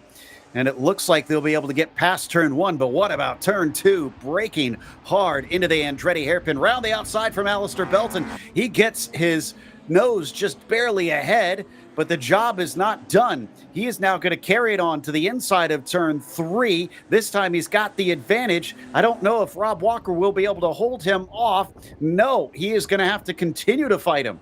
And this is going to be another tricky right-hander for Rob Walker. However, he's got half a car length ahead and rolls the speed through turn number 4. Back to the lead is the purple number 171. Belton has to settle for what is 2nd place. Hunter Allen slips into 3rd as it looks like we have 3 wide, a little bit further back going into turn 5 for the first time. Color me impressed with Rob Walker. I thought he was going to lose that spot for sure, but he did not give up on that one. So now Belton has a task in front of him, but he's also got to watch out. Allen is still back there. Oh, as we got a car off in the background, making it back on into turn 6 without major incident. That could have been a very, very close call. Usually when you're out there at the exit of turn number 6, it can hook spin on you back to driver's left, but thankfully the driver was able to keep it under control, rejoin the racetrack. But look at Belton. He's already looking for a way by our race leader, was popping out drivers right, drivers left, trying to find some clean air, a little bit of clean visual cues that he needs on this racetrack. Interestingly, he does not go for the move down into turn 11. But yeah, already he's forcing the 171 to watch his mirrors early in this race. Got a battle for P4 as well. Watkins and Carroll almost side by side across the line, but it is going to be Carroll who has the inside coming down into turn 1. That should be the advantage, but we've seen some great moves around the outside. It does look like Watkins is able to go deep. He gets the nose ahead for a brief moment, and this is very similar to what we saw in lap 1 with Watkins now the inside of 3. He does get that job done. A nice move from that number 117 car. And you're right, Joe, that if you can hang out on the outside of turn number 2, all of a sudden the tides flip and you're on the inside for turn number 3. It can be very difficult to hang out all the way around the outside of that Andretti hairpin. However, it is a slower corner, and if you can pinch that car down to the inside, you might just be able to stand a chance going into turn number 3. Man, there are just battles all through the field here in these early stages. Do love this Spec Boxster class. It puts on an incredible show. Walker and Belton distancing themselves from Allen from what we can see, not by a huge margin, but it's looking like it's more so going to be a battle between those two. Watkins and Carroll, though, going at it again. I saw Carroll poke his nose, but didn't get by, it looks like, into the corkscrew. Ken Johnson watching from behind in the popcorn position. What can he do there? Well, maybe not spin. The car gets loose. We cut away, and I think, he caught it, but he lost some spots. I mean, talk about one heck of a tank slapper that Ken Johnston was able to catch coming down the hill through turn number 9. You got gravity working against you, pulling the car down the hill. You're always trying to catch your hands up to where they are on the steering wheel, but great job from that 777, only to lose some track position. Remember how I said Hunter Allen looked like he was falling behind a little bit? He just set the fastest lap of the race, so disregard. I guess I'm just saying nonsense here. Well, It's only the end of lap number 2, and we talked about it pre-race. This could be the opportunity that green number 111 is looking for. Maybe doesn't have somebody to try to pass to get up there to fight with Belton and Walker. It could just be that he's settling into that race pace. And the other thing to consider is that running up front is different than running in 4th. It's different than running in 5th. You do have to have a little bit of a different mentality, a little bit of a different pace. So maybe Hunter Allen is finally settling in. I think Watkins has settled into that 4th place too, because Carroll still has not been able to get by and has been really filling those mirrors up to this stage. In fact, he looks strong coming out of turn 6. He manages to get side by side. That was an impressive run out of the corner, but he's going to be on the wrong side coming up into the corkscrew. What's going to happen out the exit of this one? He's going to get the position back. Dallas Carroll with a brilliant setup in turn 6. Was already clear by the time he got up into the brake zone, so now he sees kind of that front 3-pack starting to run away.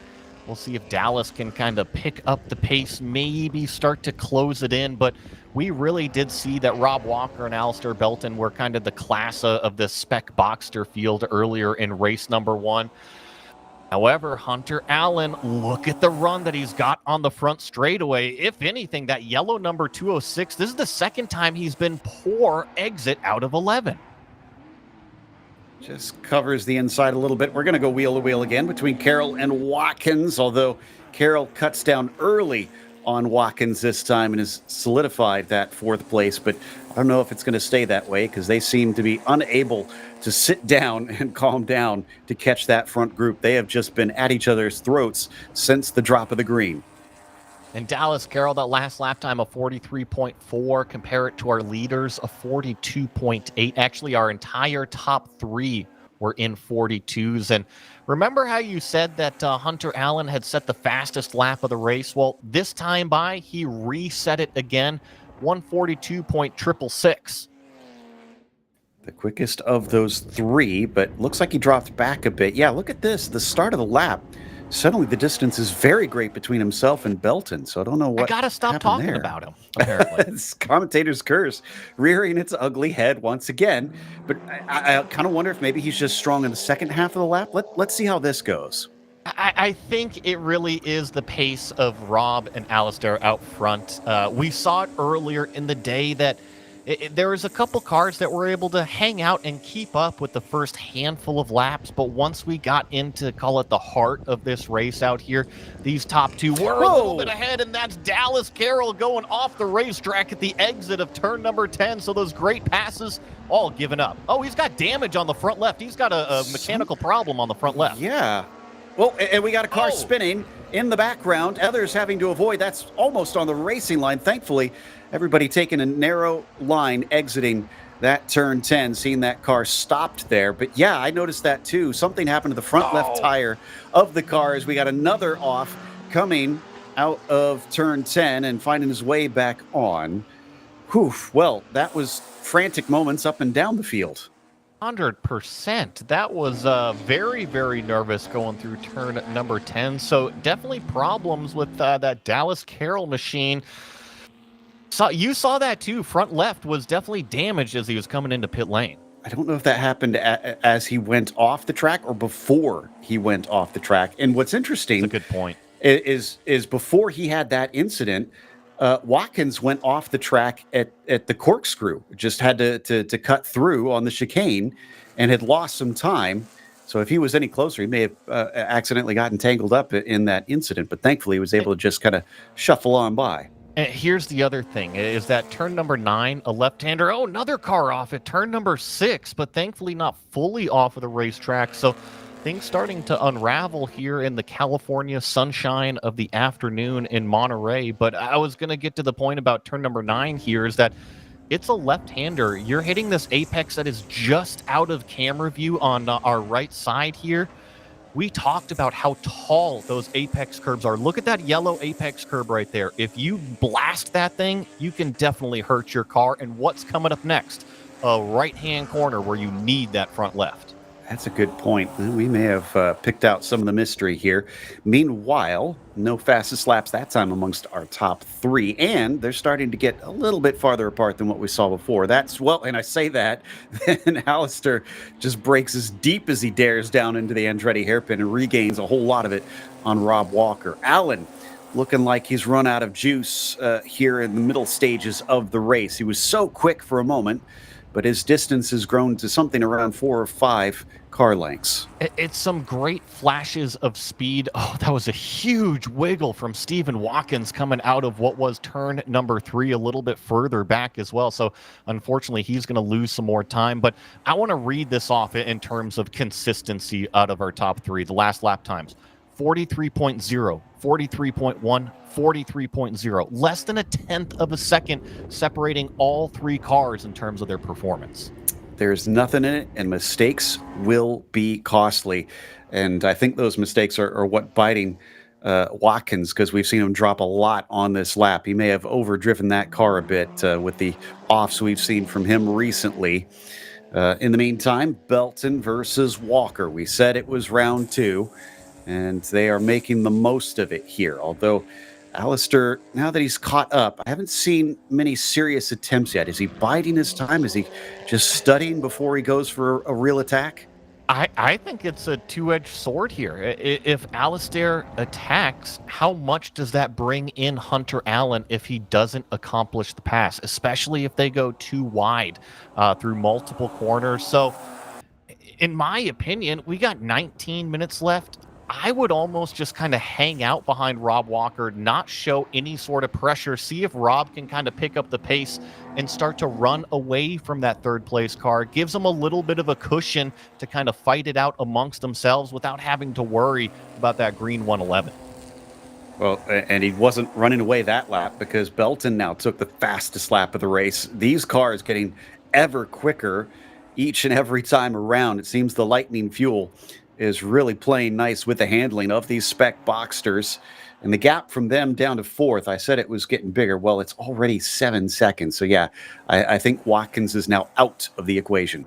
Yeah, he had that huge moment in turn number 3. That definitely didn't help his cause. But the one good thing for Stephen Watkins, he's got about 7, maybe 8 seconds over that 5th place car. Oh, that was a little bit of a nervous moment from Rob Walker out of turn 6. Belton's already got the lead. He seemed slow somewhat early. I can't tell if that was a mistake or there was a problem with the car. The results, regardless, leaves Belton, our new leader. Walker falls back a little bit to where Allen now has some of that slipstream. And Joe, I think you're right. It just seemed like the car didn't have any drive going through turn number 6. And usually what that means is that the driver missed a gear. They're either in neutral or in the wrong gear. It's not like he made a mistake and had this huge slide off the racetrack. It was simply a halt of momentum out of Rob Walker. This changes a lot of things. Let's see how it looks as they cross the line this time by. It's about half a second between P1 and P2. And then it's 6/10 of a second down to Allen. Entering as wide as he can. Belton trying to open up the track now that he's got the clear air in front of him. And very wide on entry into turn number 2. If this was any sort of other weekend, I would say that's a pretty standard racing line. However, if it's not being driven on a whole lot, it can get very, very dirty and dusty on the, call it, entry of the outside of turn number 2. Just got to be careful of how wide you go. We've been watching this fight up at the front, trying to see if we have any other stories out here. I think Isaacson's fallen down a little bit in that number 95 car. These 3 remain as close as they were before. Bruce Tozo set his personal best up there in 6th place, so he's on a charge trying to catch up to Ken Johnson for a potential top 5 finish. Have we seen Carroll get back out on the track yet? It looks like no. Not that I've seen, and quite honestly, with the damage that we kind of visually saw, I'm not sure if it's going to be able to be repaired unless it was some sort of random wheel. We got more wildlife out on the racetrack. That was a U-turn there, turn number 9. Did you see that one again? I was looking at the time and score, and I missed on that one. So He ran out there, saw race cars, and said, "Nope, U-turn. Time to come back." Probably the smart move. I did see one earlier that was kind of hovering around some of these walls there on the front straight. But if you haven't been to Laguna Seca, the ground squirrels are everywhere, and I believe, from what I understood, they're protected, so they can't do anything to get rid of them. Yeah, no. Yeah, that's their own fault. But the groundskeepers, they can't exactly try to shoo them out of the track. They just kind of have to tolerate them. Well, and here at Laguna Seca, you have the sound decibel limit, so the squirrels probably being woken up by some race cars, just kind of going out and checking out what's going on. I noticed that. Yeah, I would think the sound would scare them away, if anything. But air was a bit wide from Hunter Allen. He's not giving up on this second place. He's trying his hardest to regain on those two. Yeah, in that prior lap, he had a big moment going through turn number 9 as well, maybe avoiding that wildlife out there. But I think that you can definitely draw some positives if you were Hunter Allen here in this race, because remember how far back he already was in race number 1. It was something like 5-7 seconds by the time we got halfway through, and he's in contention up here inside the top 3. It's still 15 minutes left on the clock. So, that distance can definitely be reeled in. The question is, can he make an attack? Can he try and get by those two? We've seen how difficult it is to try and overtake between Belton and Walker. So they're going to make life difficult if Allen even does get within striking distance. And that's not to say that Walker maybe is going to try and use some of this to work on Belton as well, because look how close he remains to that 206, and they're turning things up once again. Belton set the fastest lap, and Walker immediately took it back. I think they're just kind of setting everything up for a repeat of what we saw in race number 1. They were very, very well-mannered throughout the entirety of the race. And then what was it, about the last lap and a half, everything sort of kicked off between these two. So 14 minutes remaining. I think we got another 12 minutes of close racing and then fireworks.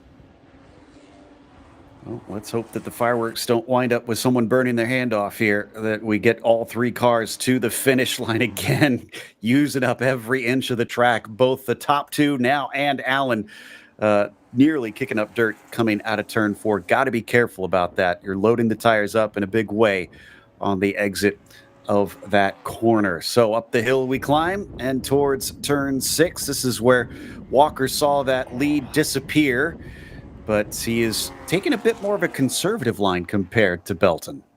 A little bit. I'm just noticing that these top 3 drivers, and really our yellow 206, is maximizing the track width here at Laguna Seca. And if you're going to be fast around this shorter technical circuit, you have to maximize the track width. I mean, look at that, all the way out on exit. At the apex, you're all over those curbs. Careful to avoid those yellow bread box curbs. But once again, here at turn number 11, all the way out, driver's right. And then I bet you on exit, they're even further over those exit curbs, trying to get the maximum amount of acceleration out onto the straightaway. Looking like Allen maybe a tad slow this time by. Yeah, he was definitely the slowest of the 3, as Alistair and Rob were 142.5 and 142.4 respectively. 143.2 for Hunter Allen. He's got to have to try and hustle a little bit more, or else those two will once again drop him. Maybe there was a momentary truce. Maybe that's what we're seeing, that they don't want to fight because they know that that'll bring a 3rd car into the mix. And when you're a racing car driver and you see some of these cars start to accelerate, run away from you, you think, oh, I got to try harder. I got to try harder. Oh, there's a little bit of a defensive move from our leader there as Rob took a look down the inside of turn number 5. But usually when you try harder, you start making more mistakes. Remember, these drivers have already been in these hot race cars for 20 minutes. Your brain needs to be switched on the entire time, as Belton flirting with the gravel on the outside of the track at 6. Like I said, he's definitely willing to get much closer to that edge and doesn't seem too afraid of it, but it hasn't helped him run away. That's the downside here. He's still got Rob just breathing down his neck. Really wide out of Belton once again on the exit of 9. Rob Walker maybe just a little bit tighter with the racing lines. And usually, if I'm trying to analyze something, if someone is a little bit cleaner, it usually means they've got a little bit more wiggle room, a little bit more extra performance to try to throw something up the outside or maybe be really aggressive into a brake zone. Usually the car that is overstepping the limits, they can make a mistake a little bit easier. It'll remain in line before things heat up too much. We're going to take a short break. We'll be back after these ads to bring you the thrilling conclusion of Sprint Race 2.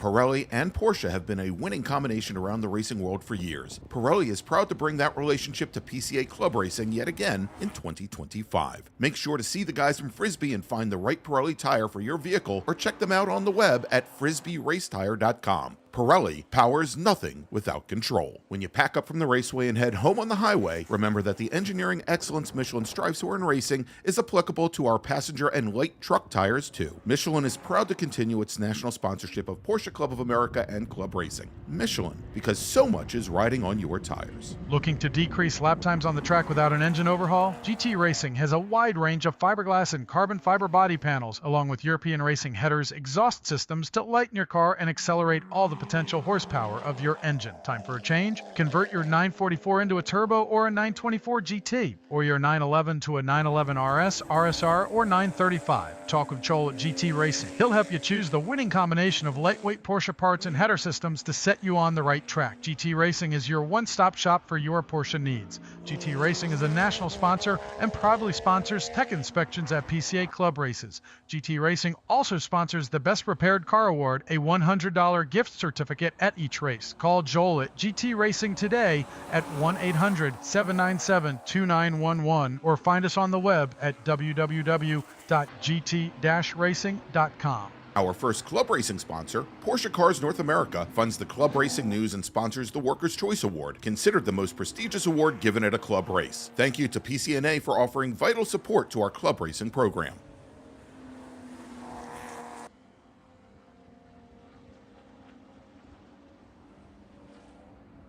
Welcome back. We're down to the final 9 minutes here at Laguna Seca. Belton leads Walker, leads Allen at the front of our spec Boxsters. And it has been stuck this way for some time, with that gap growing a little bit here and there. Allen seemingly unable to keep up the pace. But the real nail-biter has been for that lead. Can Rob Walker steal back that top spot? I get nervous every single time watching these leaders go through turn number 6. Obviously, they are plenty comfortable pushing it all the way out to driver's right. However, that's the fastest corner that we've got on this racetrack. And you, as well as I know, that if you do overstep that limit and you do drop tires into that right side, it can end in more than just tears. Yeah, you might have a repair bill on your hands. So you need to be very careful. How much do you want this win? We still have racing tomorrow to come too, so we can't forget that. You got to keep your machinery in good condition, and so you don't have to spend all night putting it back together. Now down to 7.5 minutes left to go. I think we can count Hunter Allen out of this race unless he starts to regain some serious ground here. There was a look up the inside by Rob Walker, but I didn't see him getting nearly close enough. I think that was just trying to get into the head of the 206. I'm with you that it's down to our front two, Belton and Walker. The biggest difference, if we're just going to be purely analytical, is that our front two are still setting fastest laps of the race. They are continuing to get faster. Unfortunately for that third place car, it's kind of hit that plateau, is doing lap times equal to his fastest, maybe just a couple tenths slower. So maybe just consolidating from here. He's got a massive gap back to Watkins, who at one point was with him, but it's now about 20 seconds behind for the 117. Still been a pretty good race there for Stephen Watkins, who has been had a fight earlier on in this session, but then just kind of wound up by himself after his rival wound up at the side of the road with some damage. Meanwhile, back through Rainy Curve once again. You can see just how much of a drop it is here. As up top you could see pretty far, but down here it is not a very far seen distance through the track. Coming into turn 11, and it is going to continue to be Belton leading over Walker to tick off the next lap as they continue to slip through the hourglass and the opportunities go away. At what point do we see Walker throw a little bit more at it? I think maybe 2 more laps, and then we'll really see kind of this battle start to ramp up. It was, call it the last lap and a half that everything kicked off in race number 1. And I do feel like the number 171, that purple machine in second place, does have the opportunity to maybe make a move on Alistair Belton, our leader, just like what we saw a little bit earlier. So 5.5 minutes. Does it happen on the last lap? Does he feel like he's got a little bit more pace to run away from that yellow number 206 if he makes that move? I don't think so. I think it's still going to come down to that last lap. Alternately, do you see that lapped car they're starting to quickly approach? That could be what Rob needs, but I feel like he's not really close enough right now. I think he needs to get a little bit tighter up to that 206 if he wants to try and capitalize on a little hiccup from Belton trying to overtake that car. But that all depends on where they catch that car, too.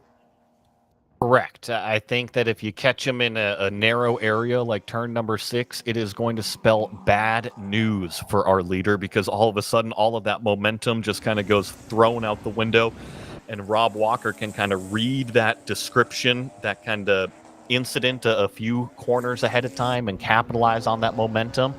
It's going to be difficult, and not only one car, but I think I just saw a second car on the front straightaway too. So call it 3 laps left, maybe 2 laps left.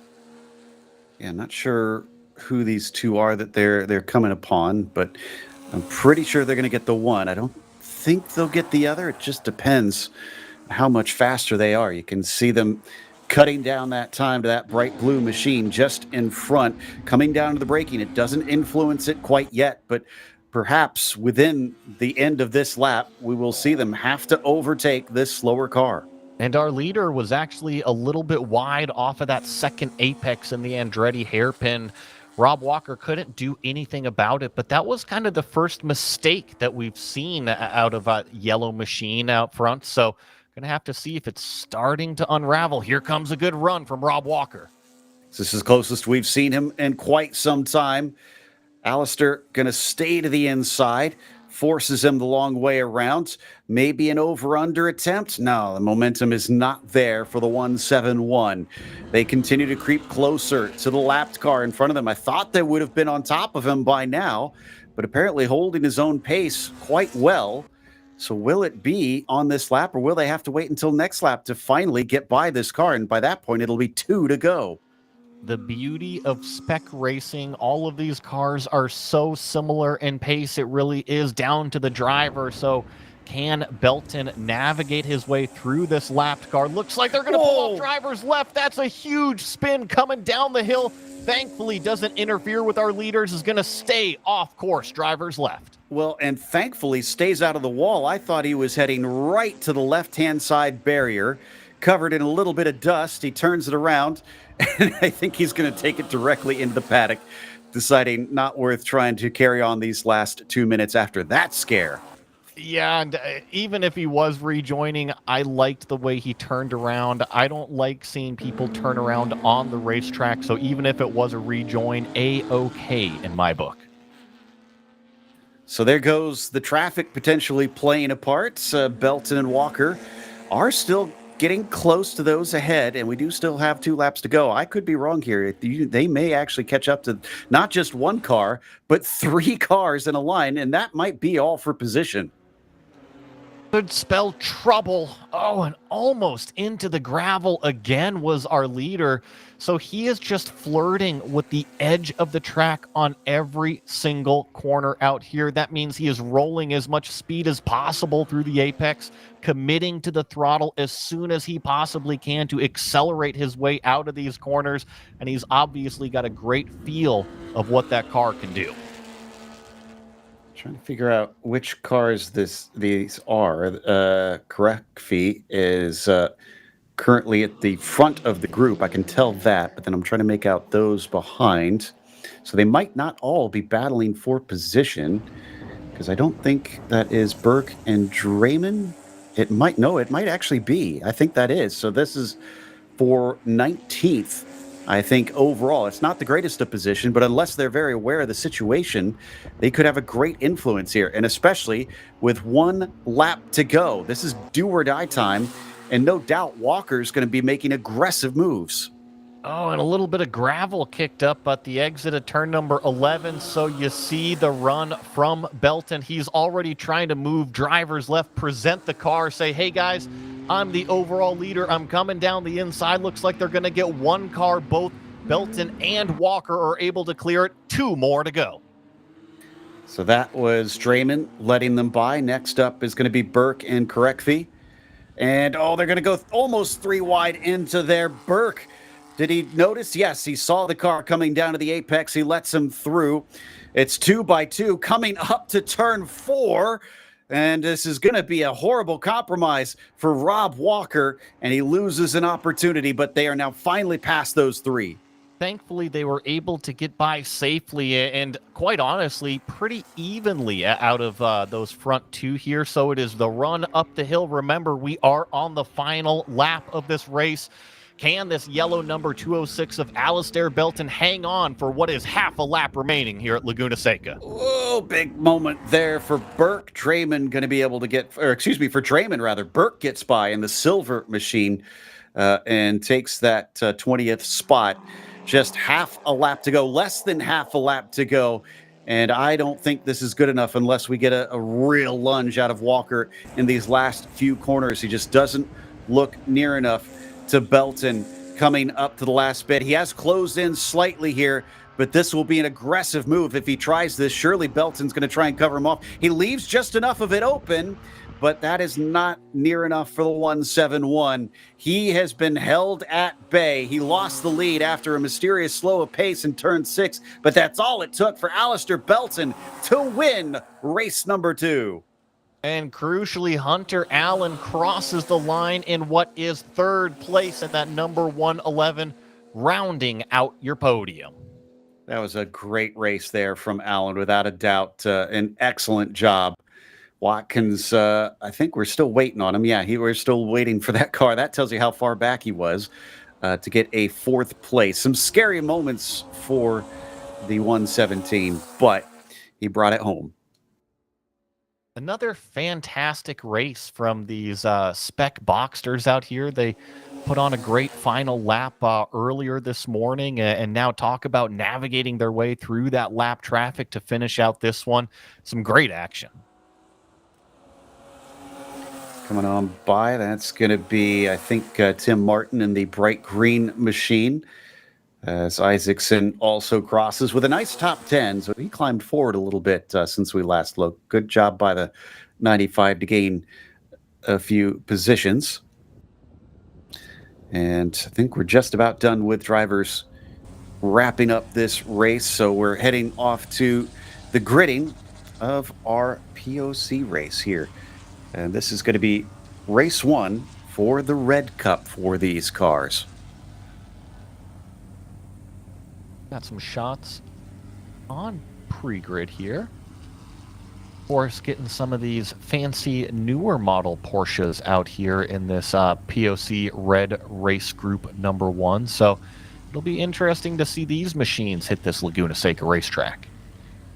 For sure. I think I've seen some pretty cool pedigree from a few cars on this grid, many having raced in Sprint Challenge as well. So yeah, they've obviously put them through the ringer before, but now they've been handed down to the likes of our drivers here in the POC, as Monsalve seems at peace with himself and ready to get out onto that track in that unmistakable green machine.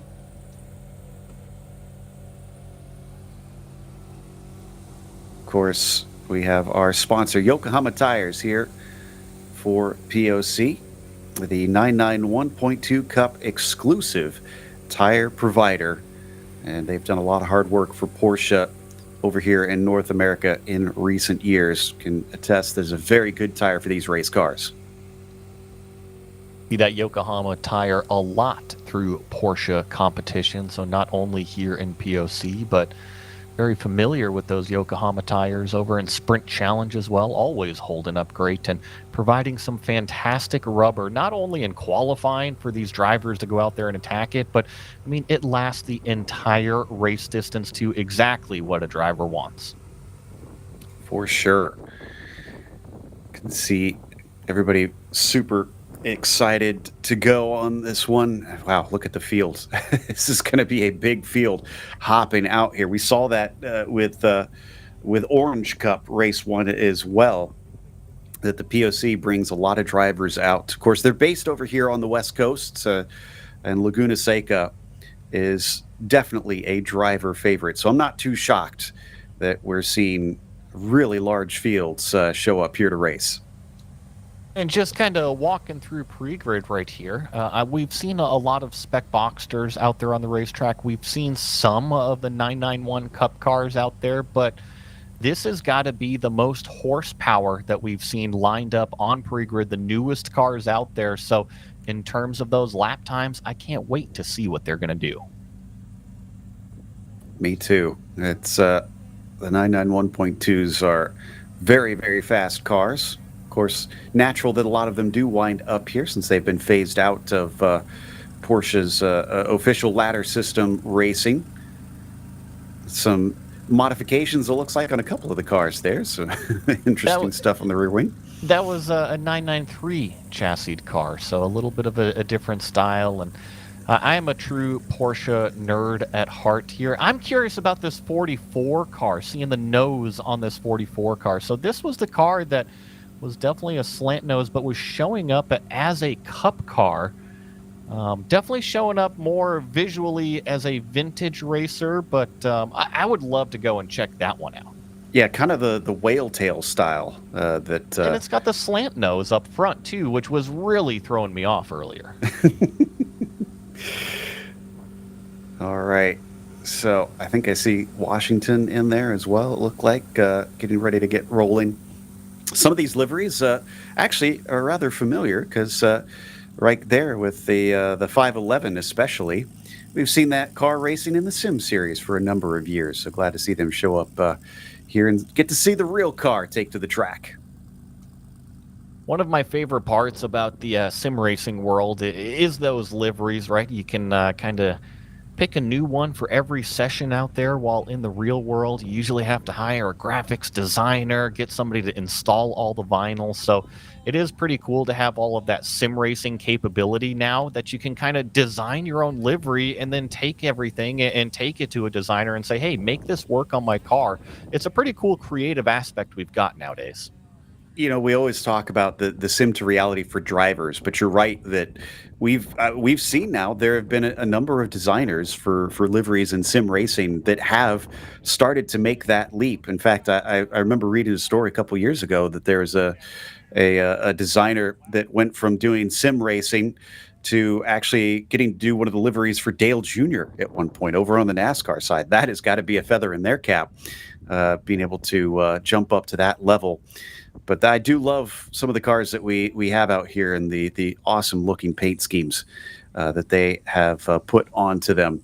So we just anxiously wait now at this stage for these cars to get out onto the racetrack. Now that we have finished our racing for PCA for the day, it is just now POC Red Cup Race 1, and then POC Orange Cup Race 2 will follow immediately after this. I think we're all just very patiently waiting right now to get these cars out onto the racetrack. I know that everybody is cleared off, and this is the reason why we are waiting to go back out on the racetrack. It seems like we had an incident towards the end of that previous race down there at turn number 9. So that must have been at the very, very end of the race because, yeah, they wouldn't have kept running it if that car was stopped out there. Looks like a pretty heavy hit, and I'm glad to say that seems to be the first of the day that is actually a serious accident that we've had. Everybody else, if we've had any offs, have been minor, and really the only one I can think of is that last race with a tire going down with one car going off. So yeah, it's good to see that the damage has been limited so far this weekend. I'm sure that the Laguna Seca crew will get that thing cleared up rather quickly, and we'll be going back to some good old-fashioned racing here on the track soon enough. And I'm with you. I think that last race, we finally started seeing some of the competitors push the limits that little bit more. Some of them started to overstep that limit. We saw a few spins, a few close calls, and unfortunately here at the end of it, one car did end up with some damage. It's going to break a few eggs sometimes to make these omelets. You just have to accept that from time to time. So we'll sit tight, and I'm sure they'll get the signal as soon as that track is ready. And then off we go for Red Cup race number 1 with some very, very fast cars out on the track. Definitely don't want anything to go wrong, because the faster the cars get, the more likely that damage can happen, because the barriers might be decently far away in places, but they aren't far away enough the faster you go that you couldn't wind up reaching them. Is that a flying lizard nod on that livery? It is. Yeah, it's probably a Flying Lizard campaigned car. So obviously we're used to Flying Lizard in the professional ranks of racing, but we got to remember they do maintain race cars. They help out club racing and whatnot, and especially up and down the West Coast. And if you hadn't noticed earlier, as we had mentioned earlier on today, this is the 70th anniversary for the Porsche Owners Club. Same thing with the Porsche Club of America. They're also celebrating its 70th anniversary this year as well. So it's basically a big birthday party for these two clubs. And a lot of people have turned out, and we'll see who gets to take some cake and blow out the candles. Is that a driver just making their way finally to the car there? It looked like riding the scooter. Very leisurely out there. I think that all of the drivers are actually inside the race cars right now, just kind of patiently waiting. But yes, I did see, we'll call it Scooter Man out there. I just noticed the race suit half down and the cool suit underneath, and I was like, I'm pretty sure that's a driver. Don't know if they're a skater boy. I can tell you that much. Oh, thank you very much, Joey. Coming close here to get a look at one of the liveries of our 991 cars, and just getting some nice ideas of the 214 and what they've done. This is one of the GMG racing cars. That's the tent that actually Kyle Washington, I mentioned a little bit earlier, races under. Seen them compete up in both the Porsche Sprint Challenge, GMG Racing, and they've even competed over in SRO as well. So that is a very big and talented group.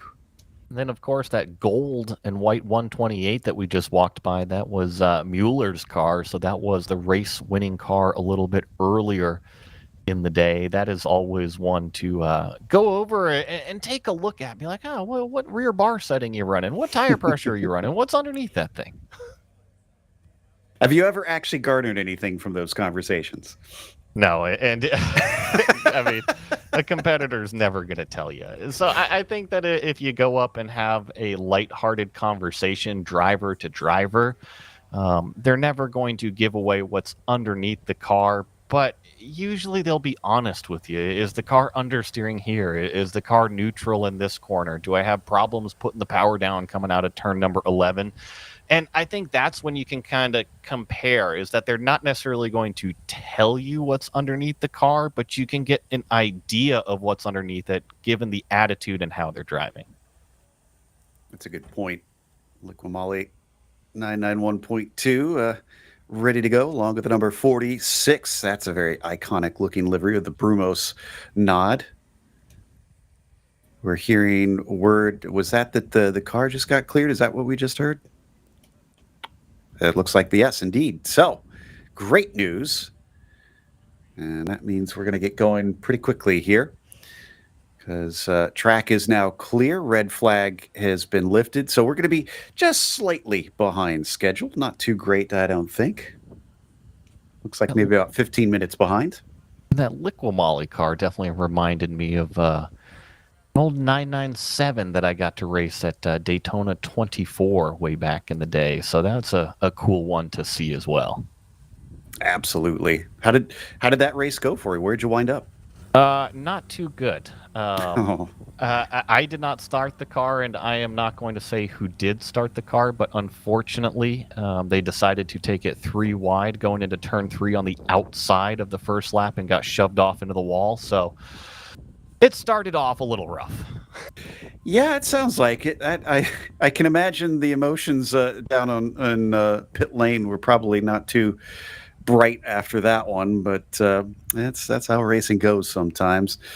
But again, just really enjoying the different liveries that we've got out here while we wait for them to get started on the first race of the weekend for the Red Cup. We've got a second race happening tomorrow for them, so there will be more on that. We'll have qualifying as well for both the Red Cup and the Orange Cup cars. But then the Orange also has a third race. In fact, that's going to close us out Sunday afternoon, so that'll be fun to witness. Joe, I've seen this move from this 336 before. This is when you're all lined up trying to zipper merge, and then one person always goes up to the front of the line, way out of order. What's he doing up there on pre-grid? Someone will pull halfway into the lane just kind of to block them after that, I'm sure. So, I find it interesting, the variety of exhausts, too. That's Laguna Seca. So we have sound decibel limits at Laguna Seca. And so what they're doing is they're pointing the exhaust away from where they're taking those sound decibel readings. I don't know where they have that equipment anymore. But I think I'm actually getting info. It's just after turn number 5 on driver's right-hand side of the track. So you'll see these exhaust pointed drivers left to kind of shoot the noise away from those decibel readings. Maybe get away with a little bit more power, but you got to remember here in Monterey, you're only allowed a certain number of weekends to exceed that decibel limit rating. I learned something new today. I knew about the decibel limit. I didn't know that there's a specific corner and would give us these sort of interesting modifications to the cars. Did like that we got another shot of the Mad Max number 23 out there. Definitely one of my favorites so far this weekend, the 636.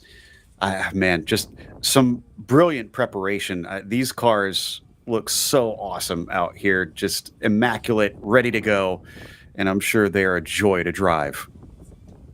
I'm sure they are a joy to drive. I would love to get behind the wheel of one of these newer, call it GT4s or GT3 Cup cars, and really see the performance difference. I think we're getting 3 minutes here on pre-grid, so just another few moments, and we'll get these cars rolling out. Like I had mentioned, the last Porsche race car that I got to drive was a Rolex GT spec 997 car, but that was before the GT3 homologation even came around, so it was truly a GT car. Yeah, it's easy to forget. I mean, it has been a minute now that GT3 has been around. It's become so pervasive that it was a bit of a Wild West situation before they really kind of wrangled things in and were able to. Well, they tried to cut down costs. I feel like the GT3s have kind of exploded a bit on that front, but they've reined them in a little bit on that front. Racing and cost cutting or trying to create budgets, it just doesn't happen. I think that you can kind of shift the tide a little bit, but ultimately somebody's going to want to win. Yeah, and they'll spend what it takes, even if it's a few $100,000 per half a tenth of a second to make yourself that little bit quicker out on the track. Can only imagine the nerves of the drivers having to sit now. What has been, let's see, what time are we at here? So now it's been an extra 20 minutes that they've been sitting and waiting. I will say that it's comfortable being inside of a race car. It was always my happy place. And so if you're strapped in tight into that harness, you've got your Hans on, as long as you've got your radio on for somebody to wake you up, I just usually let my head dangle, let the Hans catch it, and it's a nice little nap in there. I remember you telling me about that, and also saying that there were times you forgot to turn the radio down when you did that. Yeah, well, so usually as a driver, you've got the thing cranked up because you got your earbuds in and the race car engine as loud as it is inside the cockpit. And then when you got all of the cars off, you got to remember to turn down that volume or it'll blow out your eardrums. Keep seeing this Manny Ball peanut butter tequila, and I keep wondering, like, is there sort of like a peanut butter and jelly type drink that we could make? I mean, that sounds delicious to me. I'm picturing, you know how they get all crazy with those margaritas with like the beer dumped into them and everything? Does that one maybe come with like Reese's cups in the cup? Possibly. I thought you were going to say wine to mix with it, because that would be the grapes to go with the peanut butter. So we have disturbed our producers now behind the scenes. This has gone off the rails trying to kill time for this track stoppage, unfortunately. And that's a good sign. Just to save us, they have given the 2-minute warning. We're going racing soon. It can't come soon enough right now for us. So like you said, 2 minutes. The drivers are probably going to fire it up here in 1 more minute. I remember that if you leave these things idling for too long, you can actually kind of get the engines and everything up to a temperature that you don't want them to be at. So usually just kind of keep that thing shut down until 1 minute, fire it up, grab the gear, and get ready to go. A race car was not designed to sit stationary and running. It should be moving at pace if you want to keep those temperatures in the correct spot. That is for sure. And no wonder they do have to wait to try and fire up these engines. But I'm sure that is a joyful noise for anybody that loves racing, hearing the rumble of these Porsche machinery starting to come to life. 1 minute now left to go. Warning being given to the entire grid sitting here waiting in the paddock. They'll send them out onto the racetrack itself. They'll line up behind the safety car. We'll get our hopefully 1 lap of pacing, and then it is off to the races for 15 laps this time around for the Red Cup cars. Here they roll officially out of pre-grid and onto that racetrack. Have the grid coming up here shortly. I was going to do the math. 15 laps, I'll see exactly how long that's going to take us. Seen some information behind the scenes. I'm very excited if we could get shots of this. Apparently, Mike Monsalve might have a helmet cam for us. So not just an in-car. Oh, we're hearing maybe not yet. So maybe they're still working on it. I was getting all excited for that one. Actually, no, it sounds like we do have it, but it'll be later. So, all right, very cool. Let's go to our starting grid. For this one, James Safronis is going to be starting on pole. Bob Mueller is back again. He's going to be starting from second. Mike Monsalve, our camera guy, with third. Greg Gorski in P4. And then from there, you've got Nathan Johnson in fifth. Dwayne Selby will be starting in the sixth position. Boyce in seventh. Tom Mueller starting to his outside in eighth. Garrett Wessling in ninth spot. Then you've got Eric Aubers in P10. From there, in row six, Anna Predescu will be in 11th. Rennick Powley will be in 12th. Urs Gretner in 13th, followed by Daryl Troster in P14. Jeff Steinbach will be P15 today. You've got Gunter Inns to his outside of row 8. John Kalen in the 17th spot. Kyle Washington down in 18th today. Brett Caviglio in the 19th spot. Evan Gold will be starting next to him in the top 20. Paul Wren in 21st, and then John Heldman starting from the 22nd spot. David Fabi in the 23rd has Paul Barnes in the 24th position next to him. Then it's Jim Salzer in 25th and Brad Keegan in 26th spot. Ryder Liu is 27th, Darren Moore in 28th. The big field on this one. Andy Sloan 29th, and Mick Janishak will start from the 30th position. Then it's Jim Steedman 31st and Thomas Stone in 32nd. Rob Tchaikovsky in 33rd. Kelly Triboulet in the 34th spot. And that is your 34-car field. Big field out here racing. No doubt we will get some traffic even in this 15-lap race. 100% as we see the field coming downhill here. We'll see if we'll be able to get them all grouped up. I think we will, especially with how fast these Cup cars can kind of accelerate up to the back of the pack. And there we are coming up to turn number 10. A few more stragglers to complete our grid. Not sure if we're going to get to see the green flag unless they really hustle up there. We saw them delay it before, and we don't want a repeat of that. I can see, I think, Washington, and he was not at the back of the field. That's a lot of cars. That might just be, we might just have a different class actually here that is starting, but they are creeping up forward, getting ready for the start as we wait for these GT3 machines to accelerate away from the start line, getting them all bunched up into two beautiful columns here with James Sofronis at the front. There is the green flag. We accelerate down towards the braking of Andretti hairpin, and Sofronis is going to cover off Mueller, making sure that gold machine cannot snipe him at the start of this race. So hold on as we go three wide coming out the exit. Somehow everybody gives each other room on that narrow run out of Andretti. Oh, and then another little bit of a nervous moment, call it right in the middle of the field going into turn number 3, but I think everybody avoided any sort of contact with each other. And now James Sofronis leads our field into what is turn number 5. I did notice that Bob Mueller made a lunge down the inside of what was turn number 2, but James Sofronis had already covered him off. Nicely done. So up the hill towards turn 6 as we get the helmet cam. Look at this. This is what it's like to try and race in a Porsche. Coming up at 5th gear and slamming down through them at the braking for the corkscrew. Does a nice job keeping it nice and steady through that portion, and then it's back through Rainy Curve once again to complete the first lap of the race. Really fast sweeping turn number 10 here. You saw just barely click it down into 3rd gear, immediately back up to 4th. Turn number 11 should be all the way down into 1st, so click it down 3. Oh, nice run coming out of the corner exit here. Might be an opportunity going into turn number 2. And Salve looking at 2nd place, actually. This is Sofronis just in front of him, so this has been a great start. I think he started from 5th position, and he tries to go down the inside. He's been given space by James, but there's not enough room to actually stick the car in.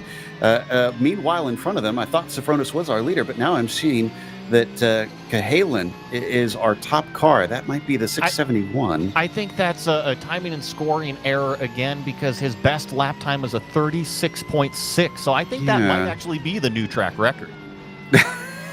Beats that 38 that we saw from before. Yeah. So that's the question, because I'm seeing Monsalve. This is the 128 directly in front of us here. At least on the bumper, it shows the 128. Okay, so yeah, that is a timing and scoring problem. So he is still in 5th. He did not make up those good inroads. Good catch on that, Joey, seeing which car we got. Now we come up to the corkscrew here and accelerate our way down. This is a tricky section of the racetrack. You see the driver really have to feather the throttle, combine that with the slower car off a driver's left.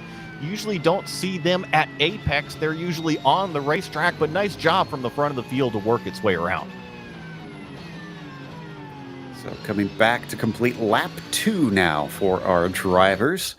Sofronis still being scored as our leader, and it looks like, yeah, that is the case at this stage. That is Mueller in the gold car behind him, so we're sure of that one.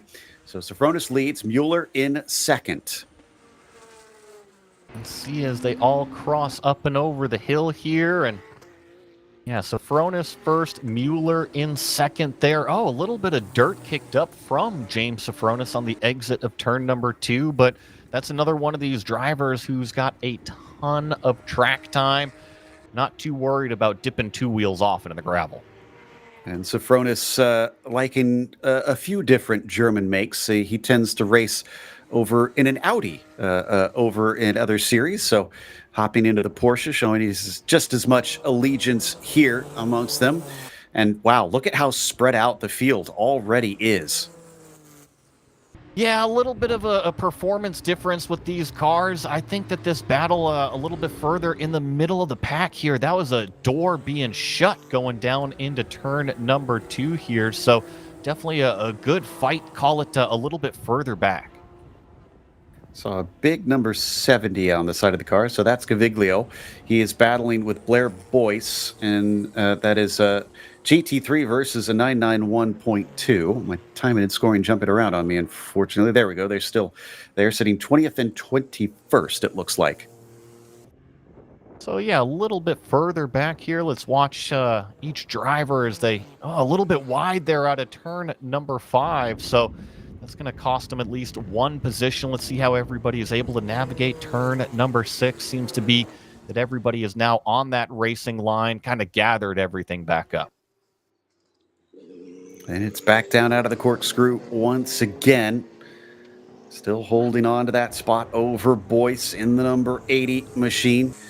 And of course, looks like that's Paul Barnes, I think, of the 197 behind them. Your favorite, Joey, trying to play catch-up. Whoa, we had a safety vehicle on track, 2 of them. So are we under full course yellow?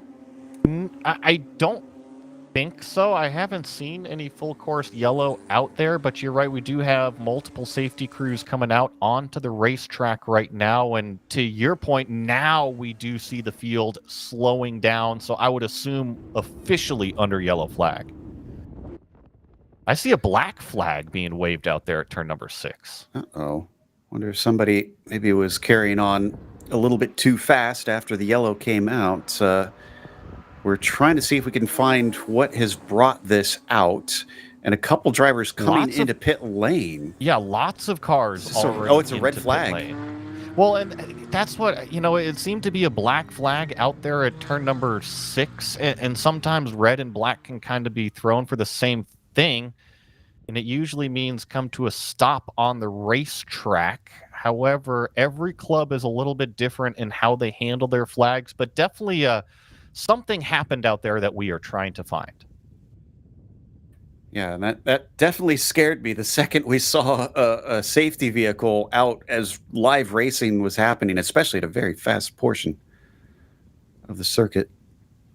So we are getting word that there may be a car that is potentially stopped between turns 5 and 6 on the inside of the circuit.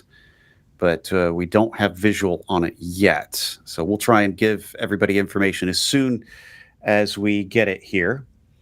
This is a bit unfortunate because this was already delayed, and I guess we might as well mention that while we don't have official confirmation, but it does appear that race number 2 on the Orange Cup will be pushed to tomorrow because of this delay. And this seems like this red flag will also force that even for sure over to that next day. So we'll sit tight, hopefully get some information, and also crossing fingers that all the drivers are okay out there.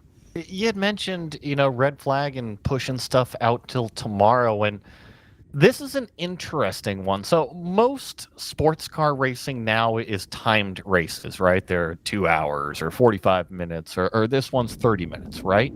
And when we have a red flag, or I should say this one's 15 laps, and when we have a red flag, usually the clock keeps going. But in this case, it is a lapped race. So we have stopped doing the laps. Does it transfer over into the next race? Let's say if it gets delayed too far today, or is this simply a shortened race? That's a good question. And we've also got an odd mix of some cars are in pit lane, other cars are stopped out on track. Okay. I think that's all right. So red flag and black flag, every club has a slightly different rule, and some of them require you to stop on track. Some of them want you to bring it back to pit lane. So I wouldn't be too worried about that one. So that's end session. Oh, okay. I thought got a that touch was screen. Yeah, and gloves that work with the touch screen too. That's kind of interesting. Maybe you need like a little video game up there. Put an iPad up there for these sort of situations. That is cool. So we'll take a quick break though while we try to gather up what we can. So stick around during this red flag. We'll be back in a moment for more coverage.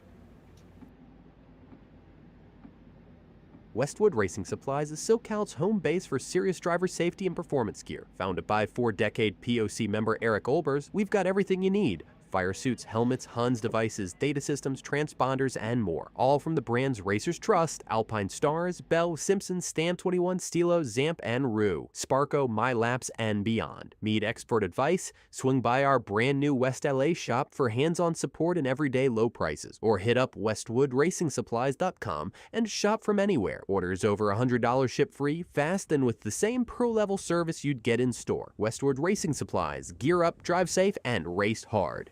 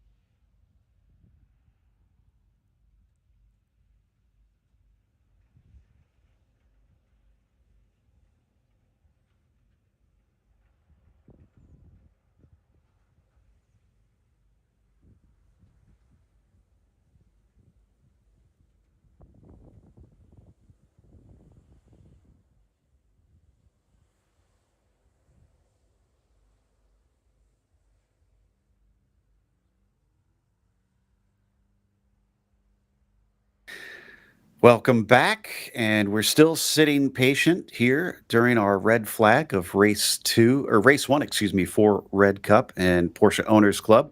Here at Laguna Seca, I'm Joe Peak with Joey Atterbury.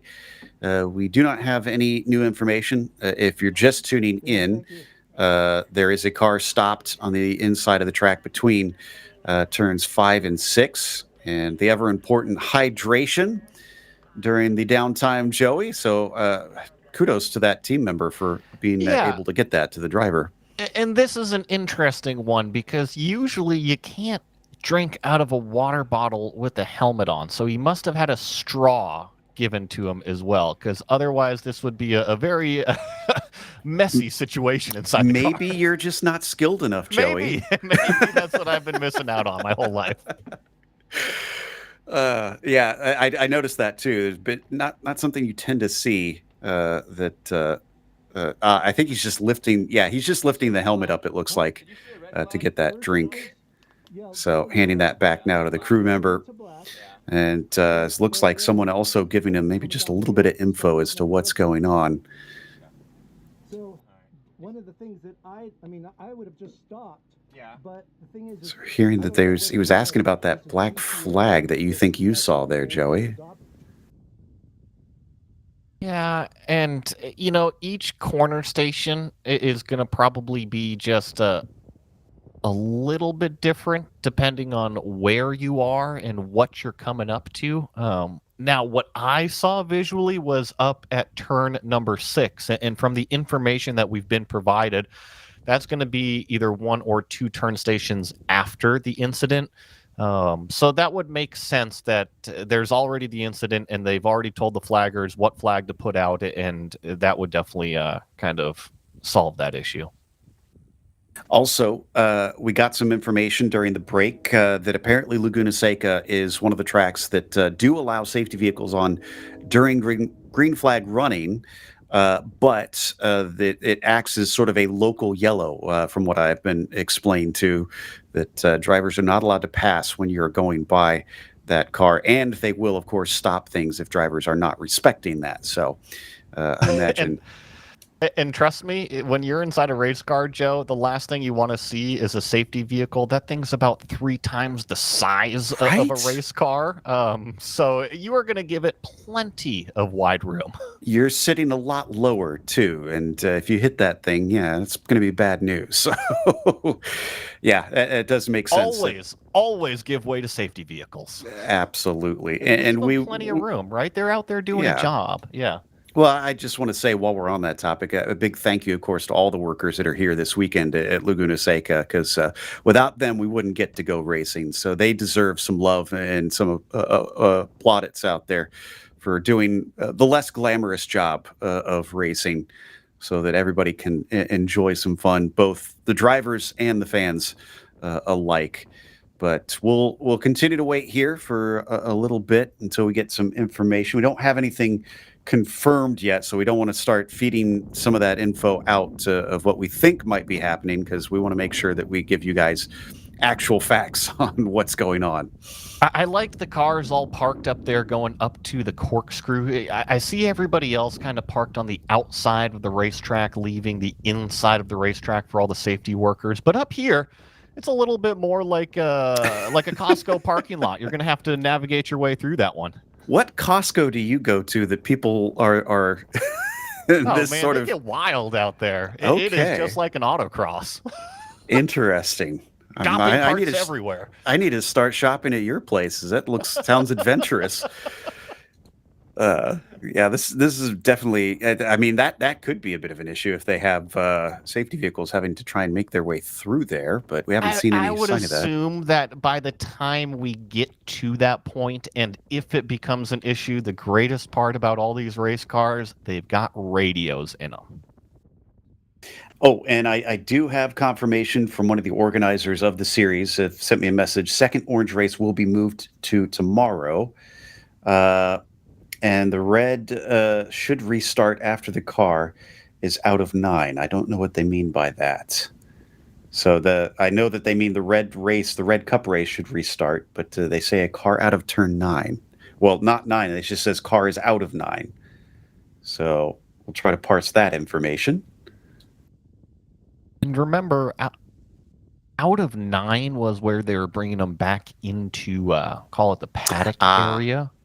I get that's it now. the early road off the racetrack.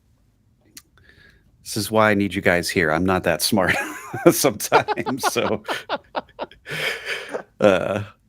glad we got that cleared up. And yeah, man, we're still so early in this one. 12 laps to go. We're seeing. Wasn't that at 9 laps to go though earlier? Did we reset that? Okay, we're hearing yes, it was. So we'll get that fixed later on. However, I'm gonna make us even more confused here. I only see that these cars have completed 3 laps, which would mean 12 laps to go. 12 to go. Clear as mud, Joey, as always. I think what might have happened is our POC Orange race number 1 was 13 laps a little bit earlier in the day, while this race is 15 laps. So we've reset. Yeah, okay. So we're now we're on the ball. Now we've got things good. There goes that loader in the background that we saw a little bit earlier. Okay. I think that's a different one. Is it? Okay. I think that one's a tire hauler. See the big old front end loader. Yeah. Well, I thought that's what we had out there before. Is it not? Oh, well, I'm hearing it was on track. So, yeah, I'm wrong.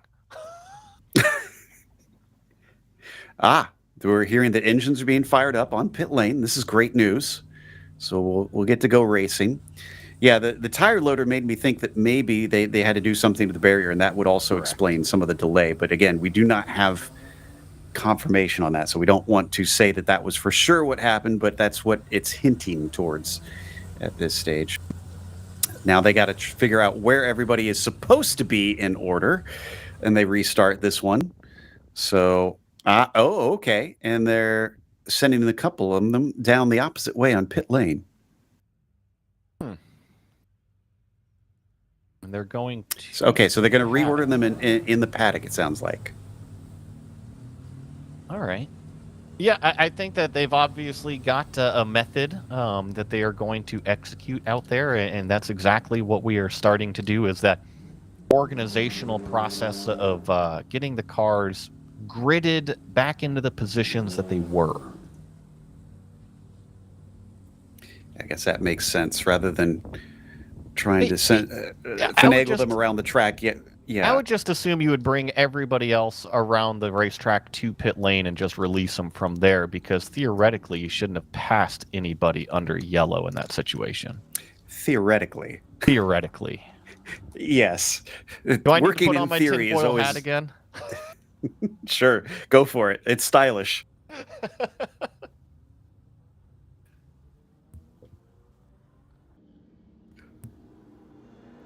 So we're hearing there is still a black flag out there somewhere. So is that playing into part of this?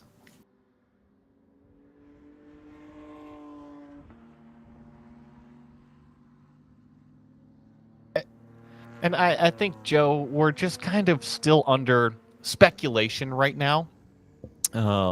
Seems like we're getting all of these cars fired back up and at least returning to the paddock. Haven't gotten any shots of if the barrier is too damaged to be fixed right now, or if we're going to be going back racing. That would be a big hit if that was the case. Yes and no. So the thing with safety is that if a car hits in one area, a second car can come and hit in the exact same spot. So if you have to move those concrete walls, and if there's a leading edge out there, let's say it's not a tire wall that needs to be moved. If it's a concrete wall, it may need some alignment later on in the row or earlier in the row in order for the repairs to be 100% effective and safe, right? We can't just put something out there. It has to be safe. Yeah, so you're saying moving the tires is one thing, but having the equipment to move the concrete might be a little bit too time consuming here is what. Yeah, and we just got confirmation they have canceled the remainder of the race. Very unfortunate, but like we keep saying, safety comes first out here. Yeah, and just what I'm thinking, granted, this is not 100% information. It's just that if you get a big hit in that concrete, it might not just be that one section of concrete wall. It might be later on down that row that it's actually kind of trickled down that damage to. All right. Well, not the way that we wanted to end today, but that happens sometimes. Can't thank everybody enough for tuning in today. And thank you, of course, to our team behind the scenes, as well as you for coming and joining me today here, Joey. At least we did get some really good racing in. We saw fantastic racing, and for everybody out there listening, I hope I didn't go off the rails too much here in the last half hour trying to come up with some stuff to talk about. I can't wait to see what Sunday brings us here at Laguna Seca. With that, a big thank you to everybody involved for this week, and we've got more coming tomorrow.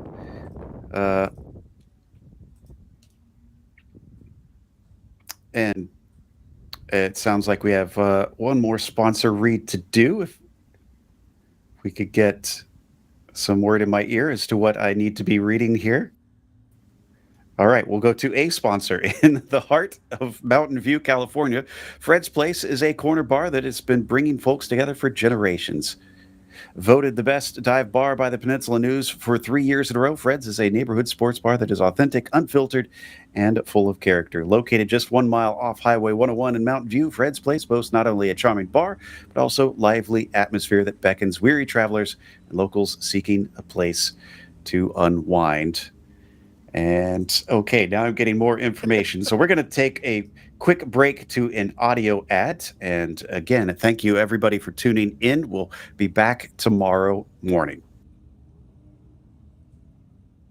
Westwood Racing Supplies is SoCal's home base for serious driver safety and performance gear. Founded by 4-decade POC member Eric Olbers, we've got everything you need. Fire suits, helmets, Huns devices, data systems, transponders, and more. All from the brands Racers Trust, Alpine Stars, Bell, Simpson, Stam 21, Stilo, Zamp, and Rue, Sparco, MyLaps, and beyond. Need expert advice? Swing by our brand new West LA shop for hands-on support and everyday low prices. Or hit up westwoodracingsupplies.com and shop from anywhere. Orders over $100 ship free, fast, and with the same pro-level service you'd get in store. Westwood Racing Supplies. Gear up, drive safe, and race hard.